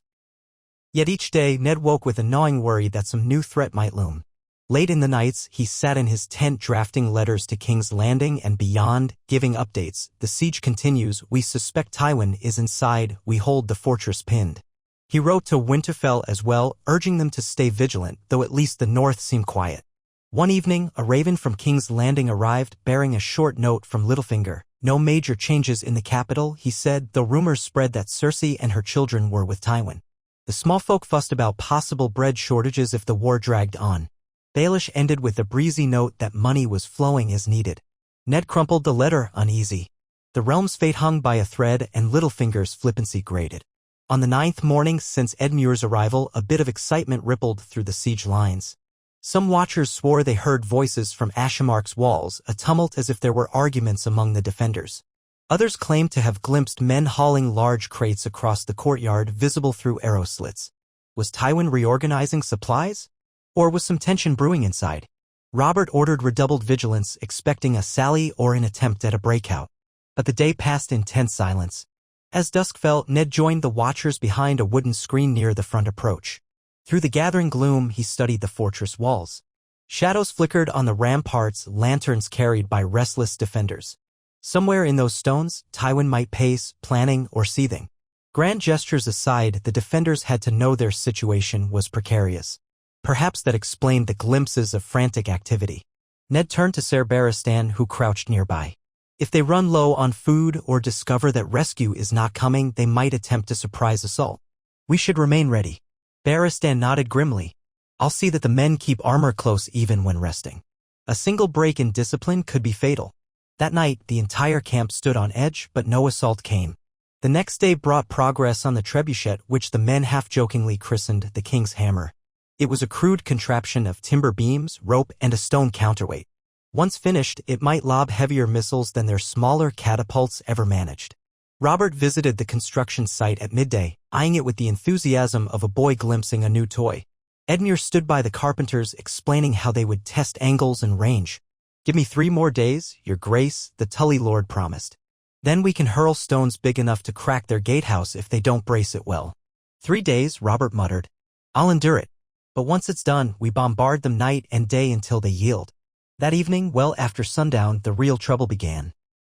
Ned was in his tent, poring over old supply ledgers from the captured Lannister wagons, trying to glean if Tywin had hidden stashes nearby. Outside, the camp was quieter than usual, men settling after a long day of toiling at the siege. Then the horns blared short, frantic bursts. He leapt up, sword in hand, and ducked out beneath the canvas flap into the crisp air. Torchlight flickered across alarmed faces. Which side? Ned barked at a passing watchman. South slope, my lord. The man shouted back. They're attacking or something. Flames in the trenches. Ned sprinted through the chaotic lines, stepping around men who buckled on helmets or grabbed pikes. The horns continued, joined by shouts of confusion. On the southern perimeter, the ditch was ablaze in places, black smoke roiling upward. Arrows soared overhead. He glimpsed the distinctive flight of flaming shafts. Lannisters? Had they poured from the castle? But the castle lay to the north, didn't it? The fortress gates faced north and west, not south. As Ned skidded to a halt near a row of tents, he realized the attackers must be from outside, not from Ashmark. The watchman's horns sounded again, calling for reinforcements. In the lurid glow of scattered fires, Ned spotted Robert thundering up on horseback, hammer in hand, roaring for men to form lines. Another swirl of shapes darted among the tents, igniting them with torches. They wore no obvious sigils that Ned could see in the shifting light, but their aggression was clear. War cries clashed with the clang of steel. A group of them, half a dozen, turned at Ned's approach and raised swords. Ned braced, recognized the faint glimmer of lion emblems on battered surcoats. Lannister men. They must have approached from the south, perhaps guided by some hidden route through the hills. In seconds they charged, howling. Ned parried the first blade, the impact jolting up his arms, then pivoted to strike the second attacker. The man crumpled with a strangled cry. Another lunged from the side, but a Baratheon knight tackled him. Everywhere, the flicker of torches and the swirl of confusion reigned. Ned glimpsed shapes hacking at tent ropes, setting them alight. The stench of burning cloth mingled with sweaty fear. These Lannisters, some portion of a relief or infiltration force, must have chosen the cover of night to strike the siege from behind. If they could spark chaos, perhaps the Ashmark garrison would sally out simultaneously, catching the Baratheon lines in a pincer. Even as the thought crossed Ned's mind, horns from the fortress ramparts answered. A fresh volley of flaming arrows shot out from Ashmark's walls, raining down on the siege lines. Screams erupted. Indeed, the defenders were launching their own assault, though from the front. This was the cunning strike they'd feared. Ned shouted for men to hold formation, rallying a cluster of Tully pikemen who came rushing from the east. Form a line, he ordered. We drive them back. No panic. Over near the main approach, he saw flickers of battle as more Lannister men poured from the gates. They must have battered aside or raised the portcullis. Another wave of arrows hissed through the night. Robert's bellow rose over the din. With me. Stag and Trout. The king and a wedge of knights slammed into the newly opened gateway, trying to keep the defenders from fully emerging. The ring of steel on steel echoed. For a moment, Ned lost sight of Robert in the swirl. Closer to Ned's position, the southern infiltration force was setting more fires. Tents collapsed in flaming heaps, spooking horses that bolted, squealing. One warhorse thundered past, nearly trampling Ned. He ducked aside, hearing the whoosh of flames behind him. Dust and cinders stung his eyes. But a group of Tully soldiers brandishing spears arrived to reinforce him. Together, they advanced, pushing back the infiltration party. Another small cluster of Lannisters, seeing themselves outnumbered, turned and ran, but not before lighting more tents. The southern perimeter glowed with savage brightness, half the camp ablaze. Swords clashed. Ned engaged another Lannister soldier who tried to stand his ground, a scrawny youth with bright eyes of panic. Their blades rang, and Ned battered the youth's sword aside, demanding he yield. The boy scrambled backward only to be impaled from behind by a Tully spear. Ned winced at the needless kill, but it was war's brutality. Another wave of foes advanced from behind a row of blazing tents. The Tully men around Ned roared and charged. Time blurred in the chaos, screams, smoke, heat from the spreading fires. Ned coughed as he ducked a wild sword blow, hooking his foot behind an attacker's ankle to send him sprawling. The man hit the muddy ground, Ned's blade at his throat. Yield or die, Ned rasped. The man flung his weapon aside, panting. Tully soldiers dragged him away. In the distance, near the fortress side, the clang of a larger melee raged. Dimly, Ned heard horns from the castle, more flaming arrows streaking across the sky. The double assault threatened to collapse the siege lee. Ness. If the infiltration on the south shattered enough of the Baratheon rear, the main gates might break open. Ned had to trust Robert and the main force to hold there. For now, his priority was to contain this infiltration. He glimpsed a swirl of horsemen weaving among the tents. One of them bore a partial lion standard. It seemed these were no random bandits, some were knights, or at least organized riders under Lannister colors. They slashed at fleeing Baratheon foot soldiers trying to sow panic. But a wave of Tully pikemen advanced from the side, the faint gleam of their fish sigils catching the firelight. The pikes bristled, stabbing at the horses. The riders, pinned, fought savagely, but in moments half were unhorsed. Ned hammered aside a rider who lunged at him with a lance, forcing the man to tumble off his saddle. Another Tully soldier ended him with a pike thrust. Smoke burned Ned's throat. He coughed, eyes watering. The southern infiltration was starting to lose momentum, too many of them were scattered or dead, and the Tully reinforcements arrived in disciplined ranks. Soon, pockets of Lannister men began to break, fleeing into the darkness. A handful might escape, but the infiltration as a whole was failing. Ned saw it in their frantic attempts to find unguarded routes. Tully archers along the ridge loosed arrows, picking off those who tried to run. Others surrendered, dropping weapons and raising empty hands. Still, the fires raged. Ned urged the men to extinguish them where possible, but many tents were lost. Grabbing a water bucket, he joined a frantic chain of men dousing flames that threatened a wagon loaded with precious flour. The water hissed, steam billowing. Embers floated in the swirling gloom. Soldiers hacked at burning canvas with swords. Then, from the fortress side, a renewed clash of horns signaled a shift. Ned whirled toward Ashmark, heart pounding. Had Robert held them at the gate? Or had the defenders broken through? Through the smoky haze, he saw the silhouette of the fortress. Flickers of torches lined the ramparts. The gatehouse stood open, but no large force poured out anymore. Instead, shapes retreated within. Another wave of arrows soared from the castle into the siege lines, though fewer than before. Then the portcullis squealed, grinding down. Clearly, the defenders had tried a sortie, but Robert's men had forced them back. Now they sealed themselves inside again. Relief washed over Ned. The crisis had been real, a coordinated attempt by Tywin or his subordinates to break the siege. But from what he could tell, it hadn't worked. The infiltration from the south was scattered, the fortress gates slammed shut once more. The cost, however, was heavy. A wide swath of the siege camp lay charred, with collapsed tents and scattered bodies. Moans of wounded men underscored every step. Flames still burned in patches. The acrid reek of scorched canvas, flesh, and spilled horse blood permeated everything. He coughed again, tasting ash, then angled toward the fortress approach, determined to find Robert. On the way, he passed Renly, battered but upright, kneeling beside a wounded Stormland knight. "Renly," Ned called, relief surging. "Are you hurt?" Renly shook his head, though a bleeding cut marred his forehead. "I'm well enough." The defenders nearly spilled into our lines, but Robert led a charge that repulsed them. They retreated inside. "We lost men, though. The gate was a slaughter." Ned's stomach tightened. "Where's the king now?" Renly pointed toward the front, near the battered earthen ramparts. "Up there, cursing the walls." He was furious they tried this. "I'll join you soon." Ned left Renly to tend the wounded knight and hurried onward, weaving through more scenes of devastation. At last, he found Robert standing beside a half-finished earthwork, leaning on his hammer, helmet gone. Blood streaked his cheek and his surcoat was half-burned, but he stood tall. Around him, battered men in Baratheon livery panted, some leaning on spears. The ground was littered with at least a dozen corpses wearing both lion and stag emblems. "Robert," Ned said, voice hoarse. "They attacked from behind as well.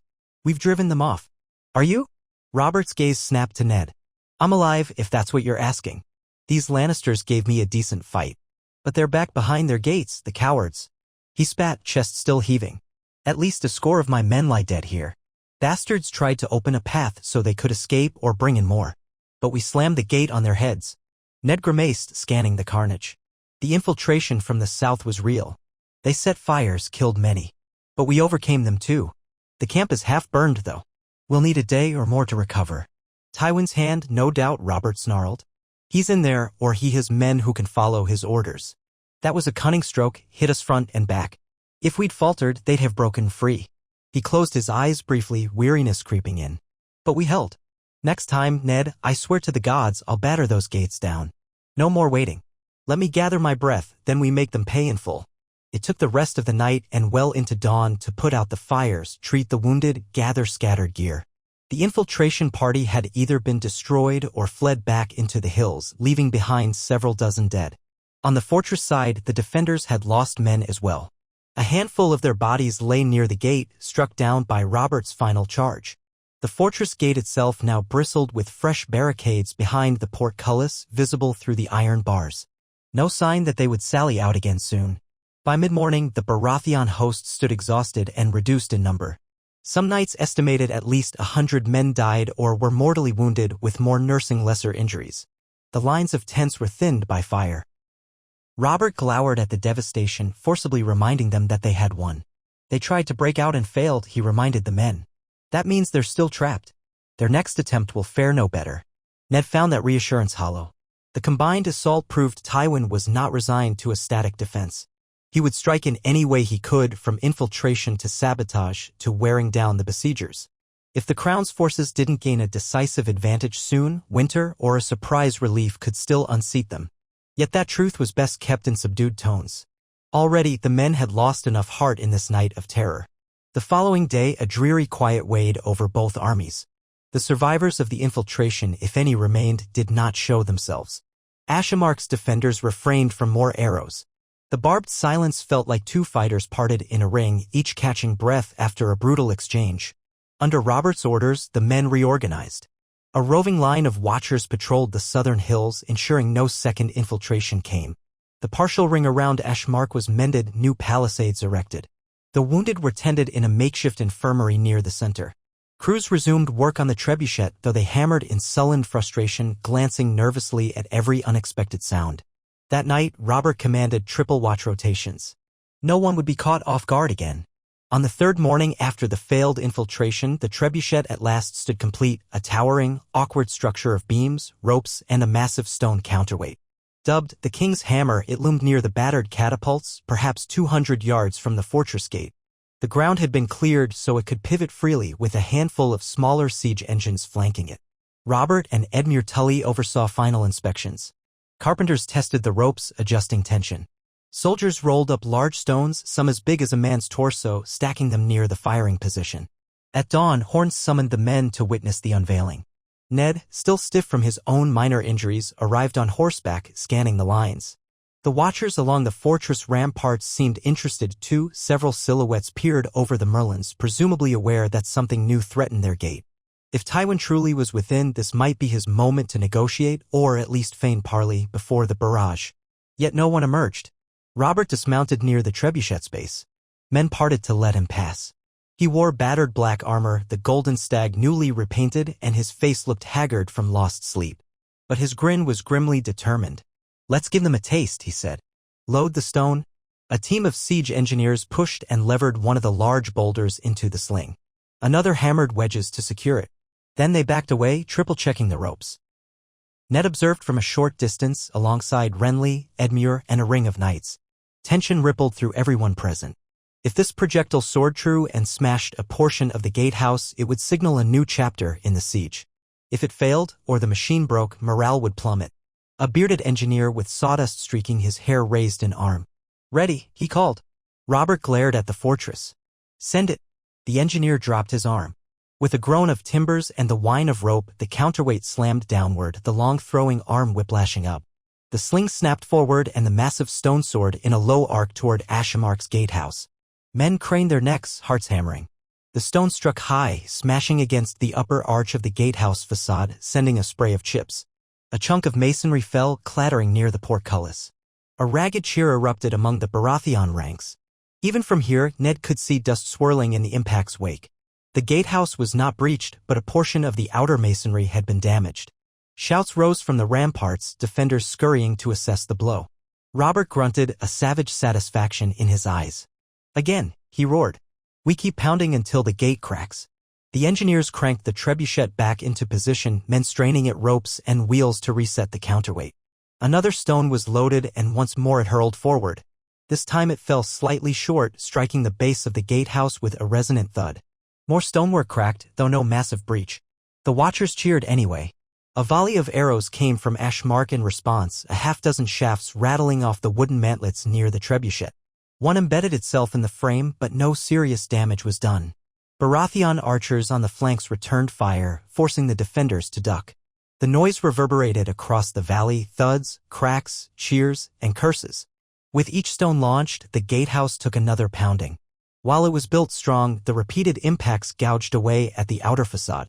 Eventually, the stones might punch through or at least weaken it enough for a direct assault. Robert, stoking the men's spirits, bellowed encouragement from behind a protective screen. He urged the engineers to keep up a steady pace. Sweat-soaked and grunting, they cycled stone after stone. By midday, half the stockpile was gone. Chunks of battered masonry littered the ground in front of Ashemark's gate. The defenders tried sporadic arrow volleys, once or twice launching their own large rock from a small catapult on the wall, but their aim was poor. A few Baratheon men were hurt by flying debris, and the trebuchet itself took a minor hit that cracked one timber brace, swiftly repaired by the carpenters. Yet no decisive meltdown occurred. Through it all, Ned waited near the forward lines, sword at his side, ready if the defenders tried another sally. They did not. At last, Robert signaled a halt, letting the exhausted crew rest. The valley air shimmered with dust motes in the angled sunlight. Ashemark's gatehouse showed visible scarring. Stones chipped away, a small slump in one section of the arch. It was not a gaping breach, but the outer layer was compromised. A direct assault with rams might stand a chance. Or further bombardment might eventually break it open. Robert paced as the dust settled. They must be feeling that inside. Another day or two of pounding, and we might make a real hole. Then we storm in. He turned to Ned, exhaling. Unless they yield first. Ned scanned the walls. No white banners, no sign of negotiation. Perhaps they'll wait until the last moment. Or Tywin has a fallback plan. Still, this is progress. Renly, wiping sweat from his brow, nodded. We should keep the men ready. If the gatehouse collapses, we must charge quickly. Seize it before they can shore it up.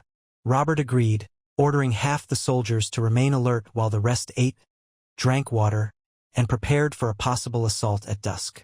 The engineers planned to lob a few more stones that evening, then resume at first light. All told, the siege had taken a sudden turn. No longer a standoff. Real damage was being done to the fortress. Hope kindled that the lion's den might crack at last. And so the pattern continued over the next day. Wave after wave of stones flung at Ashemark's gatehouse, slow but relentless. By the second night, the battered arch showed a jagged fissure near the portcullis top. Scouts swore that from certain angles, they could see a partial collapse of inner masonry. The defenders had erected some wooden scaffolding inside to brace it, glimpsed through the iron bars. Robert openly bragged in front of the men that by tomorrow night, they'd be wading through the broken gate. But Ned had learned caution. Tywin might yet counter. Sure enough, on the third morning of continuous bombardment, watchers reported suspicious movements inside the fortress courtyard. They saw roped bundles being hauled near the gatehouse, likely sacks of earth or rubble for extra reinforcement. Lannister crossbowmen peppered the siege lines to slow any attempt to storm forward with rams. The day remained tense. Each side waited for the other to commit. The trebuchet crew launched more stones, striking the gatehouse again and again. Dust and debris spilled. The defenders hammered away with frantic repairs. By late afternoon, the portcullis itself looked askew, battered out of alignment. A sliver of the gate interior was visible. Robert conferred with Edmure and the captains, debating whether to try a direct assault then and there. But the defenders still bristled on the walls, arrows at the ready. A partial hole might let men in, but it could also be a choke point leading to a slaughter. Robert decided to wait, hoping the next wave of stones at dusk would widen the gap enough for a safer rush. All across the siege lines, men sharpened swords, readied scaling ladders in case they needed them, and formed storming parties with heavy shields. Ned roamed the lines, instructing them to move swiftly once the order came, but to keep discipline. No mad scramble, he urged. Press them in an organized push or we lose the advantage. As the sky burned orange with the setting sun, the trebuchet fired anew. The pounding booms echoed off the stone walls. Dust clouds rose, partially obscuring the fortress's gatehouse. Then, on the fifth or sixth throw, a crack of splitting masonry rippled like thunder across the yard. Cheers erupted from the Baratheon lines. As the dust cleared, watchers cried out that part of the arch had collapsed inward, leaving a gaping hole near the top of the portcullis. Wooden scaffolding inside also seemed to have broken, shifting dangerously. If the defenders wanted to keep that gate intact, they now had a real problem. Robert roared for men to form up, grabbing his warhammer. The plan was to try a quick push, sending a ram forward under cover of shields, to see if the portcullis could be dislodged. If the defenders were in disarray, they might break through entirely. Orders flew. Ned hurried to his designated place with a group of Tully swords and Baratheon knights, set to follow the ram if it succeeded. Archers massed on the flanks, ready to pin down any defenders who showed themselves. The horns blared, the ram team charged. Beneath a canopy of thick wooden shields, dozens of men lifted a stout log, sprinting across the churned ground toward the battered gate. Lannister crossbows fired from the ramparts, a few bolts slamming into the shield canopy. One or two men fell, but the rest pressed on. At the last moment they angled the log, braced for impact, and smashed it into the warped portcullis. A scraping, screeching sound rose as metal ground on stone. Up on the walls, the defenders tried to pour oil or rocks, but the partial collapse of the arch made it trickier. Baratheon archers rained shafts on them. Ned, vantage from behind a palisade, saw men tumble from the ramparts, clutching arrows in their chests. The din was deafening, shouts, clangs, the ram battering away. The portcullis shuddered but held, jammed by the debris. Then, with a tortured groan, part of the gatehouse scaffolding inside caved. A volley of dust and rubble rained down, forcing the defenders to recoil. The ram team seized the moment, slamming again. At last, the portcullis gave. It wrenched upward, jammed off its rails. A wedge of men in Baratheon surcoats forced themselves under the battered metal bars into the half-ruined entryway. Ned glimpsed them vanish into the gloom. If the defenders had retreated behind an inner gate or courtyard, the fight would move inside. Robert signaled the storming party. Ned's heart hammered. This was the moment. He drew his sword, crying, "Forward!" The lines surged, crossing the churned ground. Arrows whipped overhead. Smoke from the wrecked scaffolding stung the air. In minutes, Ned found himself at the gate, stepping over rubble. At least 4 or 5 bodies lay sprawled inside the half-collapsed gatehouse, a mix of Baratheon men and Lannister defenders. Shouts echoed from beyond in the courtyard. Ned forced his way around broken beams, pressing deeper. Beyond lay a broad courtyard of stone, partially overshadowed by the fortress walls. In the swirling gloom of dust and flickering torches, men clashed. Lannister soldiers tried to form a shield wall near an inner arch that led to deeper sections of Ashmark. Baratheon knights battered at them, with Robert himself at the forefront, warhammer crashing down. Ned saw the king splinter a shield, sending a Lannister man sprawling. Another rushed him with a spear. Robert parried with the hammer's shaft, then lunged, cracking the spear and the man's ribcage. A group of Tully men flanked from the left, pushing back the defenders with pikes. Ned joined them, sword flashing. He caught the strike of a Lannister halberd, twisted aside, cut the man's thigh. Blood slicked the stones. More Baratheon men poured in behind, fueling the momentum. The defenders were outnumbered in the courtyard, though they fought fiercely. Some yielded, dropping swords. Others retreated through the arch into an inner bailey. Robert roared, "Push! Take the courtyard!" They advanced in a wedge, scattering the last pockets of lion-cloaked men. Ned stepped over a moaning wounded soldier who clutched at his torn surcoat. Another Lannister retainer tried to slash at Ned, but a Tully pike took him in the back. The swirl of violence raged for what felt like an eternity until suddenly the defenders broke. A harried officer shouted for them to fall back. Many fled deeper into the fortress. A few attempted to hold the arch, but Robert's unstoppable assault overcame them. Within minutes, the courtyard was in Baratheon hands. Panting, Ned surveyed the scene. The courtyard's stone flagging was littered with bodies. Smoke fro. The battered gatehouse drifted overhead. A battered statue near one corner had toppled, presumably from the catapulting rubble, lying cracked on the stones. On the far side of the courtyard, a heavy wooden door barred the way into an inner keep or hall. Shouts came from beyond, echoing through corridors. Robert turned to his men, hammer dripping blood. "Secure the courtyard. Bring up more men. We root them out room by room if we must." A ragged cheer went up. More Baratheon soldiers flooded inside, stepping around the carnage. Archers scrambled onto the courtyard's perimeter to guard the walls. Renly arrived, bruised but beaming at the sight of Robert's success. Edmure Tully and Ser Brynden followed with additional men, ensuring no Lannister rearguard trapped them from behind. "Now we see if Tywin wants to hide in the keep," Robert growled. "We'll break the door next." He pointed to the massive wooden barrier across the arch. Even as he spoke, Lannister crossbow bolts whizzed from arrow slits above, forcing them to dodge. So the defenders still had vantage from the castle's higher floors. They might turn the interior into a labyrinth of death if not careful. Ned took stock. Their foothold in the courtyard was secure, but the fortress interior could still be a kill zone if well defended. "We should gather a strong assault team, clear each corridor systematically," he advised. "Otherwise, we risk ambush. Also, watch the walls.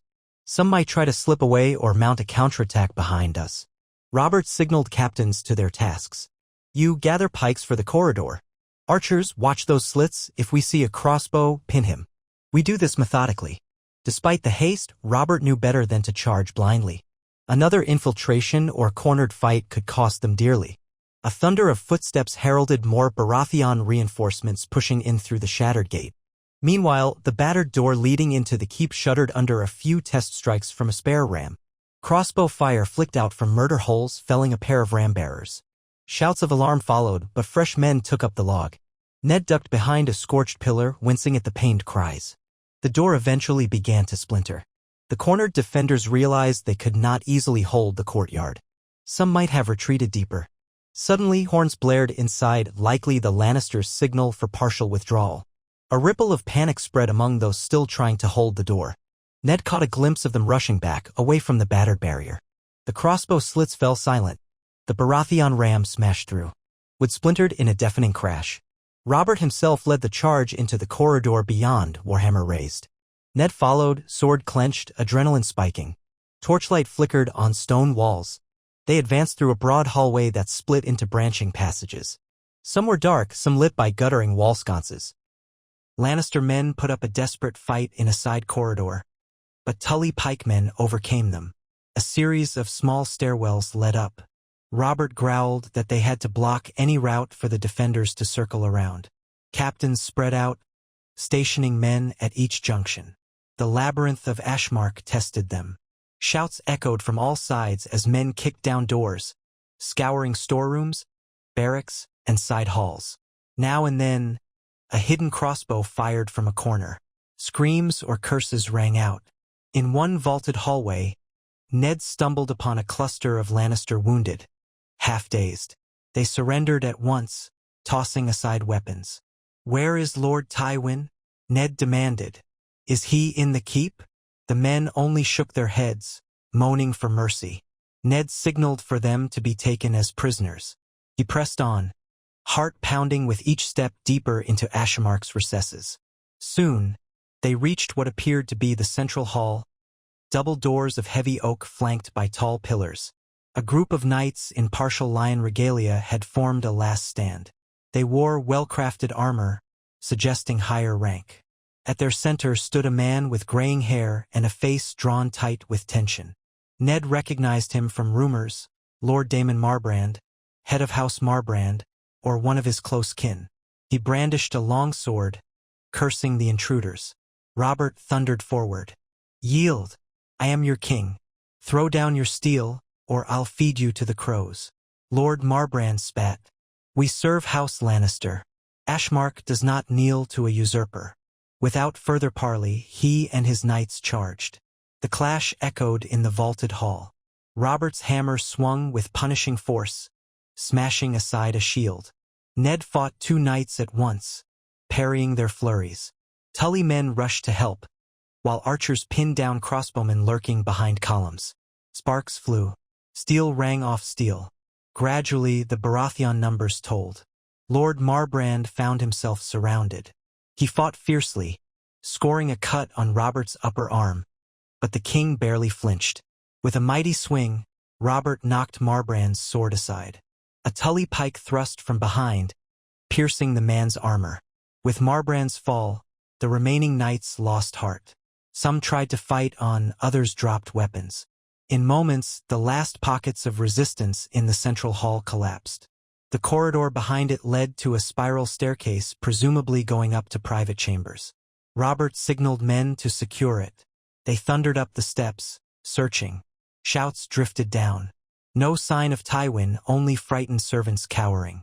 The rumor that Tywin himself was behind these walls seemed less certain.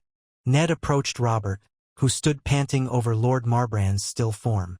Blood trickled from the wound on Robert's arm. Another cut had grazed his brow. The king's eyes blazed with wrath. Marbrand was no meek caretaker.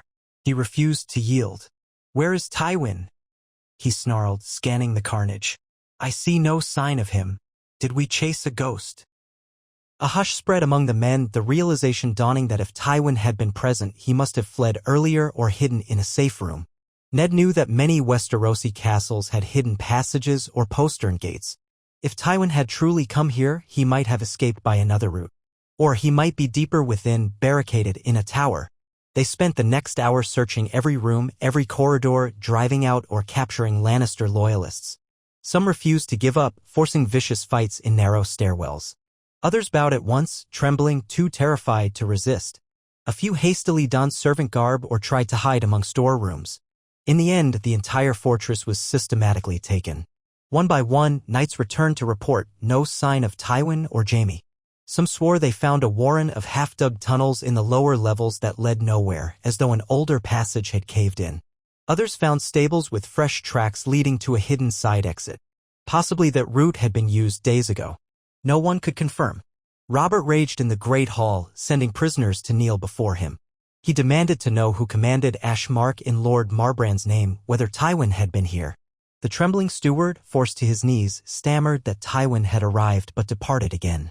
According to the steward, Tywin had judged Ashmark too vulnerable after hearing about the siege. Jaime stayed behind briefly with a rearguard, but once they realized the crown's forces approached, Jaime also left, leaving only a portion of men to hold the fortress. They had attempted the infiltration plan to break out, which failed. Now the fortress was lost. The steward pleaded for mercy, offering meager details. Tywin had apparently gone west toward the crag or possibly Lannisport. The timeline suggested it happened soon after the fiasco with the destroyed supply wagons, meaning Tywin had never intended to remain pinned here. The infiltration was a ploy to buy time. On hearing this, Robert let out a roar so furious that many bystanders flinched. "All this and the old lion slips away again?" he bellowed. "We battered these walls for days, lost good men, only to find Tywin gone? Then who the hell led that infiltration from the south?" The steward shakily answered that a cousin of Lord Marbrand had commanded the infiltration, aided by a small band of Lannister outriders hoping to open a path for the rest. Robert cursed them all, though it did no good now that the infiltration had failed and Marbrand was dead. Ned laid a hand on Robert's shoulder.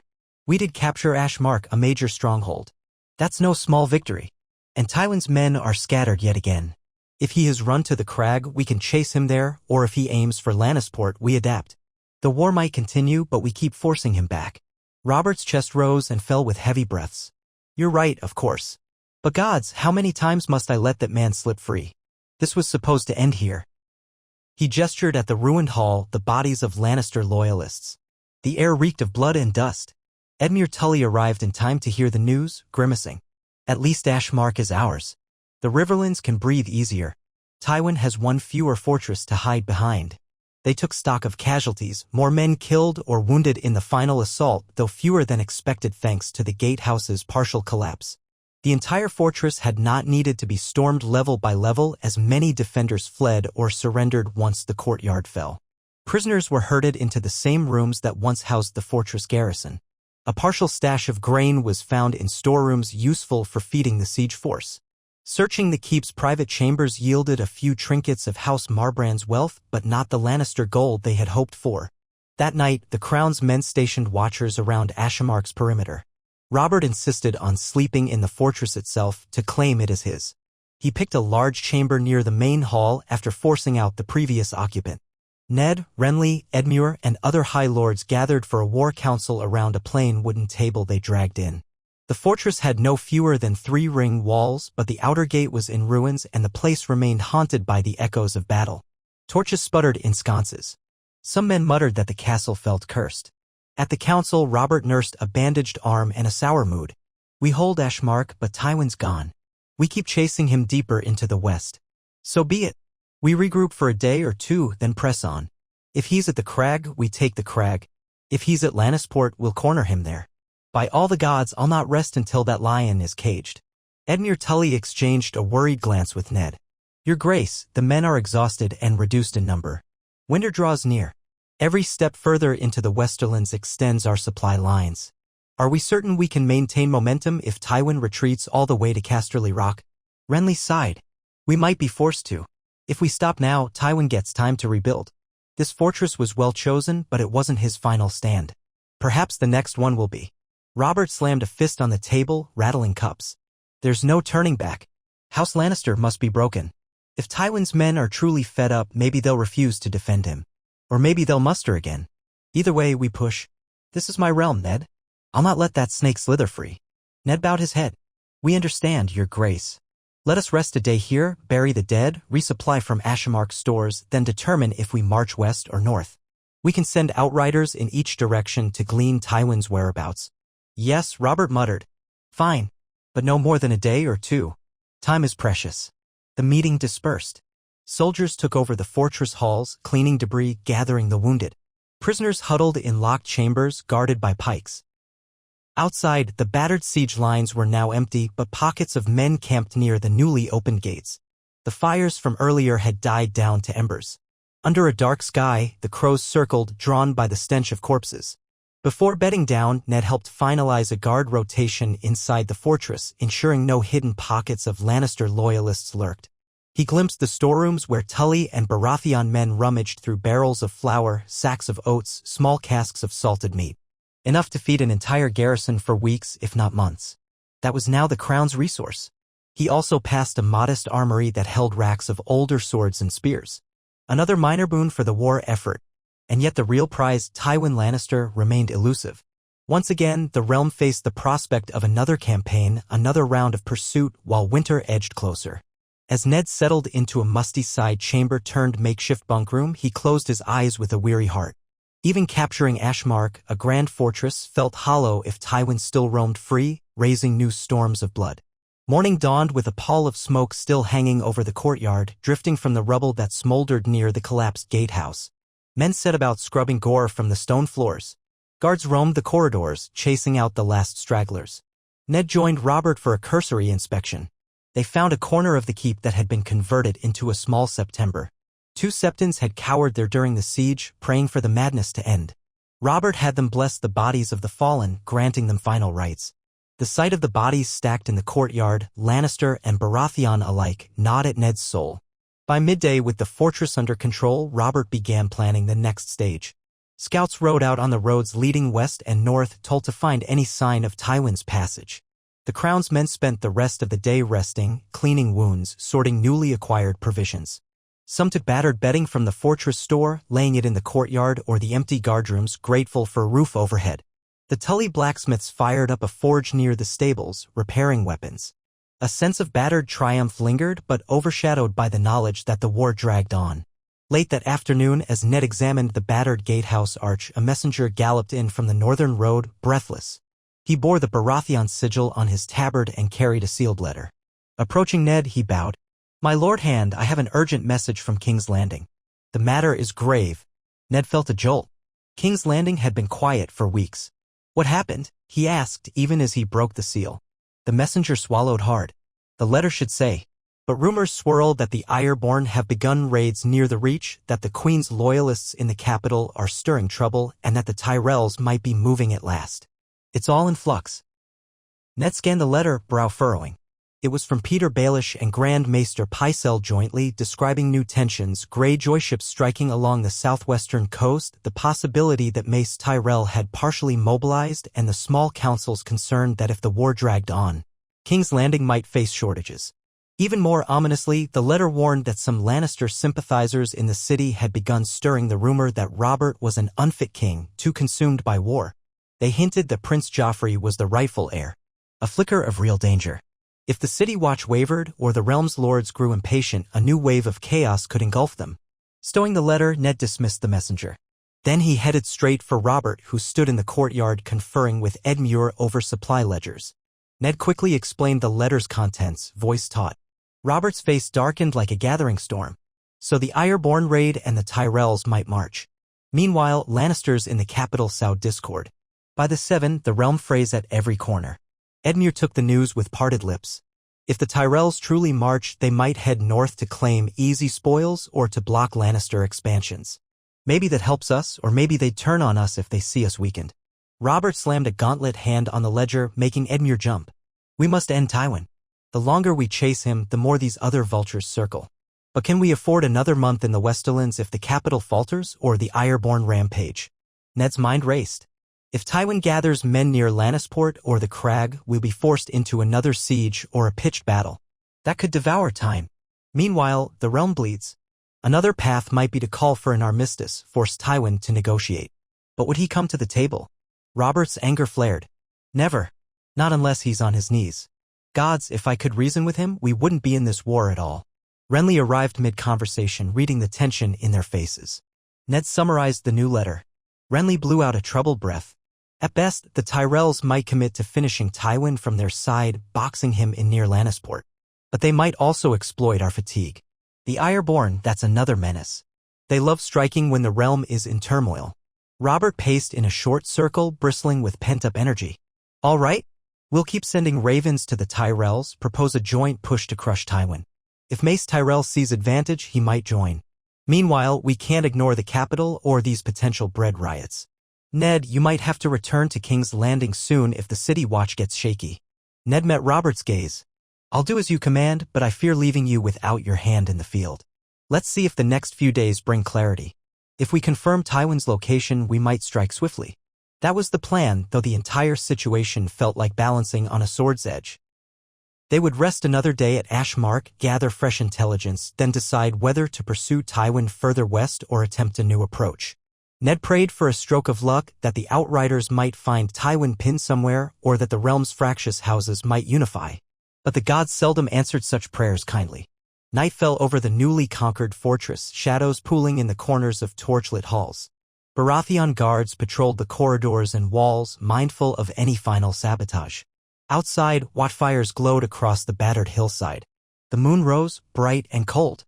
In a small chamber that had once been some minor lord's study, Ned wrote to Sansa and Arya in King's Landing, urging them to stay vigilant, that father still fought for the realm's safety. He wrote to Winterfell too, cautioning that the Ironborn might test the North's coasts. With each stroke of the quill, he felt the realm's burdens weigh heavier on him. Yet the war had moved too far to step back. Tywin was wounded, perhaps reeling. One more major push might break him. But he remembered what Robert had once said about the unstoppable might of House Lannister. Few houses commanded such wealth, such cunning. Even wounded, Tywin refused to yield. This siege at Ashmark, once thought the final stand, had proven a mere stepping stone in a longer war. The men were battered, the realm fracturing, winter looming. And somewhere, Tywin or Jaime must be gritting their teeth, planning yet another cunning stroke. Ned set aside his quill, dousing the candle. The room dimmed, only faint moonlight from a narrow window. He shut his eyes, thinking of home, of how he longed to see this war ended. If the realm endured, it would be through their determination and a measure of good fortune. For now, Ashmark belonged to the king, but Tywin Lannister once more had slipped their net, leaving them with half a victory and no end in sight. And so the saga continued each new day, offering a chance to unify the fractured realm or let it slide into chaos. Ned prayed that dawn might bring better tidings, though he could almost hear Tywin's mocking silence drifting through the halls. The lion still roamed, refusing to bow, and the stag's fury had yet to strike the final blow. Late autumn light spilled across the battered courtyard of Ashmark, catching the swirling dust as Baratheon and Tully soldiers moved about their duties in a subdued hush. A day had passed since they had forced their way through the fortress's gatehouse, wresting control from the last defenders. Now, in the aftermath of that hard-won fight, a tense stillness lingered. Lannister corpses had been removed from most corridors and halls, but a faint coppery odor of old blood hung in the air, and dark stains marked the places where men had bled their last. Despite the victory, there was little jubilation to be found. Tywin Lannister had once again escaped them, leaving a fortress in chaos behind. Ned Stark stood at one edge of the courtyard, near a broken statue that had once been mounted beside the keep's main doors. Chiseled fragments lay scattered around his boots, the once proud effigy of a Marbrand forefather reduced to rubble. The bright sun lent no warmth to the chill breeze that blew in from the west. He drew his cloak tighter, watching as a pair of Tully men carried timbers to shore up a partially collapsed archway. Around him, Baratheon knights trudged back and forth with tired eyes, rechecking walls and doorways to ensure no hidden pockets of resistance remained. He felt the weight of all that had happened over these many weeks, the frantic marches, the countless skirmishes, the siege at Ashmark, the infiltration attempt that set half their camp ablaze. Now, after such a costly assault, their prize stood empty of the man who had orchestrated so much bloodshed. This fortress, formidable though it was, had not contained Tywin Lannister. The old lion had slipped away, leaving behind only enough men to slow and wound Robert's army. The thought made Ned's insides twist with grim frustration. They had come so close, time and again, yet every victory proved incomplete. A clatter of hooves sounded behind him. He turned to see Ser Barristan and Selmy riding in through the courtyard gate, returning from a brief patrol. The old knight dismounted, a cloud of dust rising around his boots. His usually calm face looked faintly grim. "My lord hand," Ser Barristan said, approaching Ned with a respectful nod. "We scouted the hills west and south again in case any of those infiltrators lingered. They've melted away. No sign of them or of Tywin's main force. It's as we suspected, he was never truly committed to holding Ashmark. The local peasants confirmed that a portion of Lannister riders rode off days ago. Could be to the crag or along the coastal roads." Ned exhaled. "We'll rely on the outriders we sent out yesterday to confirm if that's where Tywin is bound. No more illusions, though. He may be moving quickly in search of a better fortress or an escape by ship." Ser Barristan's mouth tightened. "Aye, the men grow weary of these fruitless chases. But the king is determined to continue. He's inside with Renly, planning the next move." "Very well," Ned said softly. He cast a last glance at the workers bracing a cracked archway, then gestured for Ser Barristan to follow him inside. Together they crossed the courtyard to the keep's central hall, stepping through the scorched remains of an ornate door that had been shattered during the final assault. The corridor beyond smelled faintly of smoke and old damp, and the flicker of torches revealed battered walls. Sooty black stains told of the defenders' last stand. Despite the cleaning efforts, everything still felt raw. They reached the great hall, a high-ceilinged chamber that had once served as the seat of House Marbrand's power. Broken furniture and half-ripped tapestries littered the floor, but King Robert Baratheon had claimed the raised dais for his own. He stood with one foot on a toppled bench, conferring with Renly Baratheon, Edmure Tully, and Brynden the Blackfish. Nearby, a small group of scribes in muddied garments wrote busily at a table stacked with missives. The presence of so many official letters reminded Ned of the dispatch that had come from King's Landing only the day before, bearing ill news of Ironborn raids and fresh rumors of trouble in the capital. At times, it felt as if the realm was unraveling faster than they could mend it. Robert looked up at Ned's approach, expression dark. His left arm was bandaged, courtesy of a slash taken during the courtyard fight. Though the wound was not severe, it pained him enough to foul his temper. "Ned," he greeted, his voice reverberating off the stone walls. Tell me our scouts have found Tywin, so we can march. Ned shook his head.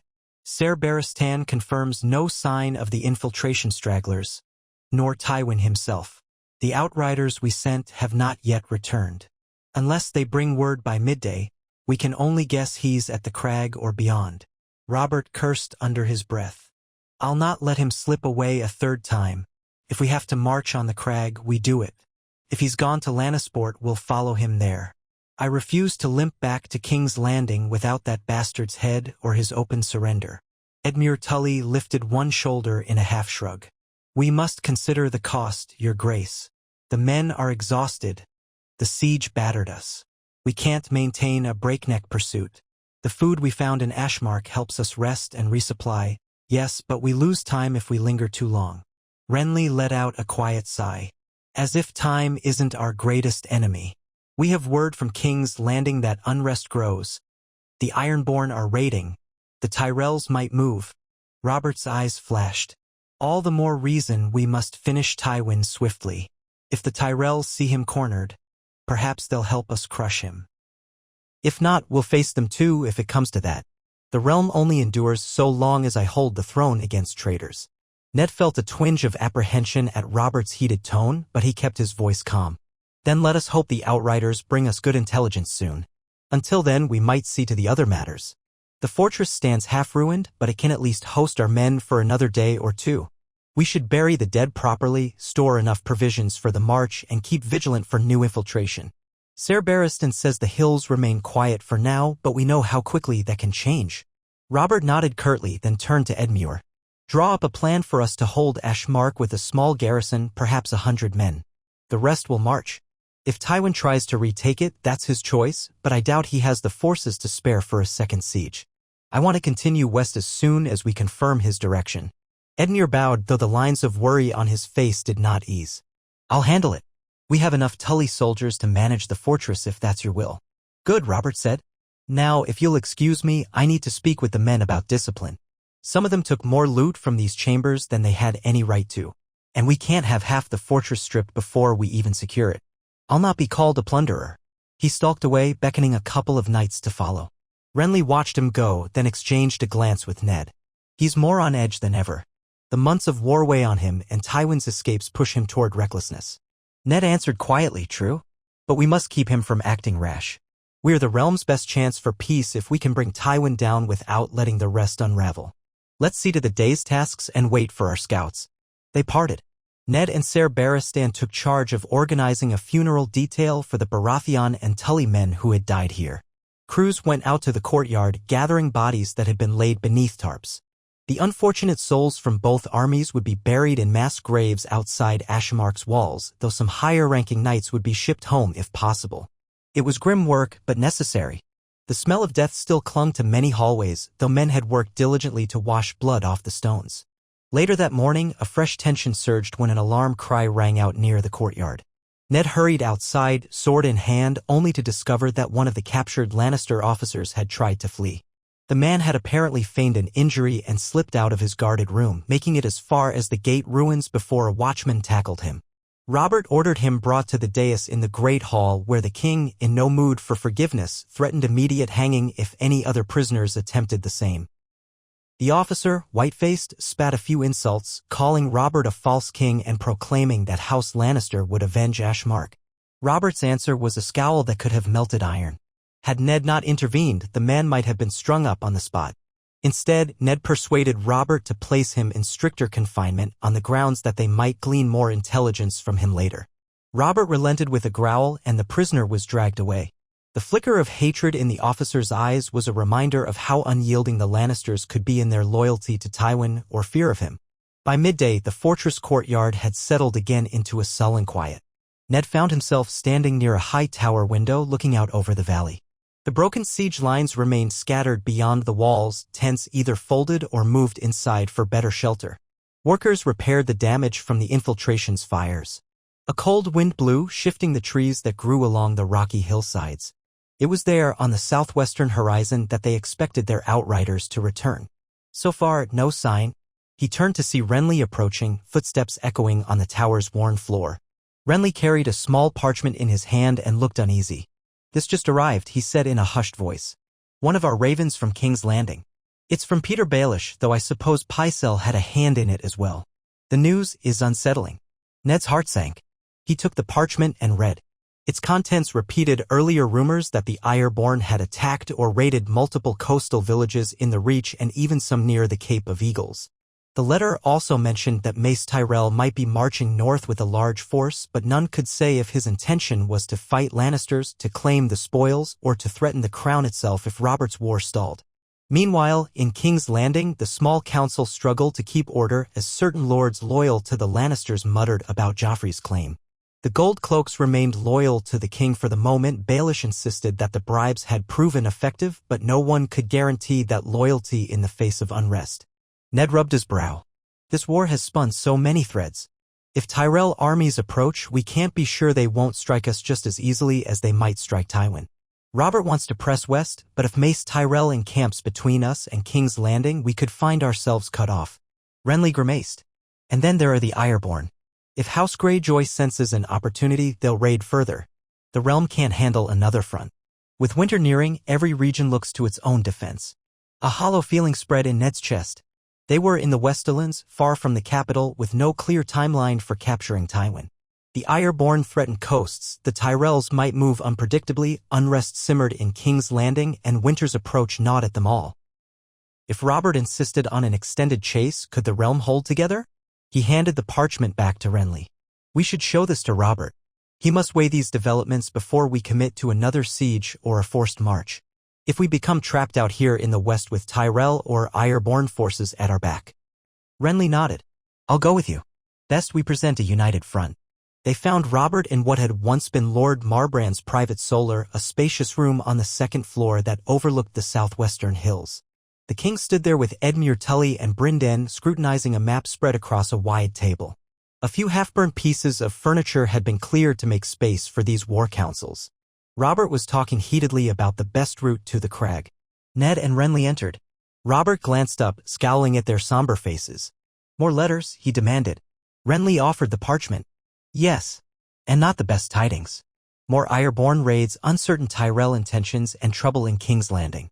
If we linger too long chasing Tywin, we risk letting half the kingdom slip into chaos. Robert read the letter quickly. His jaw clenched, muscle twitching near his temple. Blasted devils. The Greyjoys never learn. As for Mace Tyrell, I'd bet 1,000 dragons he only wants to see which side is weaker and then pounce. But I won't be bullied off Tywin's trail by that pompous fool. The city, well, Varys is still there, yes? And the Gold Cloaks remain loyal as long as Baelish's coin flows. We can't let these rumors force us to turn tail at the moment of victory. Brynden Tully shifted. Your Grace, we must think of the realm's stability. Every day we chase Tywin deeper west, we're more vulnerable if another threat arises. Suppose Mace Tyrell moves north and blocks our return. Or if the Ironborn strike in the Riverlands, Lord Hoster Tully can only do so much from Riverrun, especially with Edmure here in the field. Edmure bit his lip. I hate to say it, but my uncle is right. The Riverlands remain battered by previous Lannister raids. We've garrisoned the Golden Tooth, but the Iron Islands could strike up the coast near Seaguard or even attempt the fords of the Red Fork. Father's health fails him, and though our bannermen remain loyal, I'd be uneasy if the realm breaks into further chaos. Robert let out a low growl, slamming a fist on the table. So are we to abandon the chase? Let Tywin gather strength again? He's not beaten, not while he can still slip away. We must deliver a final blow. His eyes roamed over the scuffed map which displayed the roads leading from Ashmark to the crag and beyond. Look, if Tywin's heading for the crag, we might catch him before he fully fortifies. Another short siege, perhaps? Or we can force a field battle if we move quickly enough. This time, we keep outriders in a wide net, ensure he can't vanish. Edmure gave Brynden a questioning look. The Blackfish folded his arms. That might work if Tywin truly is at the crag. But if he's changed course and heads for Lannisport, we'll waste precious days. Or if he's already beyond the crag, we'll chase shadows. Meanwhile, the Tyrells or the Ironborn do as they please.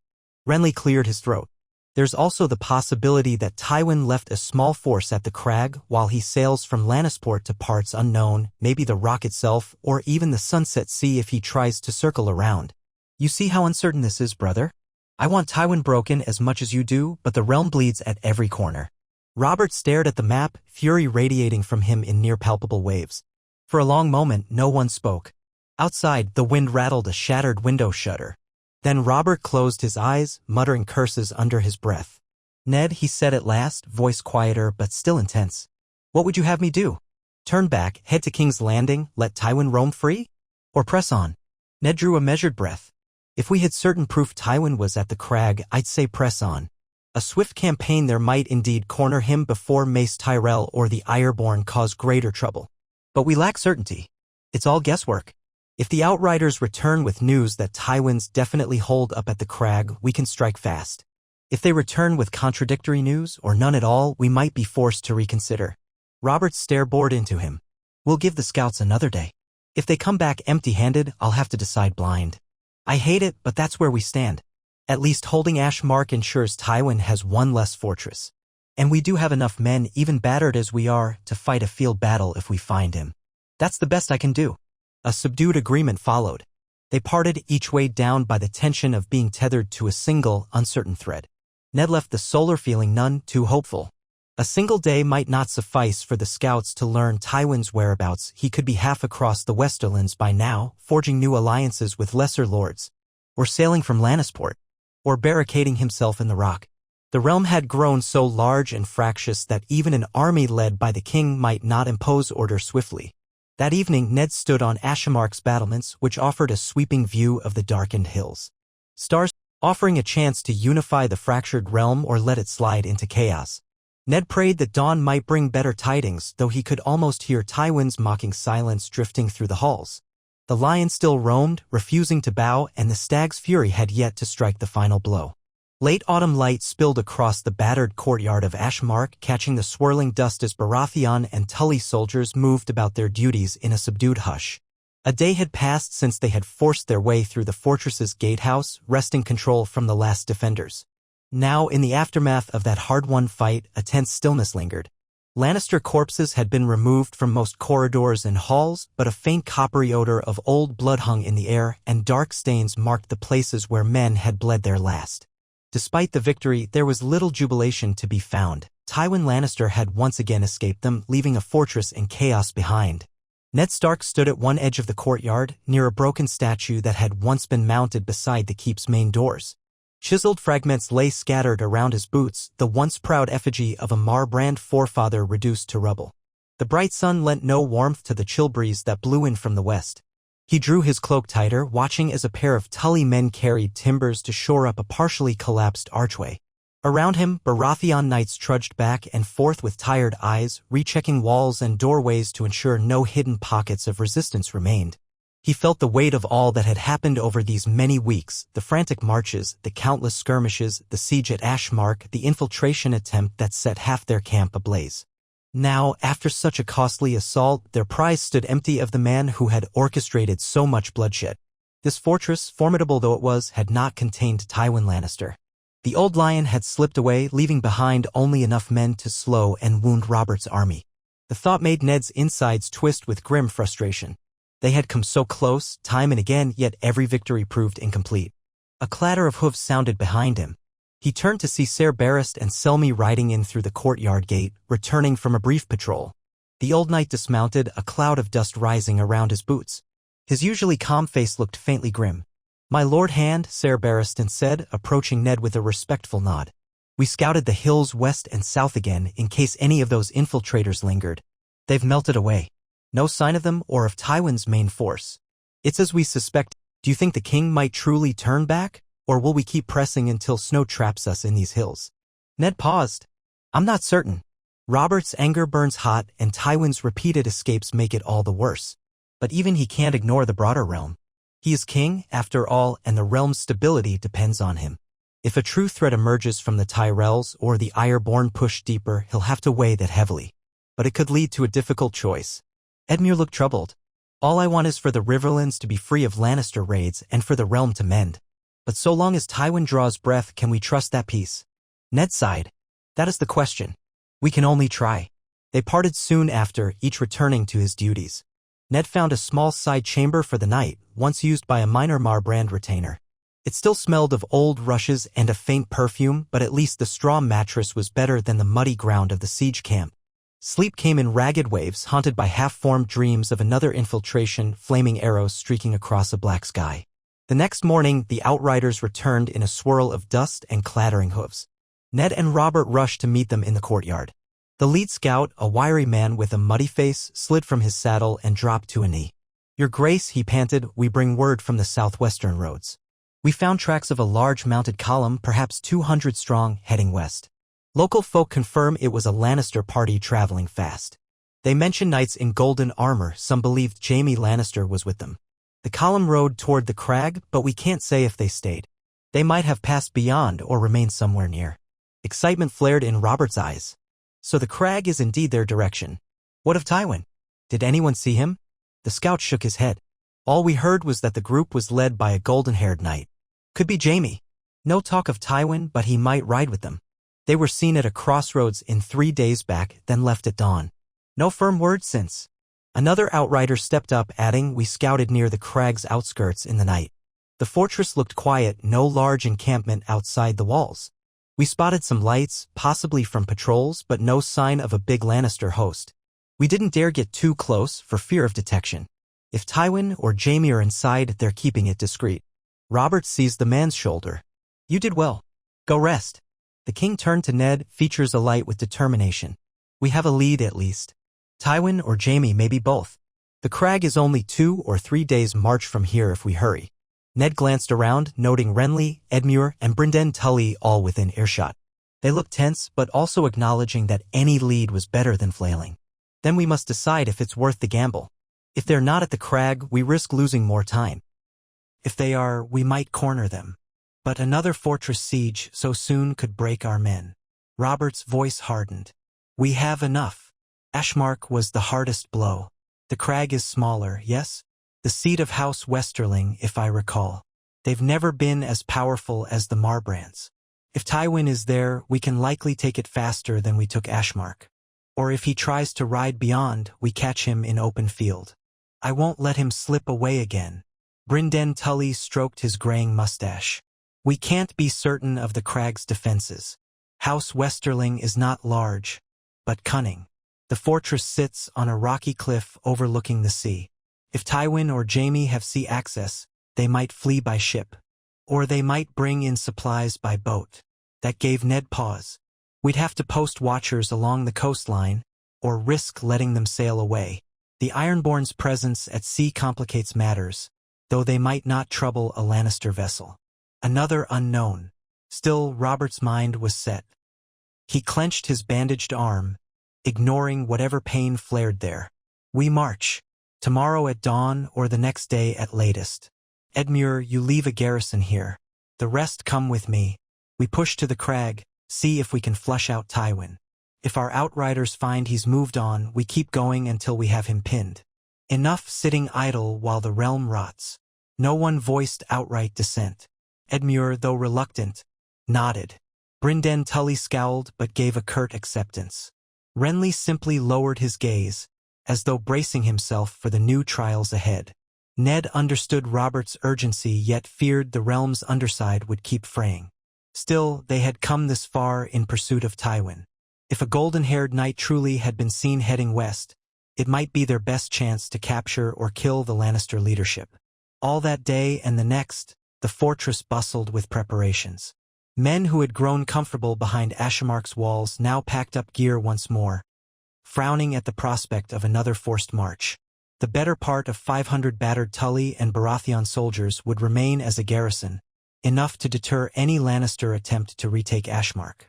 Edmure planned to leave a pair of knights he trusted, along with some local peasants who could guide them through the area.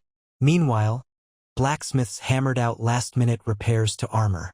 The main host would number around 2,000. Though they had lost men along the way, the Allied forces still had enough strength for another confrontation, as long as they avoided further infiltration disasters. Ned worked late into the evening with Renly, drafting letters to send by Raven to King's Landing, Riverrun, and even the Tyrell seat at Highgarden. The letters stated that King Robert had seized Ashmark, that Tywin Lannister fled west, and that the crown intended to finish the conflict swiftly. Ned couched it in diplomatic language. If Mace Tyrell truly wished to help restore peace, he could intercept Tywin from the south. If he had other intentions, the crown would not look kindly on meddling. Ned suspected Mace might respond only when it best suited him, but at least the attempt was made. Late that night, Ned found Robert in the old solar again, pacing by firelight. The king was alone, aside from a half-finished cup of wine on a table he had shoved aside. He kept flexing his bandaged arm as if testing its mobility. "They've told me to keep it still," Robert muttered when Ned entered, "but I can't abide feeling crippled. We have another chase, perhaps another siege, and time is short. Every muscle in my body screams to keep moving." He eyed Ned with a mixture of fatigue and stubborn will. "Didn't we once dream of an end to all war, back when we smashed the Targaryens? Now look at us, Ned, chasing a lion from fortress to fortress like we're novices. A man might think the realm itself is cursed." Ned closed the door behind him and stepped forward. "Cursed or not, we must see it through. Let yourself heal enough to swing that hammer well. We'll need your strength if we face Tywin's men again." A bitter laugh escaped Robert's lips. And if I find Jaime on that field, I'll give him a taste of the old Robert Baratheon. For all my weariness, I still have the fight in me. You saw the courtyard here at Ashmark. I can still break men who stand in my way." His gaze flicked to the shadows. "But I want more than that, Ned. I want a realm that doesn't forever teeter on the brink. If Tywin's not hammered down, he'll remain a snake in the grass." Ned's heart felt heavy. "We must trust that capturing or killing him truly brings peace. The Queen's children remain with him, presumably. If we bring them to justice or exile them, the false claim dissolves. Perhaps then the lords can unify around you without fear." Robert's expression darkened, mention of the Queen's children renewing old fury. "Yes, that brood of incest. The realm must know they're not mine. But I'd rather not kill them if it can be avoided. We'd see enough child killing in the last war. If exiling them helps us avoid the stigma of harming children, so be it, provided they never set foot in Westeros again to stir revolt." Ned sensed a flicker of relief. He had worried that Robert might do something monstrous if cornered. That might satisfy some lords who fear a wholesale slaughter. But Tywin might not yield them easily. Nor will the Queen. Robert spat on the floor. "Then let them die in the fighting if that's the path they choose. I'll not lose sleep if the lion's cubs pay for their father's treason." His voice dropped. "But I suppose we'll see how events unfold. Enough talk. You and I both need rest. Tomorrow we march, and the day after that, by the gods, I want Tywin's head in my grasp." Ned inclined his head, then withdrew. He recognized the mania in Robert's voice, a man pushed to extremes who found it easier to speak of war's final blow than to parse moral nuance. And perhaps, Ned thought with a pang, there was no truly moral root left. Too many had died. The realm demanded a scapegoat for every lost harvest, every burned village, every fatherless child. Tywin Lannister might fill that role. Whether or not it truly ended the chaos was another matter. At dawn, the columns formed outside Ashmark's Batter Gate. The morning wind sighed over the scorched timbers of the collapsed portcullis. Edmure Tully and his chosen garrison lined up on the courtyard walls, saluting as Robert, Ned, Renly, Brynden Tully, and the rest rode out with 2,000 strong. Their battered banners, Baratheon Stag, Tully Trout, plus the smaller sigils of minor Stormland and Crownland's houses rippled in the chilly breeze. Some men wore new surcoats looted from Ashmark's stores, while others still bore scars of old fights. They set a steady pace along the southwestern road, leaving a swirling cloud of dust in their wake. The first day's march was uneventful. They passed a handful of deserted hamlets. The inhabitants, if any, likely fled to the hills rather than face an army. Occasionally, they glimpsed signs of old Lannister encampments, ash circles from fires, scraps of cloth, bits of broken weaponry. Robert pressed them to keep marching until dusk, halting only when the men grew too weary and the horses needed rest. They made camp near a shallow stream, posting strong watch lines in case of infiltration. The second day, the terrain grew rougher. Low ridges jutted from the land and the road meandered between rocky slopes. Sometimes they heard the distant roar of the sea crashing against unseen cliffs. The air smelled faintly of salt. Scouts rode ahead to ensure the route was safe. No sign of major Lannister forces, though they did find the tracks of a large mounted column, perhaps the same one the Outriders had trailed. Each discovery lent a fresh spark of hope to Robert. Tywin or Jaime might be only a day or two ahead. That afternoon, a band of starving peasants stumbled onto the rear of the column, pleading for food. They claimed Lannister riders had stripped their village days ago. Robert grudgingly ordered them fed, though the crown's supplies were not endless. Ned watched as the peasants devoured stale bread in trembling relief. War always hit the small folk hardest, no matter which side claimed righteousness. Toward evening, they reached a crossroads near a rock formation shaped vaguely like a bent finger. One path led south toward the coastal road rumored to hug the cliffs, the other veered west into rolling moorland that eventually ascended to higher ridges. The scouts examined tracks. Some claimed the column of Lannister riders had continued west, but others insisted they saw faint sign of hooves heading south. Arguments broke out among the outriders. Robert convened a short council by the roadside. The wind whipped at their cloaks and crows circled overhead. Brynden Tully examined the ground with a practiced eye but admitted it was difficult to be certain. The dryness of the ground and the wind might have obscured some prints. A Knight of the Vale insisted he glimpsed fresh horse dung on the southern path. Another scout pointed to hoof marks on the western trail. Confusion reigned. Damn it all, Robert growled, glancing at Ned. Tywin or Jaime might be splitting their forces, or they could be setting false trails. We can't follow both. If we guess wrong, we lose more precious time. Ned frowned, studying the crossroads. If the crag is indeed west, the southern road might lead to the coastline near Case or Fair Isle. Could be an attempt to find ships. Or it could be a feint. The question is which route Tywin would take if he truly wants the crag. Renly squinted at the horizon. The crag is definitely west, near the sea. The southern route might lead to a lesser port. Tywin could slip away by boat, but we've no certain sign that's his plan. The scouts did say the fortress of the crag stands near a coastal bluff. He might not need to go far south to find a harbor. So maybe he'd prefer the direct route west. Brynden Tully scratched his chin. We could divide again, send a smaller detachment south, the main host west. But splitting invites danger. If Tywin is on the southern road in force, that detachment might be slaughtered. If he's actually west, that same detachment is wasted time. A tense silence followed. Robert's gaze flicked from one face to another, anger and frustration warring behind his eyes. He ground his teeth, then spoke. We go west. The crag is that direction. I doubt Tywin would detour south to find a minor port if the crag is closer. We cannot keep fracturing our forces. If it's the wrong choice, so be it. I'll not dither at a crossroads all night. And so they turned west, forging on as the sun sank. That evening's camp was a somber place. Many men worried they might be chasing ghosts, but few dared question the king openly. Ned himself felt gnawing uncertainty. For all they knew, Jaime took the southern road while Tywin pressed west, or vice versa. The next morning, they rose stiff and cold, continuing westward. The crows overhead multiplied, black shapes floating in the bleak sky as if presaging new tragedy. Late in the day, the scouts spotted something on a distant ridge, a small group of riders in Lannister colors observing from afar. When Baratheon outriders approached, the Lannisters disappeared over the crest. This cat-and-mouse game repeated twice more before dusk. Each time, the Watchers vanished before any real clash occurred, offering no parley. Robert took it as confirmation that Tywin or Jaime lay ahead. The men marched with renewed urgency. By noon on the second day west of the crossroads, they beheld a faint silhouette on the horizon. Another castle perched on rocky ground, overlooking the sea beyond. A banner fluttered from one tower, but the distance made it impossible to identify. The wind carried the tang of salt, the crash of distant waves. The crag. They had reached their destination, assuming Tywin was indeed inside. Robert called a halt on a broad, grassy slope from which they could survey the fortress. The crag was no match in size for Ashmark, but it looked formidable enough.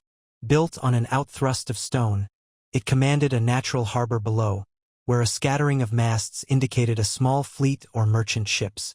The main gate faced inland, a steep approach that any besieging army would have to climb. Stony cliffs flanked the fortress on two sides. Though not as massive as Ashmark, it could still be a difficult stronghold to storm if properly garrisoned. A hush spread through the men as they gathered, eyes fixed on the distant walls. Robert, astride his horse, glowered at the fortress as if it had personally offended him. We approach carefully, he said at last. Outriders to circle around the seaside. If there's a harbor, we block any ship from leaving. I want the main column to tighten ranks. We'll ascend that slope and see if they open gates or bar them. But we must be wary of ambush on the approach. Ned nodded. I recall hearing that House Westerling commands only a modest household guard. If Lannister forces are inside, that's the real question. How many?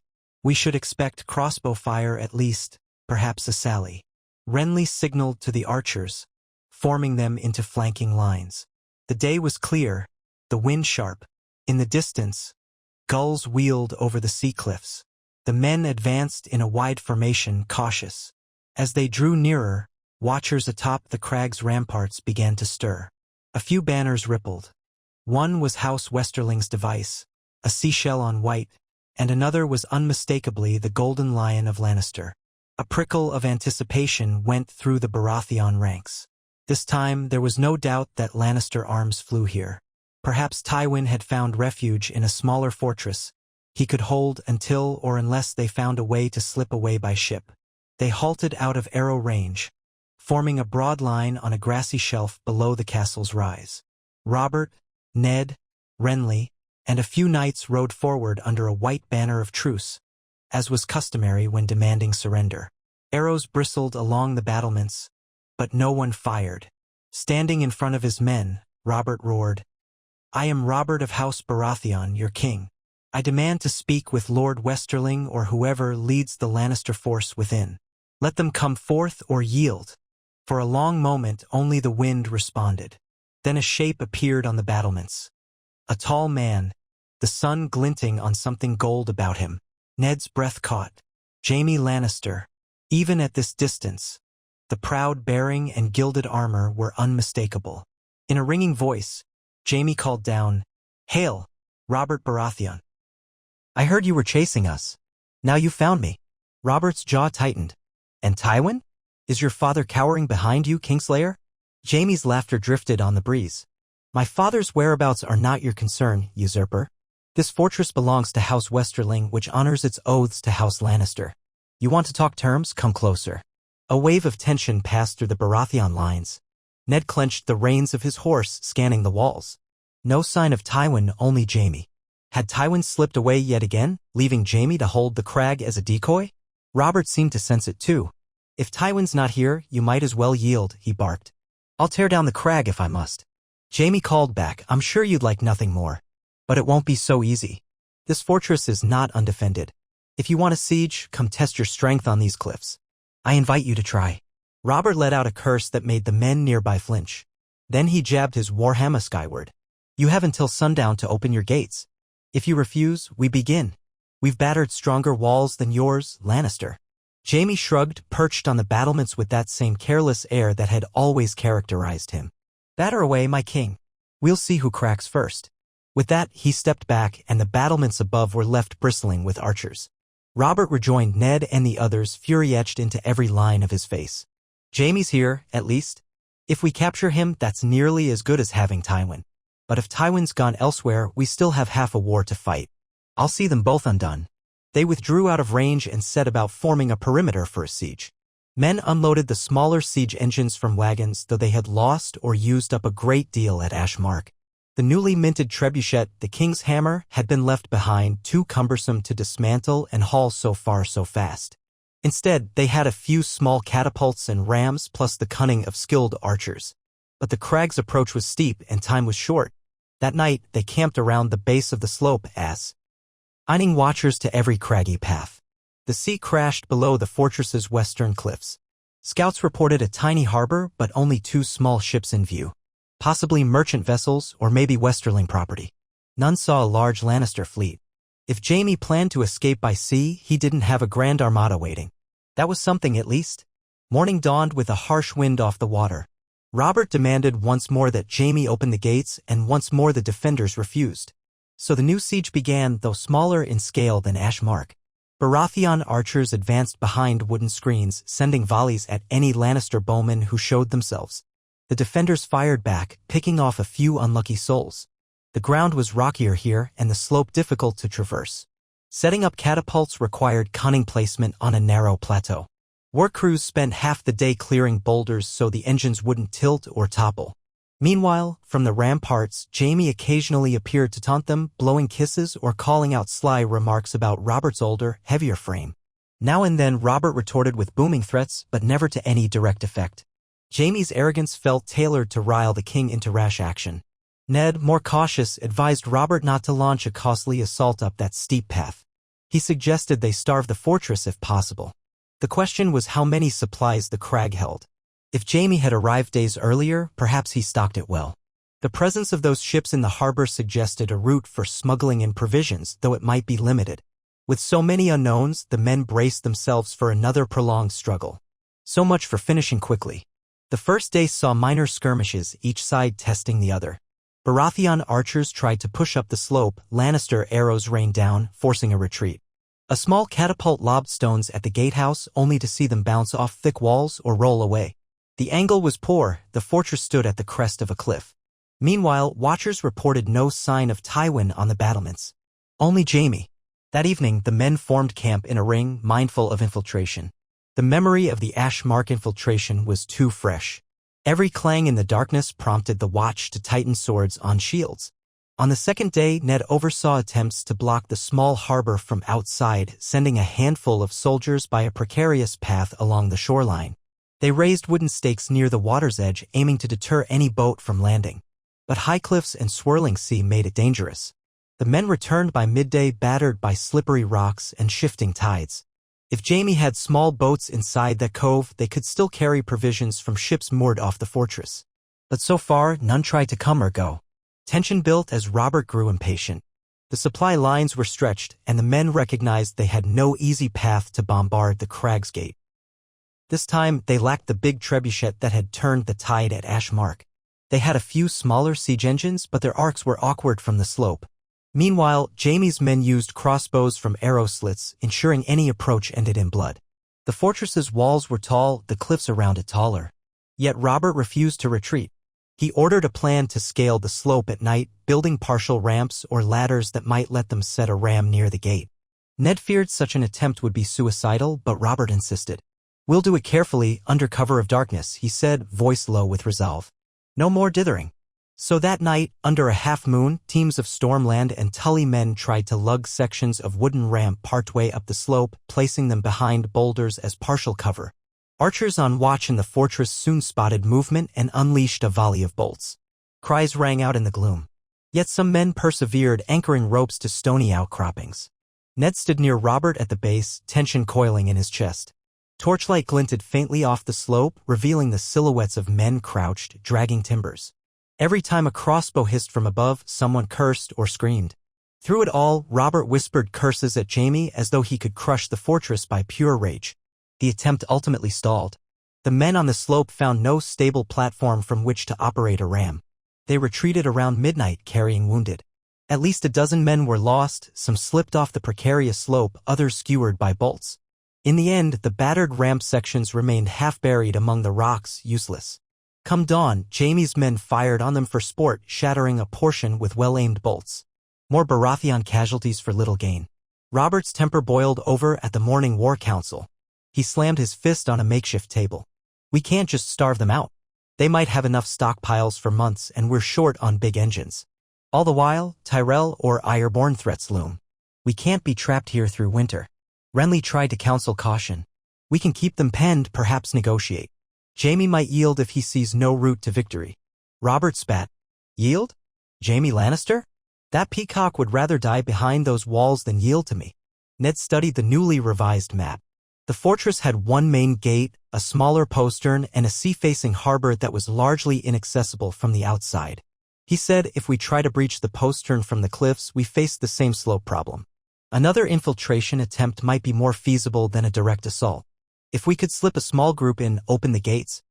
"That's a gamble," Brynden Tully remarked. "But perhaps no greater gamble than repeating Ashemark's siege. If we get men inside quietly, they might unbar the gate from within. Or create a distraction." Robert's eyes flicked with new interest. "A stealth approach at night by men skilled at climbing. If the fortress is fully guarded, it might fail. But if we pick the right approach, it could be done." Ned felt his pulse quicken. He recalled the infiltration attempts that had plagued them. Now they planned one themselves. Perhaps it was fitting. "We'll need men who can climb the cliffs undetected. A small party, 10 or fewer. They ascend at midnight, find the postern or some lesser entry. If they succeed, they open the gate and our main force rushes in." Renly frowned. "That's a deadly risk for those men. The cliffs are steep and the fortress might have watchers. If they slip or get spotted, it's a massacre." Brynden nodded. "We can choose volunteers with some skill. Or maybe we find a local guide who knows the crags. At worst, the cost is minimal if we fail. The rest remain ready outside. Robert looked around the circle, expression grimly resolved. All right, that might be our best chance to seize the crag quickly. I'll not keep us pinned here for months. Start planning. Find the best climbers we have. If we can't break them in a straightforward siege, we'll do it by guile. They spent the rest of the day gathering intelligence about the cliff face and any possible trails. Scouts tried to approach from the seaside, but high waves and slippery rocks forced them back. Another group climbed a rocky outcropping near the fortress's southwestern corner. They found a precarious path that led to a sheer drop, concluding it was too dangerous for an entire force but maybe passable for a handful of skilled climbers at night. No obvious watchtowers faced that particular cliff, but murder holes or arrow slits might exist. The risk was considerable. Word spread through the camp that the king sought volunteers for a clandestine climb. Dozens offered out of bravado or desperation to end the siege. Ultimately, Robert left the selection to Ned, Renly, and Ser Barristan, who chose 10 men known for agility and nerves of steel. Among them were 2 seasoned scouts from the Vale, a Tully man who once climbed fortress walls in the Vale Rebellion, and a handful of Stormlanders adept at scaling crags in the Rainwood. Ned debated whether to join them himself but decided his presence was better spent coordinating outside. If the infiltration needed the hand's skill, something had gone very wrong indeed. On the third evening, they prepared. The men wore dark cloaks, carried grappling hooks and ropes. One of the Vale climbers had fashioned small iron spikes to hammer into cracks. The plan was for them to start just after midnight, under minimal moonlight. They would scale the southwestern cliff, circle around the walls, and look for a narrow window or postern. Once inside, they would move quietly, subdue any guards if possible, then unlock or unbar the main gate. If discovered, they'd signal with a thrown torch from the battlements, meaning the attempt had failed. Meanwhile, Robert's main force waited for success. The watchmen along the slope would cause a diversion to draw the defenders' eyes, shooting arrows and feigning a push near the gate. If all went well, the infiltration group could slip in unseen. Ned spent the day in restless anticipation, recalling how the infiltration at Ashmark had nearly undone them. Now they attempted a mirror of that tactic. War turned men into reflections of their own enemies. Still, if it ended the siege swiftly, the realm might be spared more upheaval. Perhaps that justified the risk. When midnight came, the infiltration party set out. Ned watched them vanish into the darkness with grappling hooks over their shoulders. The wind carried the crash of distant waves. Robert paced near the slope, clad in mail and furs. Renly stood with Ned, exchanging anxious looks. No torches were lit near the southwestern side so as not to reveal the climbers' approach. Instead, the main force quietly readied near the gate slope, archers knocking arrows, men shifting under the weight of gear. They would wait an hour before launching a diversion, giving the infiltrators time to get into position. The minutes dragged with agonizing slowness. Now and then, Ned thought he heard faint scuffing of stones or saw a flicker of motion on the cliffs. The night felt immeasurably long. At last, Robert gave a hand signal. A small group of archers moved up the slope behind wooden screens and began loosing arrows at the ramparts. Another group of foot soldiers made noise, rattling shields and shouting challenges. The defenders responded with crossbow bolts, focusing on that approach. Meanwhile, hopefully, the infiltration team scaled the southwestern walls unmolested. Sweat beaded on Ned's brow despite the chill. He kept glancing at the parapets, half expecting to see a swirl of alarm that meant the infiltration was discovered. Instead, he saw only the flash of steel as defenders returned fire. The minutes crawled. The wind moaned. Robert grit his teeth. Renly murmured encouragement to the men around him, cautioning them to hold in place.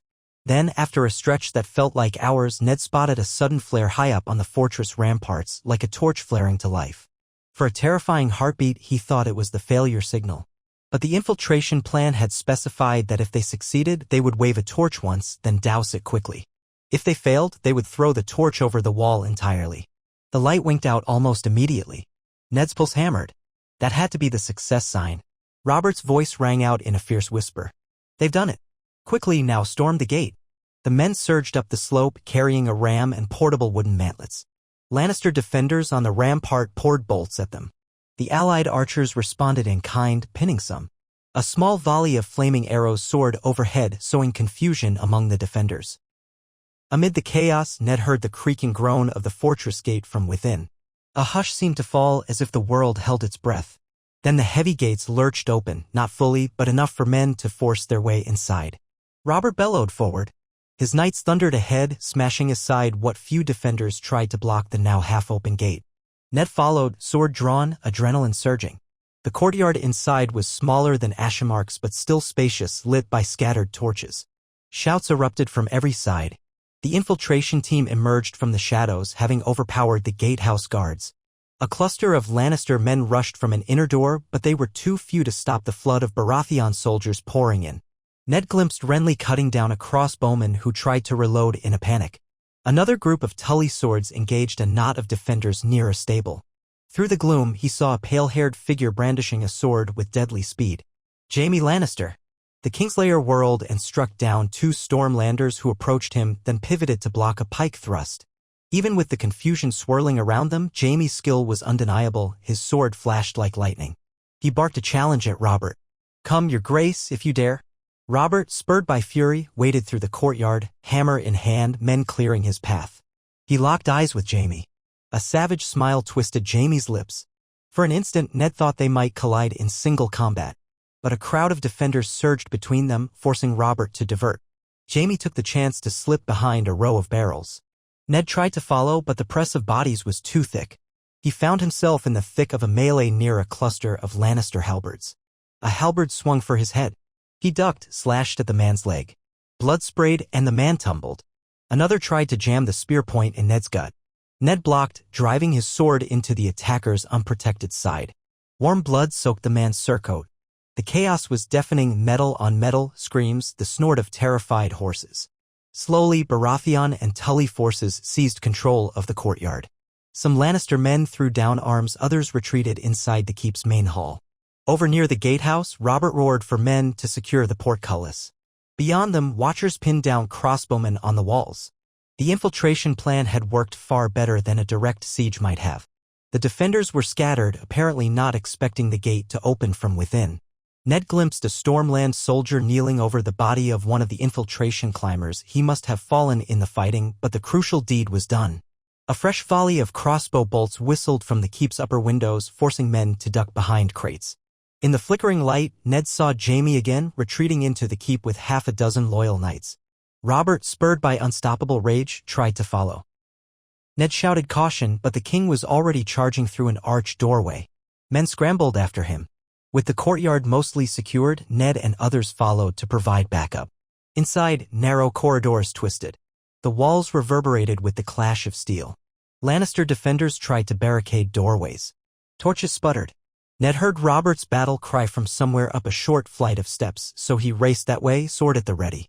Another crossbowman popped out from behind a tapestry, loosing a bolt that whizzed past Ned's ear.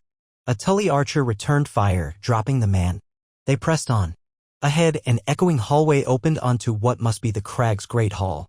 At least 24 men locked in a savage melee. Robert's warhammer came down with a sickening crunch on someone's shoulder. Another body flew aside.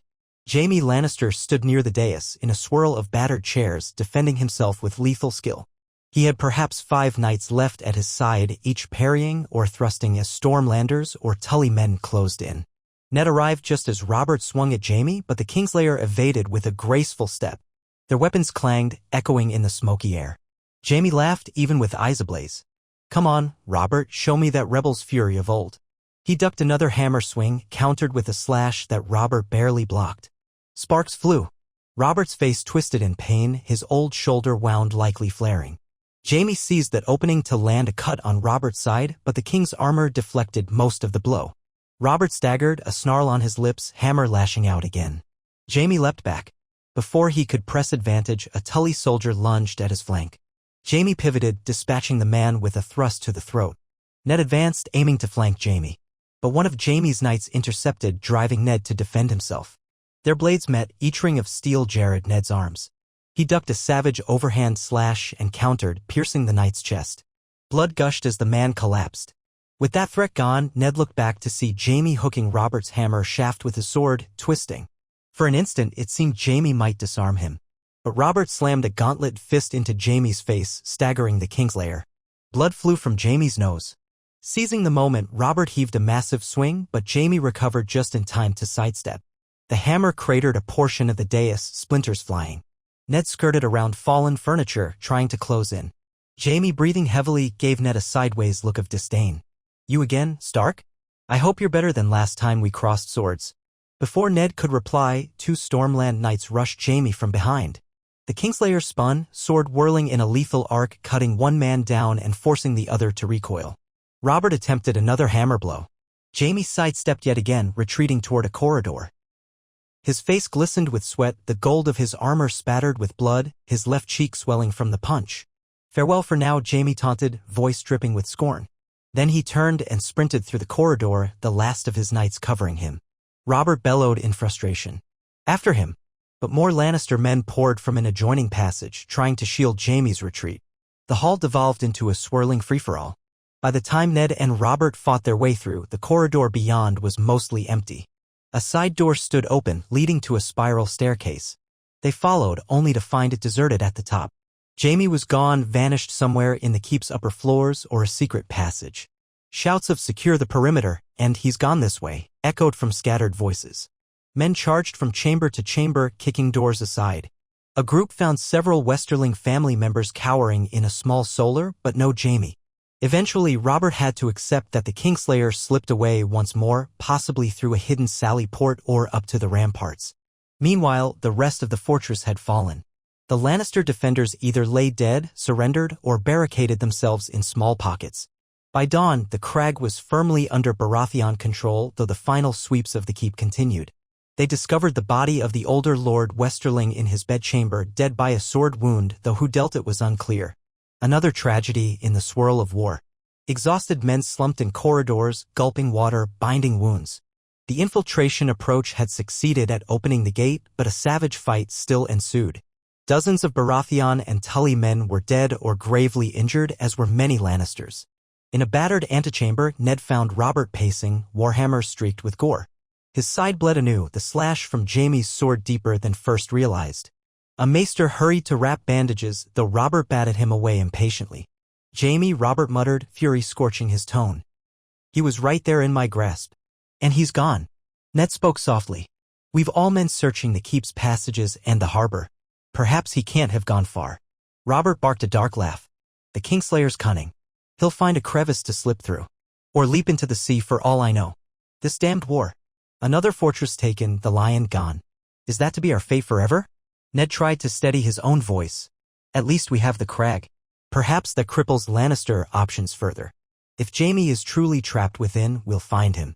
Robert sank onto a half-shattered bench, letting the maester press a cloth against his wound. And if not, then Tywin has both Cersei and Jaime, free to rally more men somewhere else.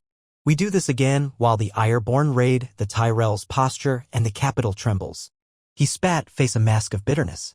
Renly and Brynden Tully arrived soon after, confirming the rest of the fortress was nearly subdued. No sign of Jaime or any high-ranking Lannister knights. Some survivors claimed he fled to the ramparts, then took a rope down the cliffs. Others insisted he disguised himself in a stolen cloak. None had proof. The harbor watchers found no boat departing during the fight, but in the chaos, a single rowboat might have escaped. In short, they didn't know. Another partial victory overshadowed by the main foe's disappearance. Robert's anger smoldered, but he forced himself to address the pressing concerns. The men were too spent for an immediate pursuit. The roads west from the crag wound into mountainous terrain or along the coastline, and no one was certain which route Jaime might have taken. Another fortress victory with no real conclusion. The gloom settled more heavily than ever. In the courtyard below, crows feasted on the fallen, heedless of the human grief. Thus, as the sun rose on a new day, Robert Baratheon found himself in possession of the crag, a second Westerland's bastion seized in a matter of weeks, yet still no Tywin, no final blow to end the war. The battered soldiers recognized the pattern. Each fortress they captured demanded a garrison, each fight eroded their strength, and all the while, winter loomed, the Ironborn prowled the coasts, and the Tyrells might soon become a force of their own. In the keep's corridors, the smell of smoke and blood mingled with salt air drifting from the sea. Scores of wounded men groaned in corners or wept for fallen comrades. Another fleeting triumph overshadowed by the specter of a continuing war. Ned helped coordinate the cleaning of the halls, the gathering of prisoners, the labeling of the dead. Lord Westerling's wife and daughters were found barricaded in a tower room, terrified.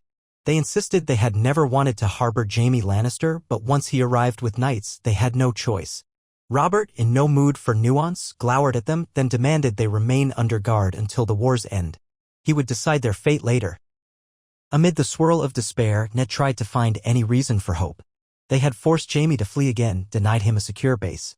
Maybe that had some strategic value. But with each fortress they seized, the war lines only stretched further, scattering the crown's weary troops over half the west. The city might face open revolt in their absence, the Tyrells might cut them off, the Ironborn might strike deeper. And Tywin still roamed free, like an old lion too proud to kneel, always a step ahead, threatening to drag the realm deeper into ruin. Near midday, Ned stood on the crag's ramparts, staring out at the restless sea. Over the waves, gulls screeched. Foam crashed against the rocky cliffs, sending bursts of spray. The wind whipped at his cloak. Somewhere out there, possibly, Jaime had rowed away or Tywin had commandeered a ship days before. The war might now scatter across half the coastline. How many more keeps must they take? How many more men must die before the lions bowed? And would it even matter if the realm was left so fractured that Robert's rule crumbled beneath him? The older Ned grew, the more he realized how short the distance between victory and sorrow. They had battered the Lannisters in open fields, seized 2 fortresses, and killed countless foes. Yet each success carried fresh wounds, each triumph overshadowed by Tywin's cunning, Jaime's skill, the possibility that new enemies would rise. The realm was a tapestry unraveling at every edge, and they held only a handful of frayed threads. Even the sunrise offered little comfort. Gray clouds hovered on the horizon, hinting at storms to come. He closed his eyes, remembering Winterfell, the quiet godwood where the weirwood's face stood silent watch. How far he had traveled from that calm. Soon, all of Westeros might be consumed by war's chaos if they could not find a definitive end. Ned opened his eyes again, scanning the sea. For now, there was no answer but to continue. He would stand by Robert, do his duty, and pray that the next fortress or the next pitched battle might finally bring the lion to heel. Perhaps tomorrow, or a week hence, or a month, they would see that elusive glimmer of peace. Until then, the war rolled on like the endless waves below, relentless and cold, carrying them farther from the home and safety they all craved. So ended the siege of the crag, another partial victory. Another escape. Another swirl of fear and hope mingling in the battered hearts of men who longed for peace yet could not achieve it without one final reckoning. Whether that reckoning lay in open battle, in a cunning ruse, or in a desperate negotiation, none could yet say.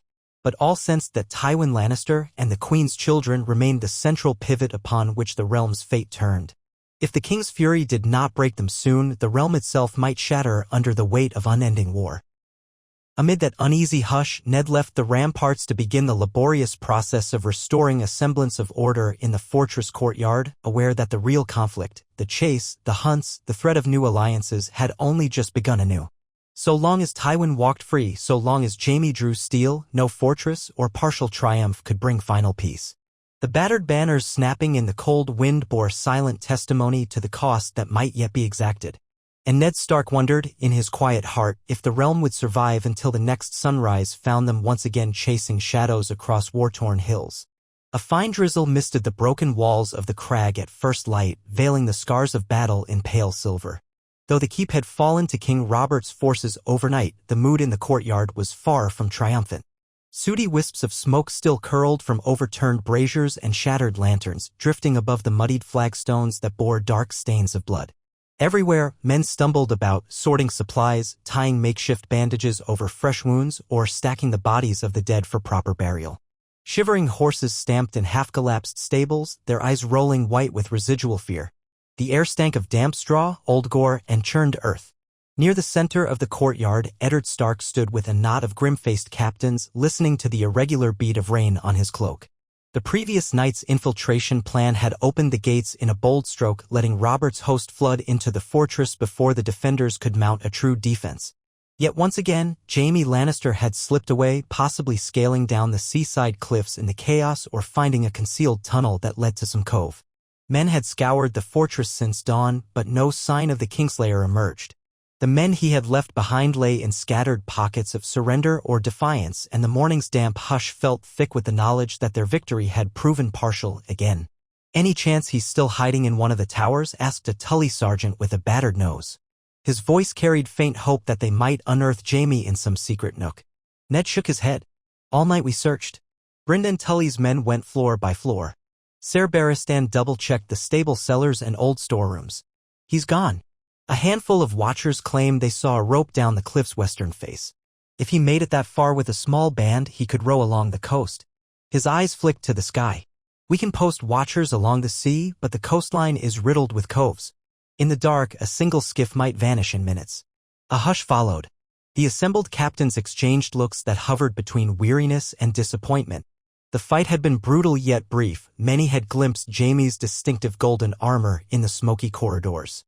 A few men claimed to have engaged him personally. In the end, no one could claim the kill or capture. They had wrested the crag away from its westerling lords, finding the old lord dead, the younger kin cowering, and inflicted heavy losses on the Lannisters. Yet the man they most wanted had slipped free. The drizzle intensified, trailing rivulets down Ned's cheeks. He was damp and exhausted, his sword arm aching from the night's bloodshed. His mind drifted to Robert, who had stormed after Jaime in the Great Hall. Ned was unsure if the king's shoulder wound had worsened or if it was pure frustration that boiled in him.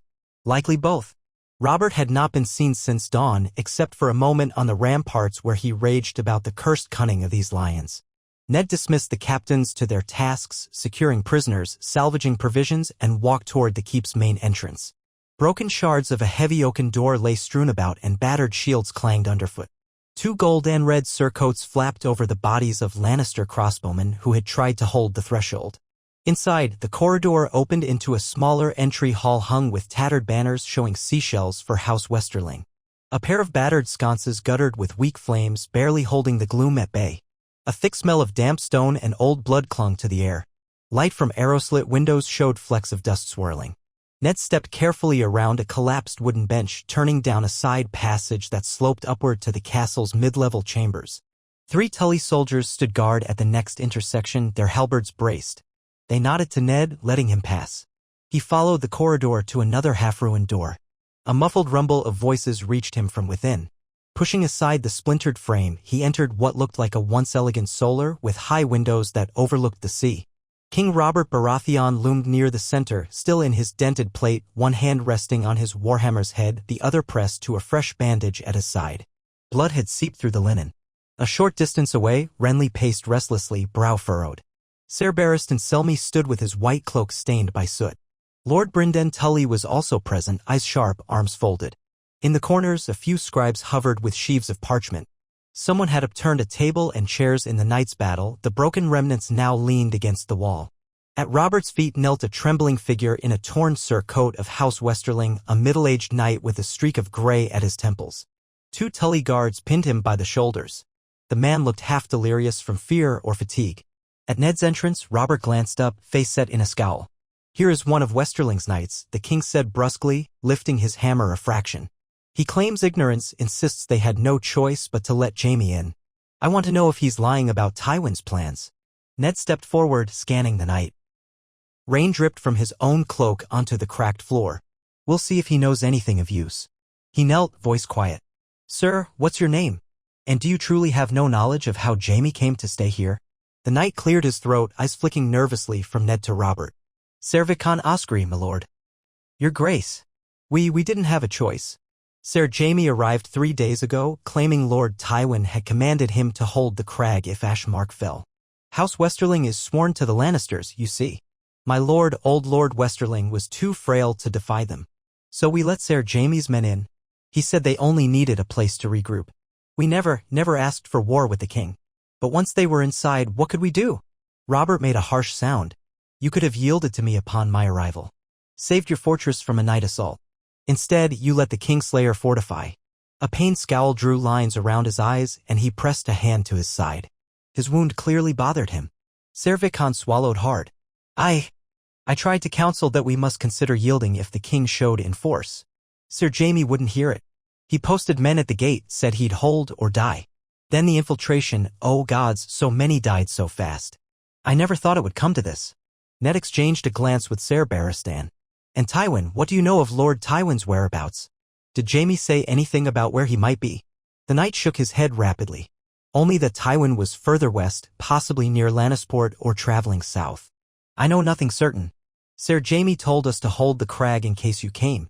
He said if we delayed you long enough, Lord Tywin might rally a larger force or possibly sail from Lannisport to outmaneuver you." Renly muttered a curse under his breath. Robert's hammer fell with a dull thud against the stone floor. Another fortress taken for no end, he growled. We hamper Tywin's foothold, but the old lion roams free. And Jaime flees as well. His gaze snapped to the knight. If you're lying, I'll have your head. Ser Viken's mouth worked silently, tears pooling in his eyes. I swear, your grace. I'm no liar. Our lords had no plan besides obeying House Lannister. We heard no rumor of Tywin's exact location. Robert waved a hand in disgust. Take him away. We'll decide later if he's to be executed or merely imprisoned. 2 Tully guards dragged the knight out. A hush settled in the solar, punctuated only by the patter of rain on the high windows and the dull ache in Robert's breathing. Renly cleared his throat. Well, at least it's consistent with what we've heard. Tywin might be near Lannisport or maybe moved south. No firm sign. This night's story suggests Jaime was the only major Lannister figure here. Brynden Tully's jaw tightened. We can't leave these smaller Westerlands seats behind us if they remain sworn to Tywin. That invites more infiltration and raids. But we also can't keep throwing men at every fortress. We're spread too thin. Ned glanced at Robert's injured side, fresh blood staining the bandage.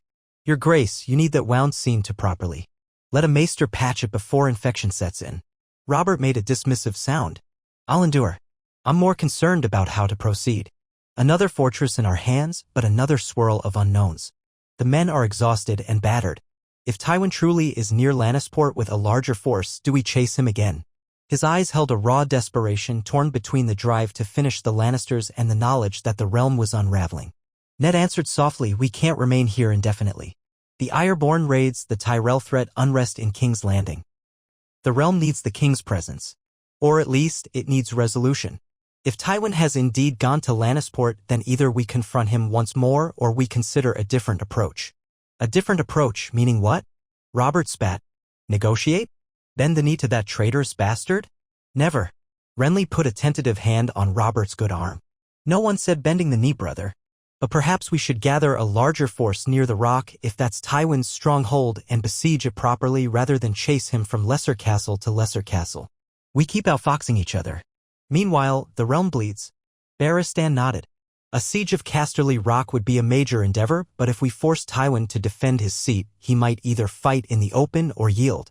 That's how House Lannister once threatened the Targaryens by going straight for King's Landing. We could do the same for the Rock. Robert's eyes narrowed. We'd need many more men. Our host is whittled down. And that takes time, precious time. The Tyrells might intervene, or the Ironborn might ravage half the coast while we stare at the Rock's walls. Ned chose his words carefully. True. Another possibility is to return to King's Landing, muster fresh support from the Crownlands or the Vale if Lisa Arryn can be convinced. If the Tyrells truly want to see Lannister power broken, we might broker a temporary alliance, strike at the Rock from 2 directions. Mace Tyrell might jump at the chance to corner Tywin so long as he can claim some reward. Brynden Tully gave a sardonic grunt. That would be a dance with devils. We know how the Tyrells love to posture. But perhaps it's still better than letting Tywin slip around us for the 10th time. Robert's gaze fell to the damaged floor, expression clouded. Then he exhaled a ragged breath. I'm damned if I do, damned if I don't. Marching further west with this battered army is folly if Tywin's not even here. Sitting at the crag does nothing. Besieging Lannisport or the Rock with so few men invites disaster. Meanwhile, the capital is vulnerable. Perhaps a partial retreat is the only wise choice, mustering more strength to finish this war properly. Ned nodded gently. You are the king, Robert. The realm's well-being is paramount. If we remain cut off in the Westerlands, the Ironborn or the Tyrells might tear the rest of the kingdom apart. Tywin wants to keep you chasing him, so you can't address those threats. We must consider the bigger picture. Robert set his jaw, glancing at the window where the sea beyond rolled beneath the drizzle. I hate it, Ned. I want Tywin's head on a spike. But the realm teeters. Maybe we pull back to King's Landing, garrison Ashmark, the Crag, and a few strongpoints to hamper Tywin. Then gather fresh men from the Stormlands, the Crownlands, maybe the Vale. Let Mace Tyrell see that we're not weakened. Then, come spring, if winter spares us, we return in force and corner Tywin once and for all. Silence stretched, broken only by the distant gulls. Then Brynden Tully inclined his head. It's a plan that spares our men from more immediate battles. We keep a foothold in the west, but we do not let ourselves be drawn into 100 minor skirmishes. Lord Edmure can coordinate from Ashmark or from the Golden Tooth, ensuring no easy Lannister push into the Riverlands. Renly exhaled, shoulders sagging. A war in abeyance then. But at least it halts the worst of the bloodshed while we address the rest. That might be best, brother. The city needs you. If rumors are true, some of the lords there whisper that the queen's children remain rightful heirs. Baelish's bribes keep the gold cloaks loyal, but for how long if bread grows scarce? Robert's scowl deepened. So be it. We'll order a partial withdrawal soon. Ned, you and Brynden will help me sort out who stays, who goes, and how we hold these fortresses we've taken. We can't just hand them back to the lions. I want Lannisters exiled from the crag. House Westerling can stay if they pledge fealty to me, but they'll remain under a crown-appointed castellan. That's final. At that, the meeting concluded. The king dismissed them curtly, wanting the maester at last to tend his side wound. Ned left the solar in pensive silence, feeling a swirl of relief and frustration. If they withdrew, how many months of warfare and half-won battles had they endured, only to concede that Tywin still roamed? Yet continuing onward with a weakened host might doom them to endless skirmishes. The realm truly came first. Ned repeated that mantra as he descended the corridor into the great hall, now littered with battered tapestries and spent quarrels. Men rummaged for salvageable gear, ignoring the hush that fell at the sight of him. The name Stark carried weight, but only so much comfort in a land ravaged by unceasing conflict. Outside, the drizzle tapered off, leaving a gray gloom. Ned found the southwestern ramparts where a group of archers stood watch over the choppy waters. The cove below had a jagged shoreline, dotted with seaweed-strewn rocks. Nothing stirred but gulls and foam. If Jaime Lannister had fled by boat, he was well gone by now. The futility of it gnawed at Ned. They had assaulted the crag for a chance at capturing Jaime or forcing Tywin to appear, but gained only another partial hold in the west. Another rung on the ladder, and the lion remained free. He inhaled the salty air, remembering a time years ago after Robert's rebellion when the realm had seemed stable.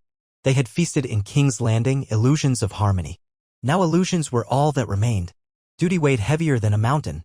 Duty to keep the realm from fracturing, duty to ensure the rightful king sat the throne without a dozen enemies snapping at his flanks, duty to see that vengeance did not wholly replace justice. All the while, House Stark's safety balanced on the edge.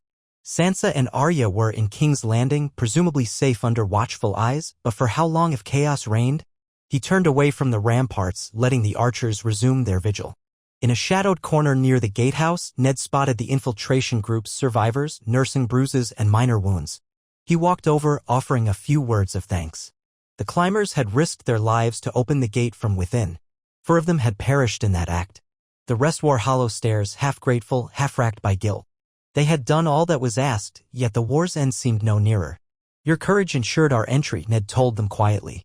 I wish the fruit of it had been capturing Jaime, but do not think your deed unappreciated. You have King Robert's gratitude and mine. A lean Vale scout with a bandaged thigh managed a nod. We lost good men. If it shortens the war, it's worth it. But does it truly? Will the lion yield? Ned had no easy answer. He simply bowed his head. We can only hope we've weakened House Lannister enough that final peace is within reach. By afternoon, the gloom over the fortress deepened. The men removed the bodies of the old Lord Westerling and his fallen kin, preparing them for local rites once the king decided their fate. The surviving Westerling ladies huddled in an upper chamber, weeping or demanding to see the king. For the time being, Robert refused, believing they had abetted Jaime.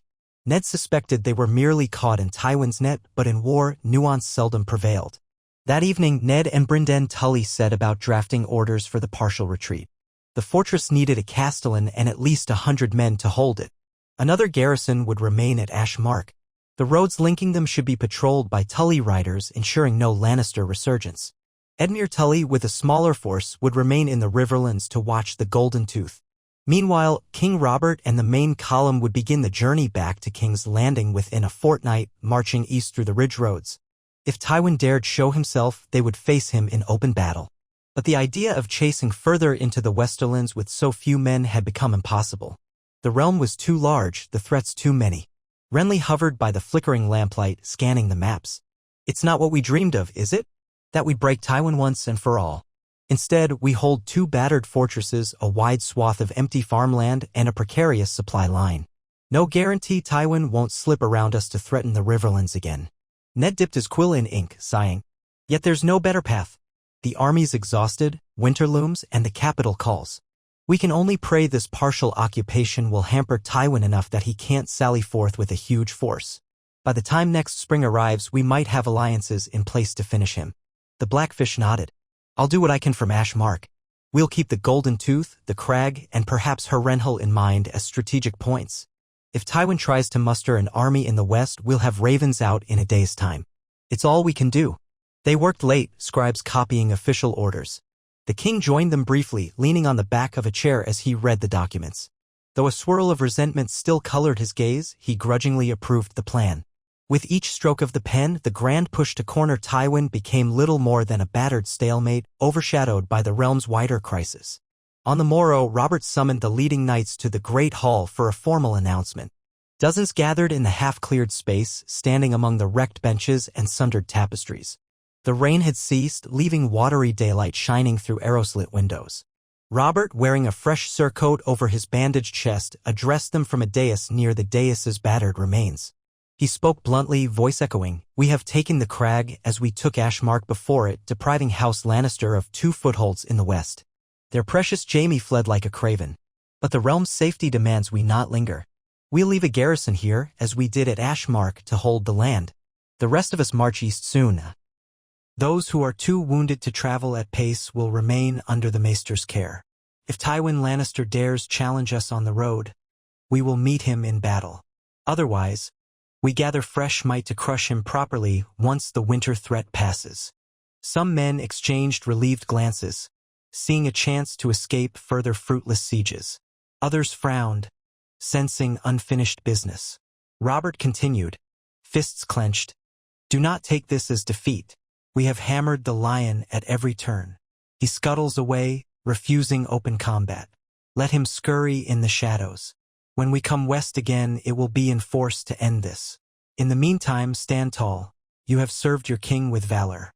The realm will know of your deeds." A subdued cheer rippled, though it lacked the fervor of a real triumph. The men dispersed, returning to their tasks. Ned noticed a mixture of relief and disappointment on their faces, a reflection of his own conflicting emotions. Soldiers were battered from the ridges, the sieges, and the infiltration fiascos. War weariness seeped into every corner of the host. 3 days of labor followed, as the king's men repaired crucial sections of the Crag's walls, installed a crown loyalist as castellan, and set a functional chain of supply from Ashmark if needed. They also inventoried the fortress's storehouses, ensuring enough provisions remained for the small garrison. Lord Westerling's surviving household staff, especially the matronly Lady Westerling and her daughters, were given a stark choice: swear loyalty to King Robert or face exile. Sobbing, they swore loyalty, though it was a hollow formality. Ned oversaw the formal oath-taking, feeling sympathy for their plight. They had lost father, husband, and a measure of honor, all in Tywin Lannister's name. At last, Robert declared the departing column would set out at dawn. Ned woke that morning to a hush broken only by men saddling horses and the call of seagulls on the wind. The sun barely touched the sea's horizon as the host assembled. Drums gave a slow cadence. Among them marched a contingent of wounded, limping or riding wagons. A few lesser lords from the Crownlands or Stormlands quietly loaded what spoils they could manage: food, spare weapons, bits of captured Lannister gear. The great southwestern gate, battered from the infiltration, now stood propped open. Robert and a small entourage rode out first, cloaks flapping in the breeze off the water. Ned followed, renouncing his temporary lodging in the half-scorched tower. He cast one last glance at the fortress ramparts, remembering the infiltration climbers, the courtyard fights, Jaime's lethal grin as he vanished. Another ghost in a long chain of near misses. They wound down the slope, passing toppled logs and broken mantlets from the attempted siege. Freshly turned earth showed where men had been buried. The columns threaded into the road's east, forging a path back across the Westerlands ridges. This time, no rousing horns proclaimed victory. It was more a subdued retreat, though King Robert insisted on calling it strategic relocation. The host parted ways with a handful of Tully riders who would remain to assist the garrison. Cheers of farewell echoed dully in the morning mist. Then the main force pressed onward, leaving behind yet another battered fortress in Baratheon hands, and with it, the uncertain question of how Tywin or Jaime might respond. The next days of travel were uneventful, if arduous. The roads they had marched upon weeks before now felt worn and haunted by old memories. They passed farmlands stripped by foraging, saw half-collapsed huts where once peasants had lived. Cold autumn wind tugged at banners. From time to time, outriders reported glimpses of distant figures, possibly Lannister watchers, but no major threat materialized. The men muttered about ghost lions, reflecting their sense that they fought phantoms as much as flesh and blood foes. Each evening, they camped behind earthen ramparts, recalling infiltration fiascos. Yet no raid came, even as they crossed near Ashmark, conferring briefly with the newly installed castellan. They found no sign that Tywin prowled the region. When they reached the Riverlands, a subtle relief spread through the ranks. The Tully fish banners mingled more openly with the Baratheon stag. Lord Edmure Tully, parted from them earlier, reappeared with fresh updates. Riverrun remained quiet, though tension lurked. The Ironborn raids near Seaguard continued sporadically.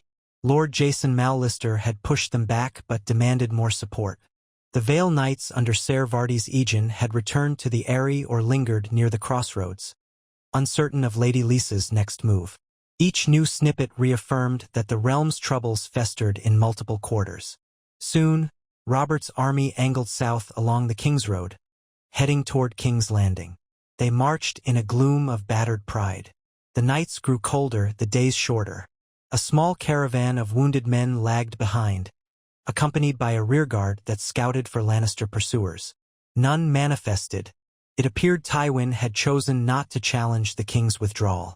Or perhaps he was busy forging alliances in the west, mustering for a future confrontation. Either way, the crown's host faced no large battles. Hunger, illness, and fatigue proved more formidable than any lion ambush. Several weeks trudged by in this manner, the crisp autumn brightening the leaves to red and gold in the crownlands.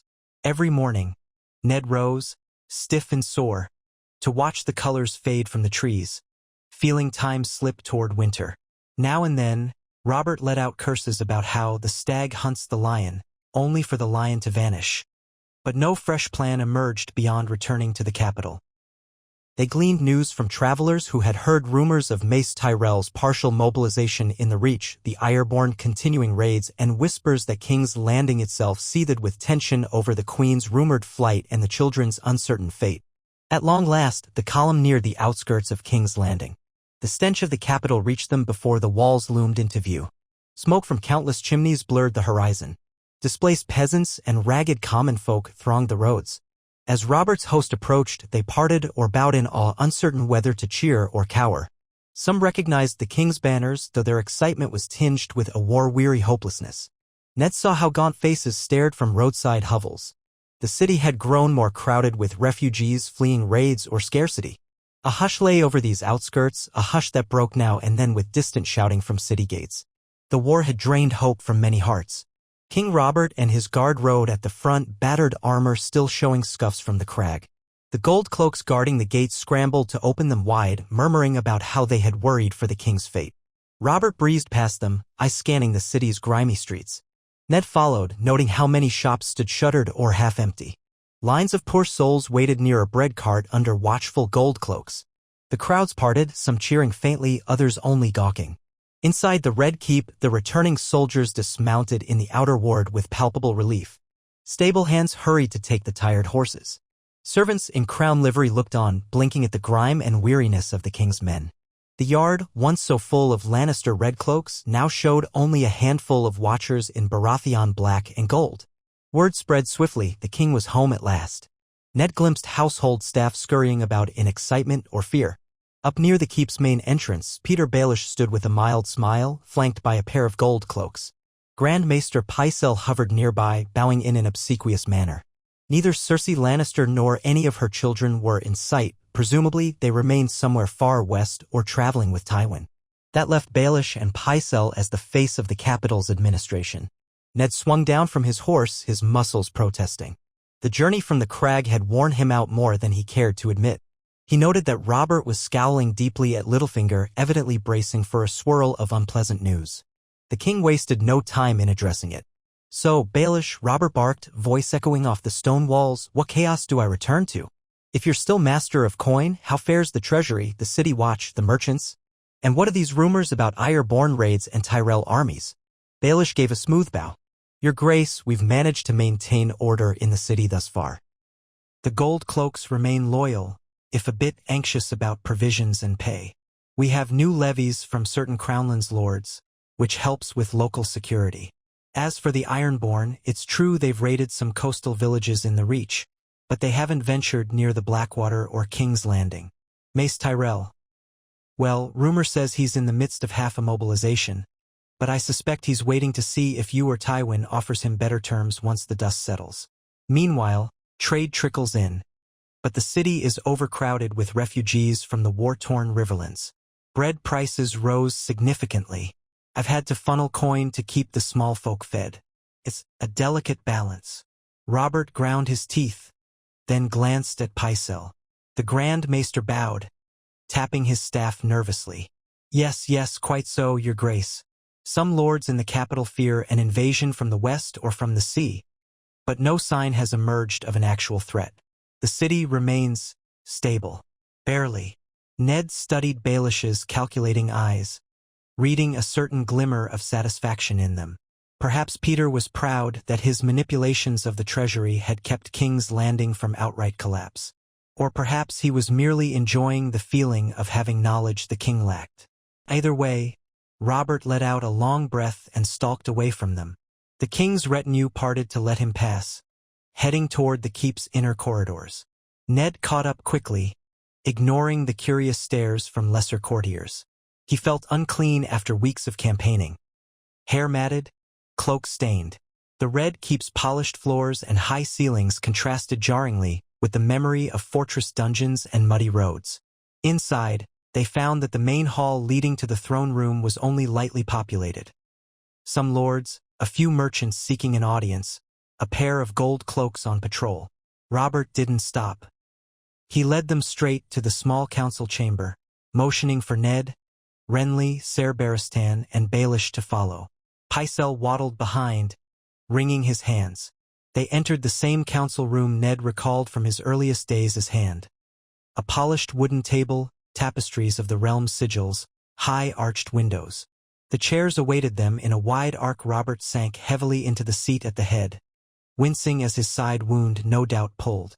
Ned took the Hand's seat, while Renly and Barristan found chairs.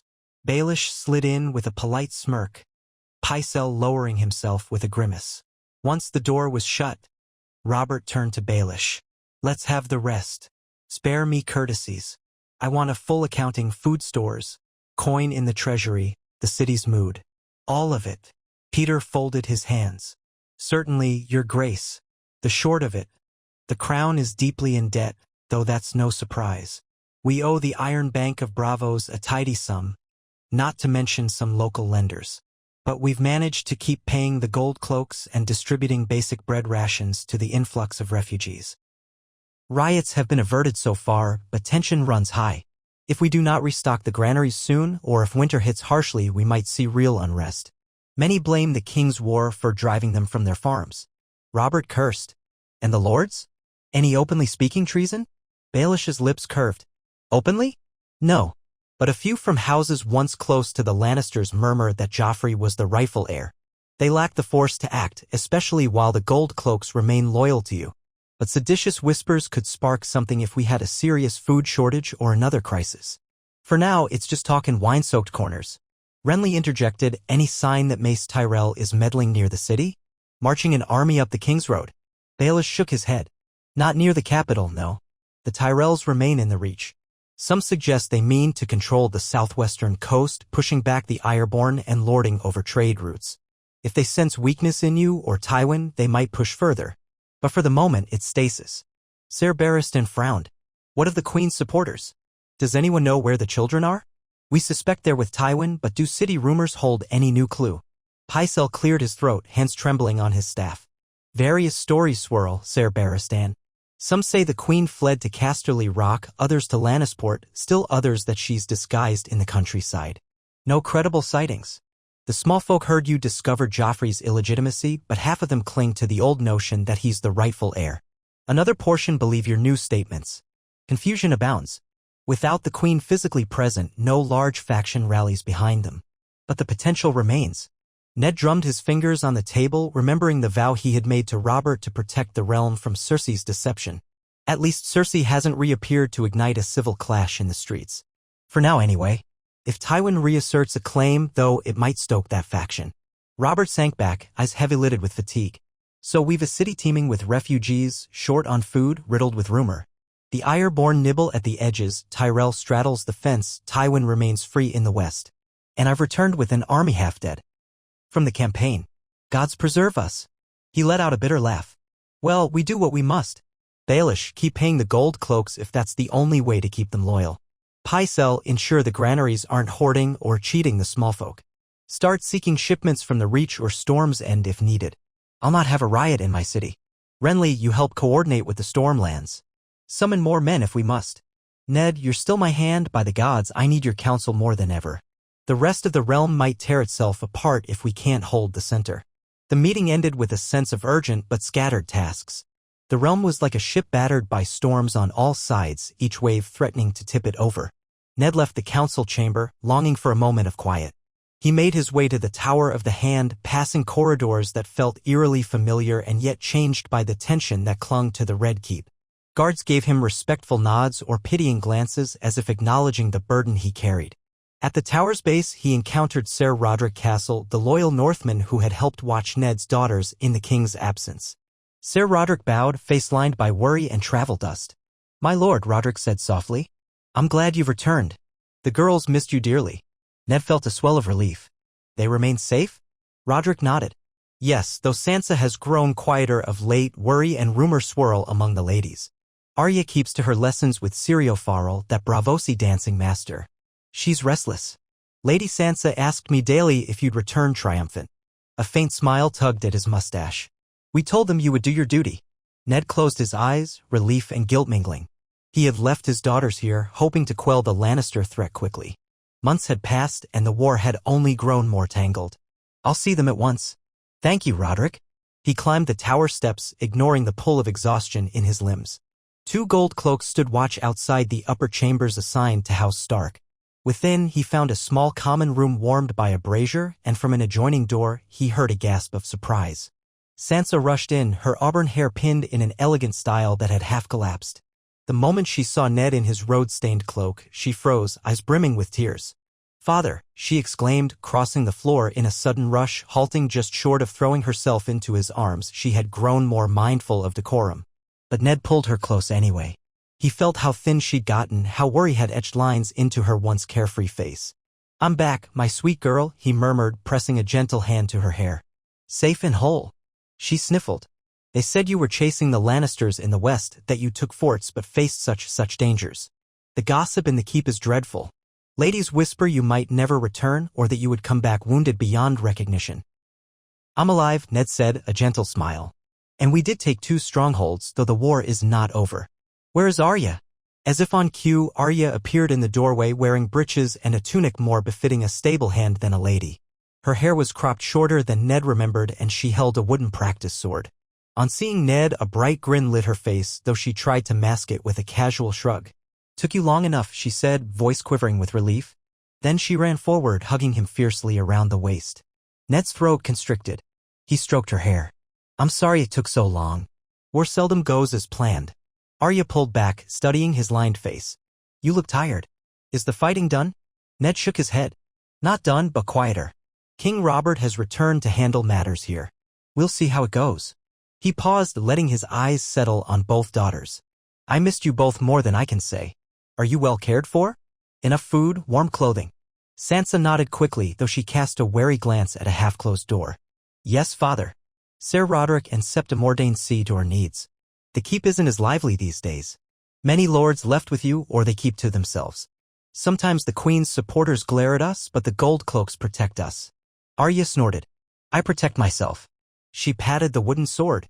Syrio says I'm making progress. He calls me quick as a cat. Ned mustered a small chuckle. I'll be proud to see your skill. Perhaps not too proud if you break a vow of courtesy, though. The Red Keep is full of watchers. Arya's eyes shone with defiance but also relief. I won't forget my needlework, she teased in reference to her code name for the sword. I'm just glad you're back. Feels safer with you here. Ned bent to kiss her brow. I'll do my best to keep us all safe. The realm is at a crossroads, but I promise we Starks endure. He spent the next hour with them, letting the weight of war fade for a while. Hearing their small stories of daily lessons, dinners in the keep's main hall, rumors of Baelish's sly remarks, the absent queen's old rooms left locked, and so on.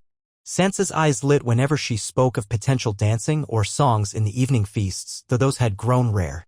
Arya peppered him with questions about the battles, how infiltration worked, whether he had fought the Kingslayer again. He answered carefully, not wanting to fill their dreams with images of blood and flame. When at last he left them to see to his duties, his heart felt lighter. He emerged into the corridor, reminding himself that for all the realm's strife, he still had a family to protect. War was large and merciless, but it was those smaller loyalties that anchored him. With renewed resolve, Ned headed to the newly convened small council meeting that Robert had scheduled, determined to shape a strategy that might salvage unity from the war's wreckage. He found the council chamber crowded with new faces. A handful of Crownland's lords had arrived, along with an elderly scribe from the Vale. Peter Baelish hovered at the periphery, controlling the flow of parchment. Grand Maester Pycelle fussed at the far end. Lord Commander Barristan Selmy stood by a window, arms folded. Robert occupied the seat of honor at the head of the table, his wounded side heavily bandaged beneath a black tunic. Renly sat near him, listening to a Crownland's lord complaining of banditry near Rosby. Another lord spoke of ironborn marauders near Crackclaw Point. Robert's expression grew bleaker with each new mention of unrest. Ned took his seat, waiting until Robert motioned for the lords to hush. Clearing his throat, the king glared at the assembled. We have a realm in disarray. Each day brings word of raids, shortage, or seditious talk. My campaign in the west battered the Lannisters but did not finish them. The queen and her whelps remain at large, used by Tywin to stoke fear. Now, I want each of you to present your honest assessment. How do we keep this city stable? How do we guard the coasts against the Ironborn? How do we handle Mace Tyrell's half-measures? And how do we prepare for winter's approach? Baelish ventured first. Your Grace, if we wish to avoid bread riots, we must purchase large quantities of grain soon. The crown's coffers are low, but we can levy a special tax on certain guilds or wealthy merchants. If we show them it's to stave off starvation, perhaps they'll accept it. Or perhaps we take a fresh loan from the Iron Bank of Bravos, though that debt is already burdensome. Robert scowled. Loans, more loans. The realm drowns in them already. A Crownland's lord cleared his throat. Better to tax the merchants than let the small folk starve.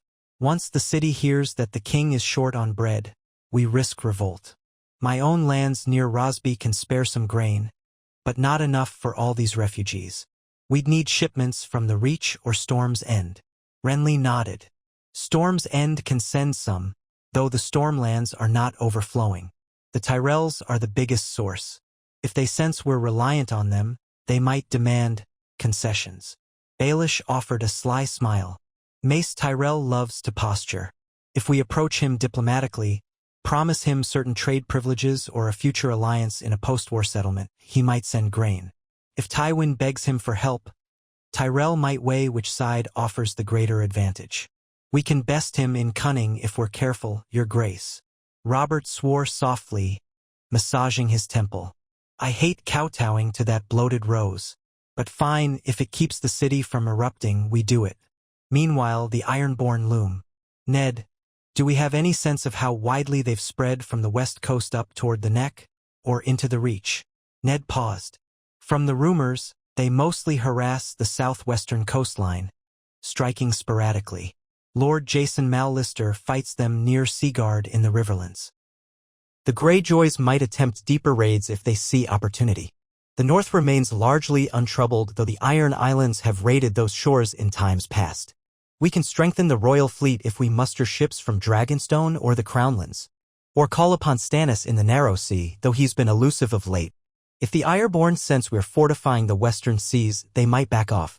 Robert's mouth twisted. Stannis. That old prig sits on Dragonstone, dispatching letters about how we should remain vigilant. I'll send him a raven commanding him to muster a fleet and patrol the southwestern coasts. If he grumbles, so be it. He's my brother and must do his duty." Pycelle coughed. Yes, that might deter the Ironborn. As for the Tyrells, if we can secure an agreement for grain and a joint stance against Tywin, we might effectively isolate House Lannister. Then, come spring, we unite our forces to deliver a final blow. That's a bold stroke, but not impossible. Robert looked at Ned. What do you think, my friend? This is the best we have. Ned hesitated. It's far from perfect, but yes. Tywin remains a threat. The Lannisters could rebuild an army by spring.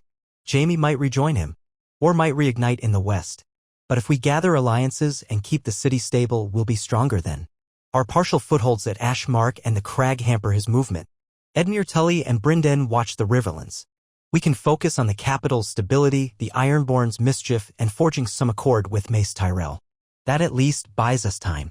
A weary acceptance spread around the table. Robert rubbed a hand over his bandaged side. So be it. You all have your tasks. Let's keep the city fed, keep the realm's watchers on the Ironborn, and open communications with the Reach. We'll see if the summer yields anything but heartbreak. If Tywin dares raise an army, we'll have men from the Stormlands, the Crownlands, the Vale, maybe the Tyrells too. Then we'll crush him. This war will end even if I must break every fortress in the west. With that, the session ended. Lords and scribes departed to set the plan in motion. Baelish lingered with a smug half-smile, promising to draft letters to Mace Tyrell that very night. Pycelle meandered off, muttering about ravens to Dragonstone. Robert looked ready to collapse. Ned offered to escort him to the royal apartments so the king could rest. Robert merely grunted but allowed Ned to help him limp down the corridor, each step pained from the scabbing cut left by Jaime's blade. In the hallway, tapestries fluttered in the breeze from open windows, revealing glimpses of the city below, a tangle of rooftops, crowded streets, spires poking through the late afternoon haze. The capital had once felt triumphant under Robert's rule, bright with festival banners. Now it felt overshadowed by worry, the war's echo reaching every corner. Servants bowed as the king passed, eyes flicking to Ned in gratitude or confusion.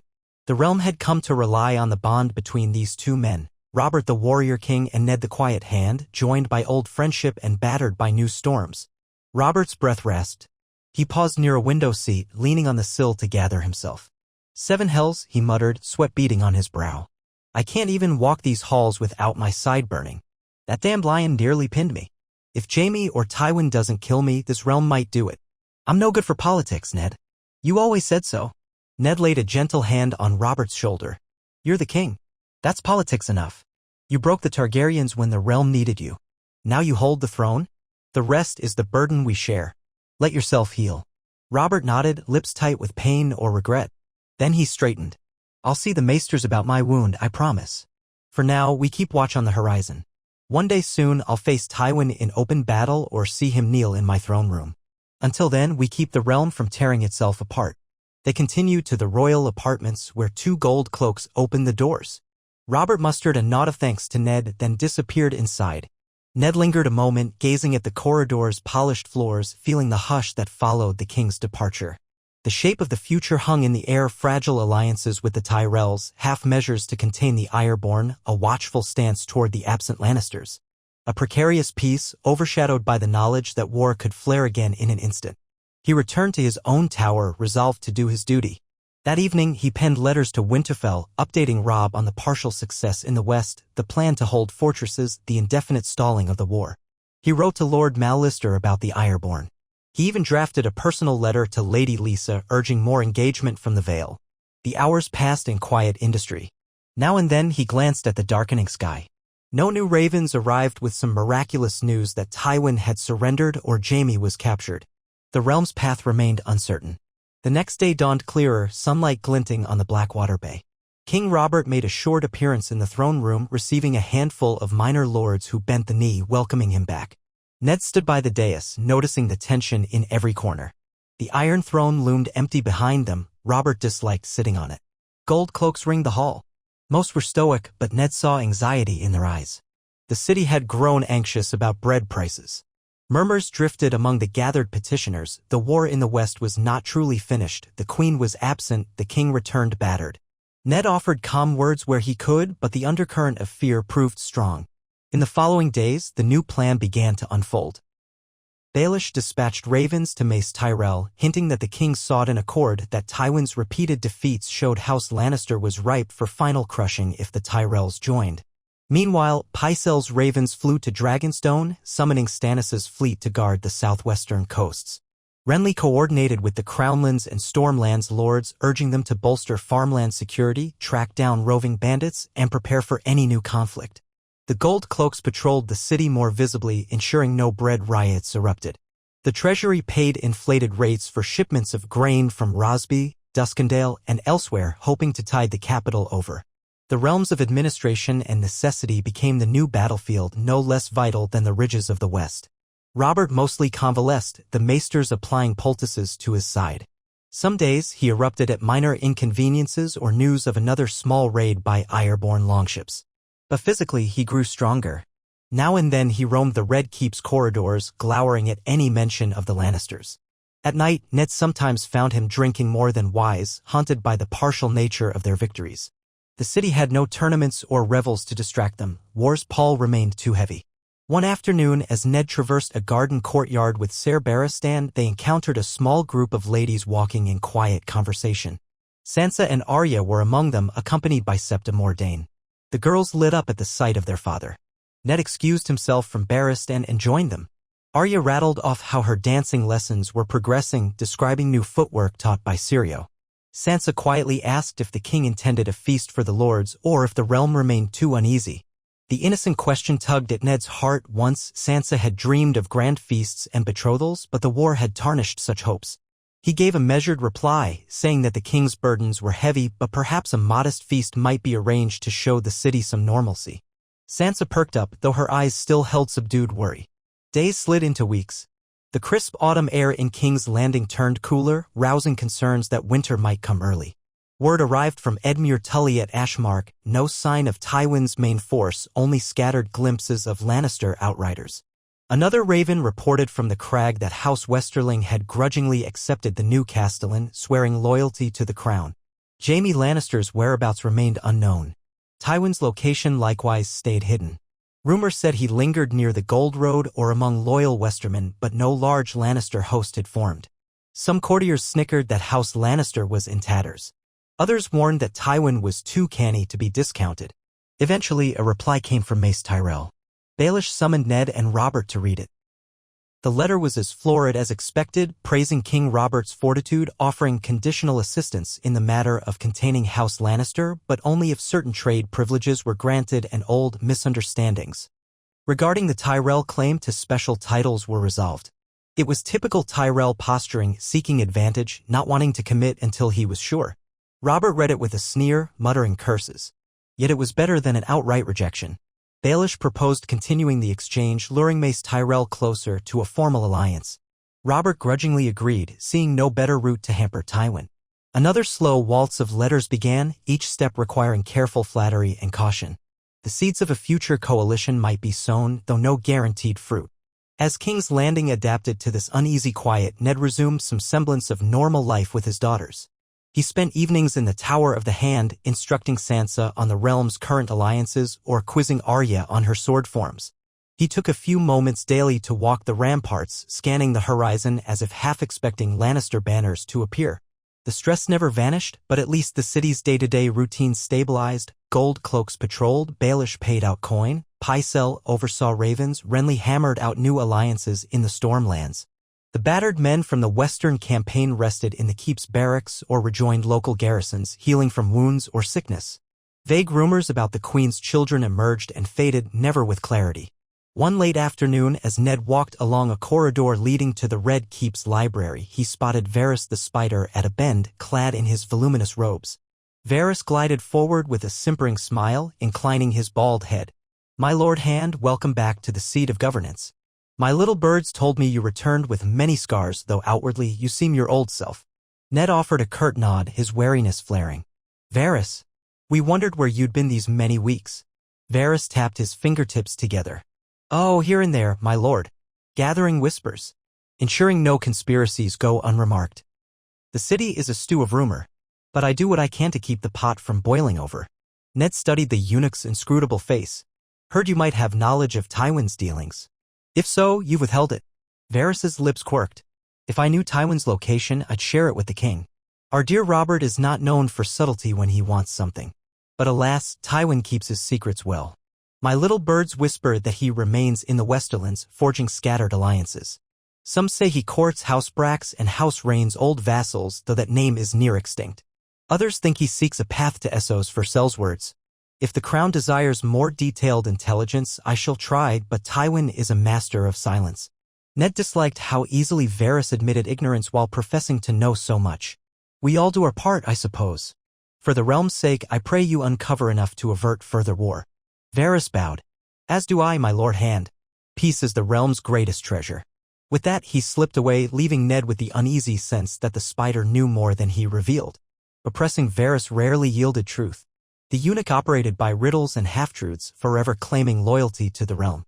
Perhaps it was true, or perhaps he merely served his own agenda. Time wore on, each day folding into the next. The gloom of war retreated a fraction in the capital as no fresh battles erupted. Bread rations continued, financed by the crown's dwindling treasury. A wave of illness hit the refugee camps outside the city walls, but Baelish and Pycelle orchestrated limited relief to contain it. Ned visited the city's edges now and then, seeing the worn faces of peasants who had fled Lannister incursions. Many asked if the war would end soon, if the queen's children were truly bastards, if the king planned to feed them through winter. He gave calm assurances, though his own uncertainties never stopped churning. In the Red Keep, Sansa found some enjoyment in a modest feast Robert finally permitted, inviting local lords and ladies to show that the crown still functioned. Arya snuck out at odd times, training with Syrio in unused corridors. Ned sometimes glimpsed her practicing lunges in a deserted courtyard, the Braavosi master calling out, "Left foot, pivot, right foot." She beamed whenever Ned passed by, though she quickly resumed a fierce concentration. It was a welcome sign of vitality in a keep overshadowed by tension. As the harvest's final weeks slipped away, ravens brought sporadic updates on the broader realm. The Ironborn had not launched any major invasion, though they continued to harass the southwestern coast. Stannis replied from Dragonstone that he would gather a fleet, albeit with some curt remarks about the crown's debts. Mace Tyrell's letters grew more effusive but never committed to open war on Tywin. They simply said how House Tyrell stood ready to help ensure peace, perhaps by next spring. Robert ground his teeth at that mealy language but let Baelish continue the dance. From the west came only scattered rumors.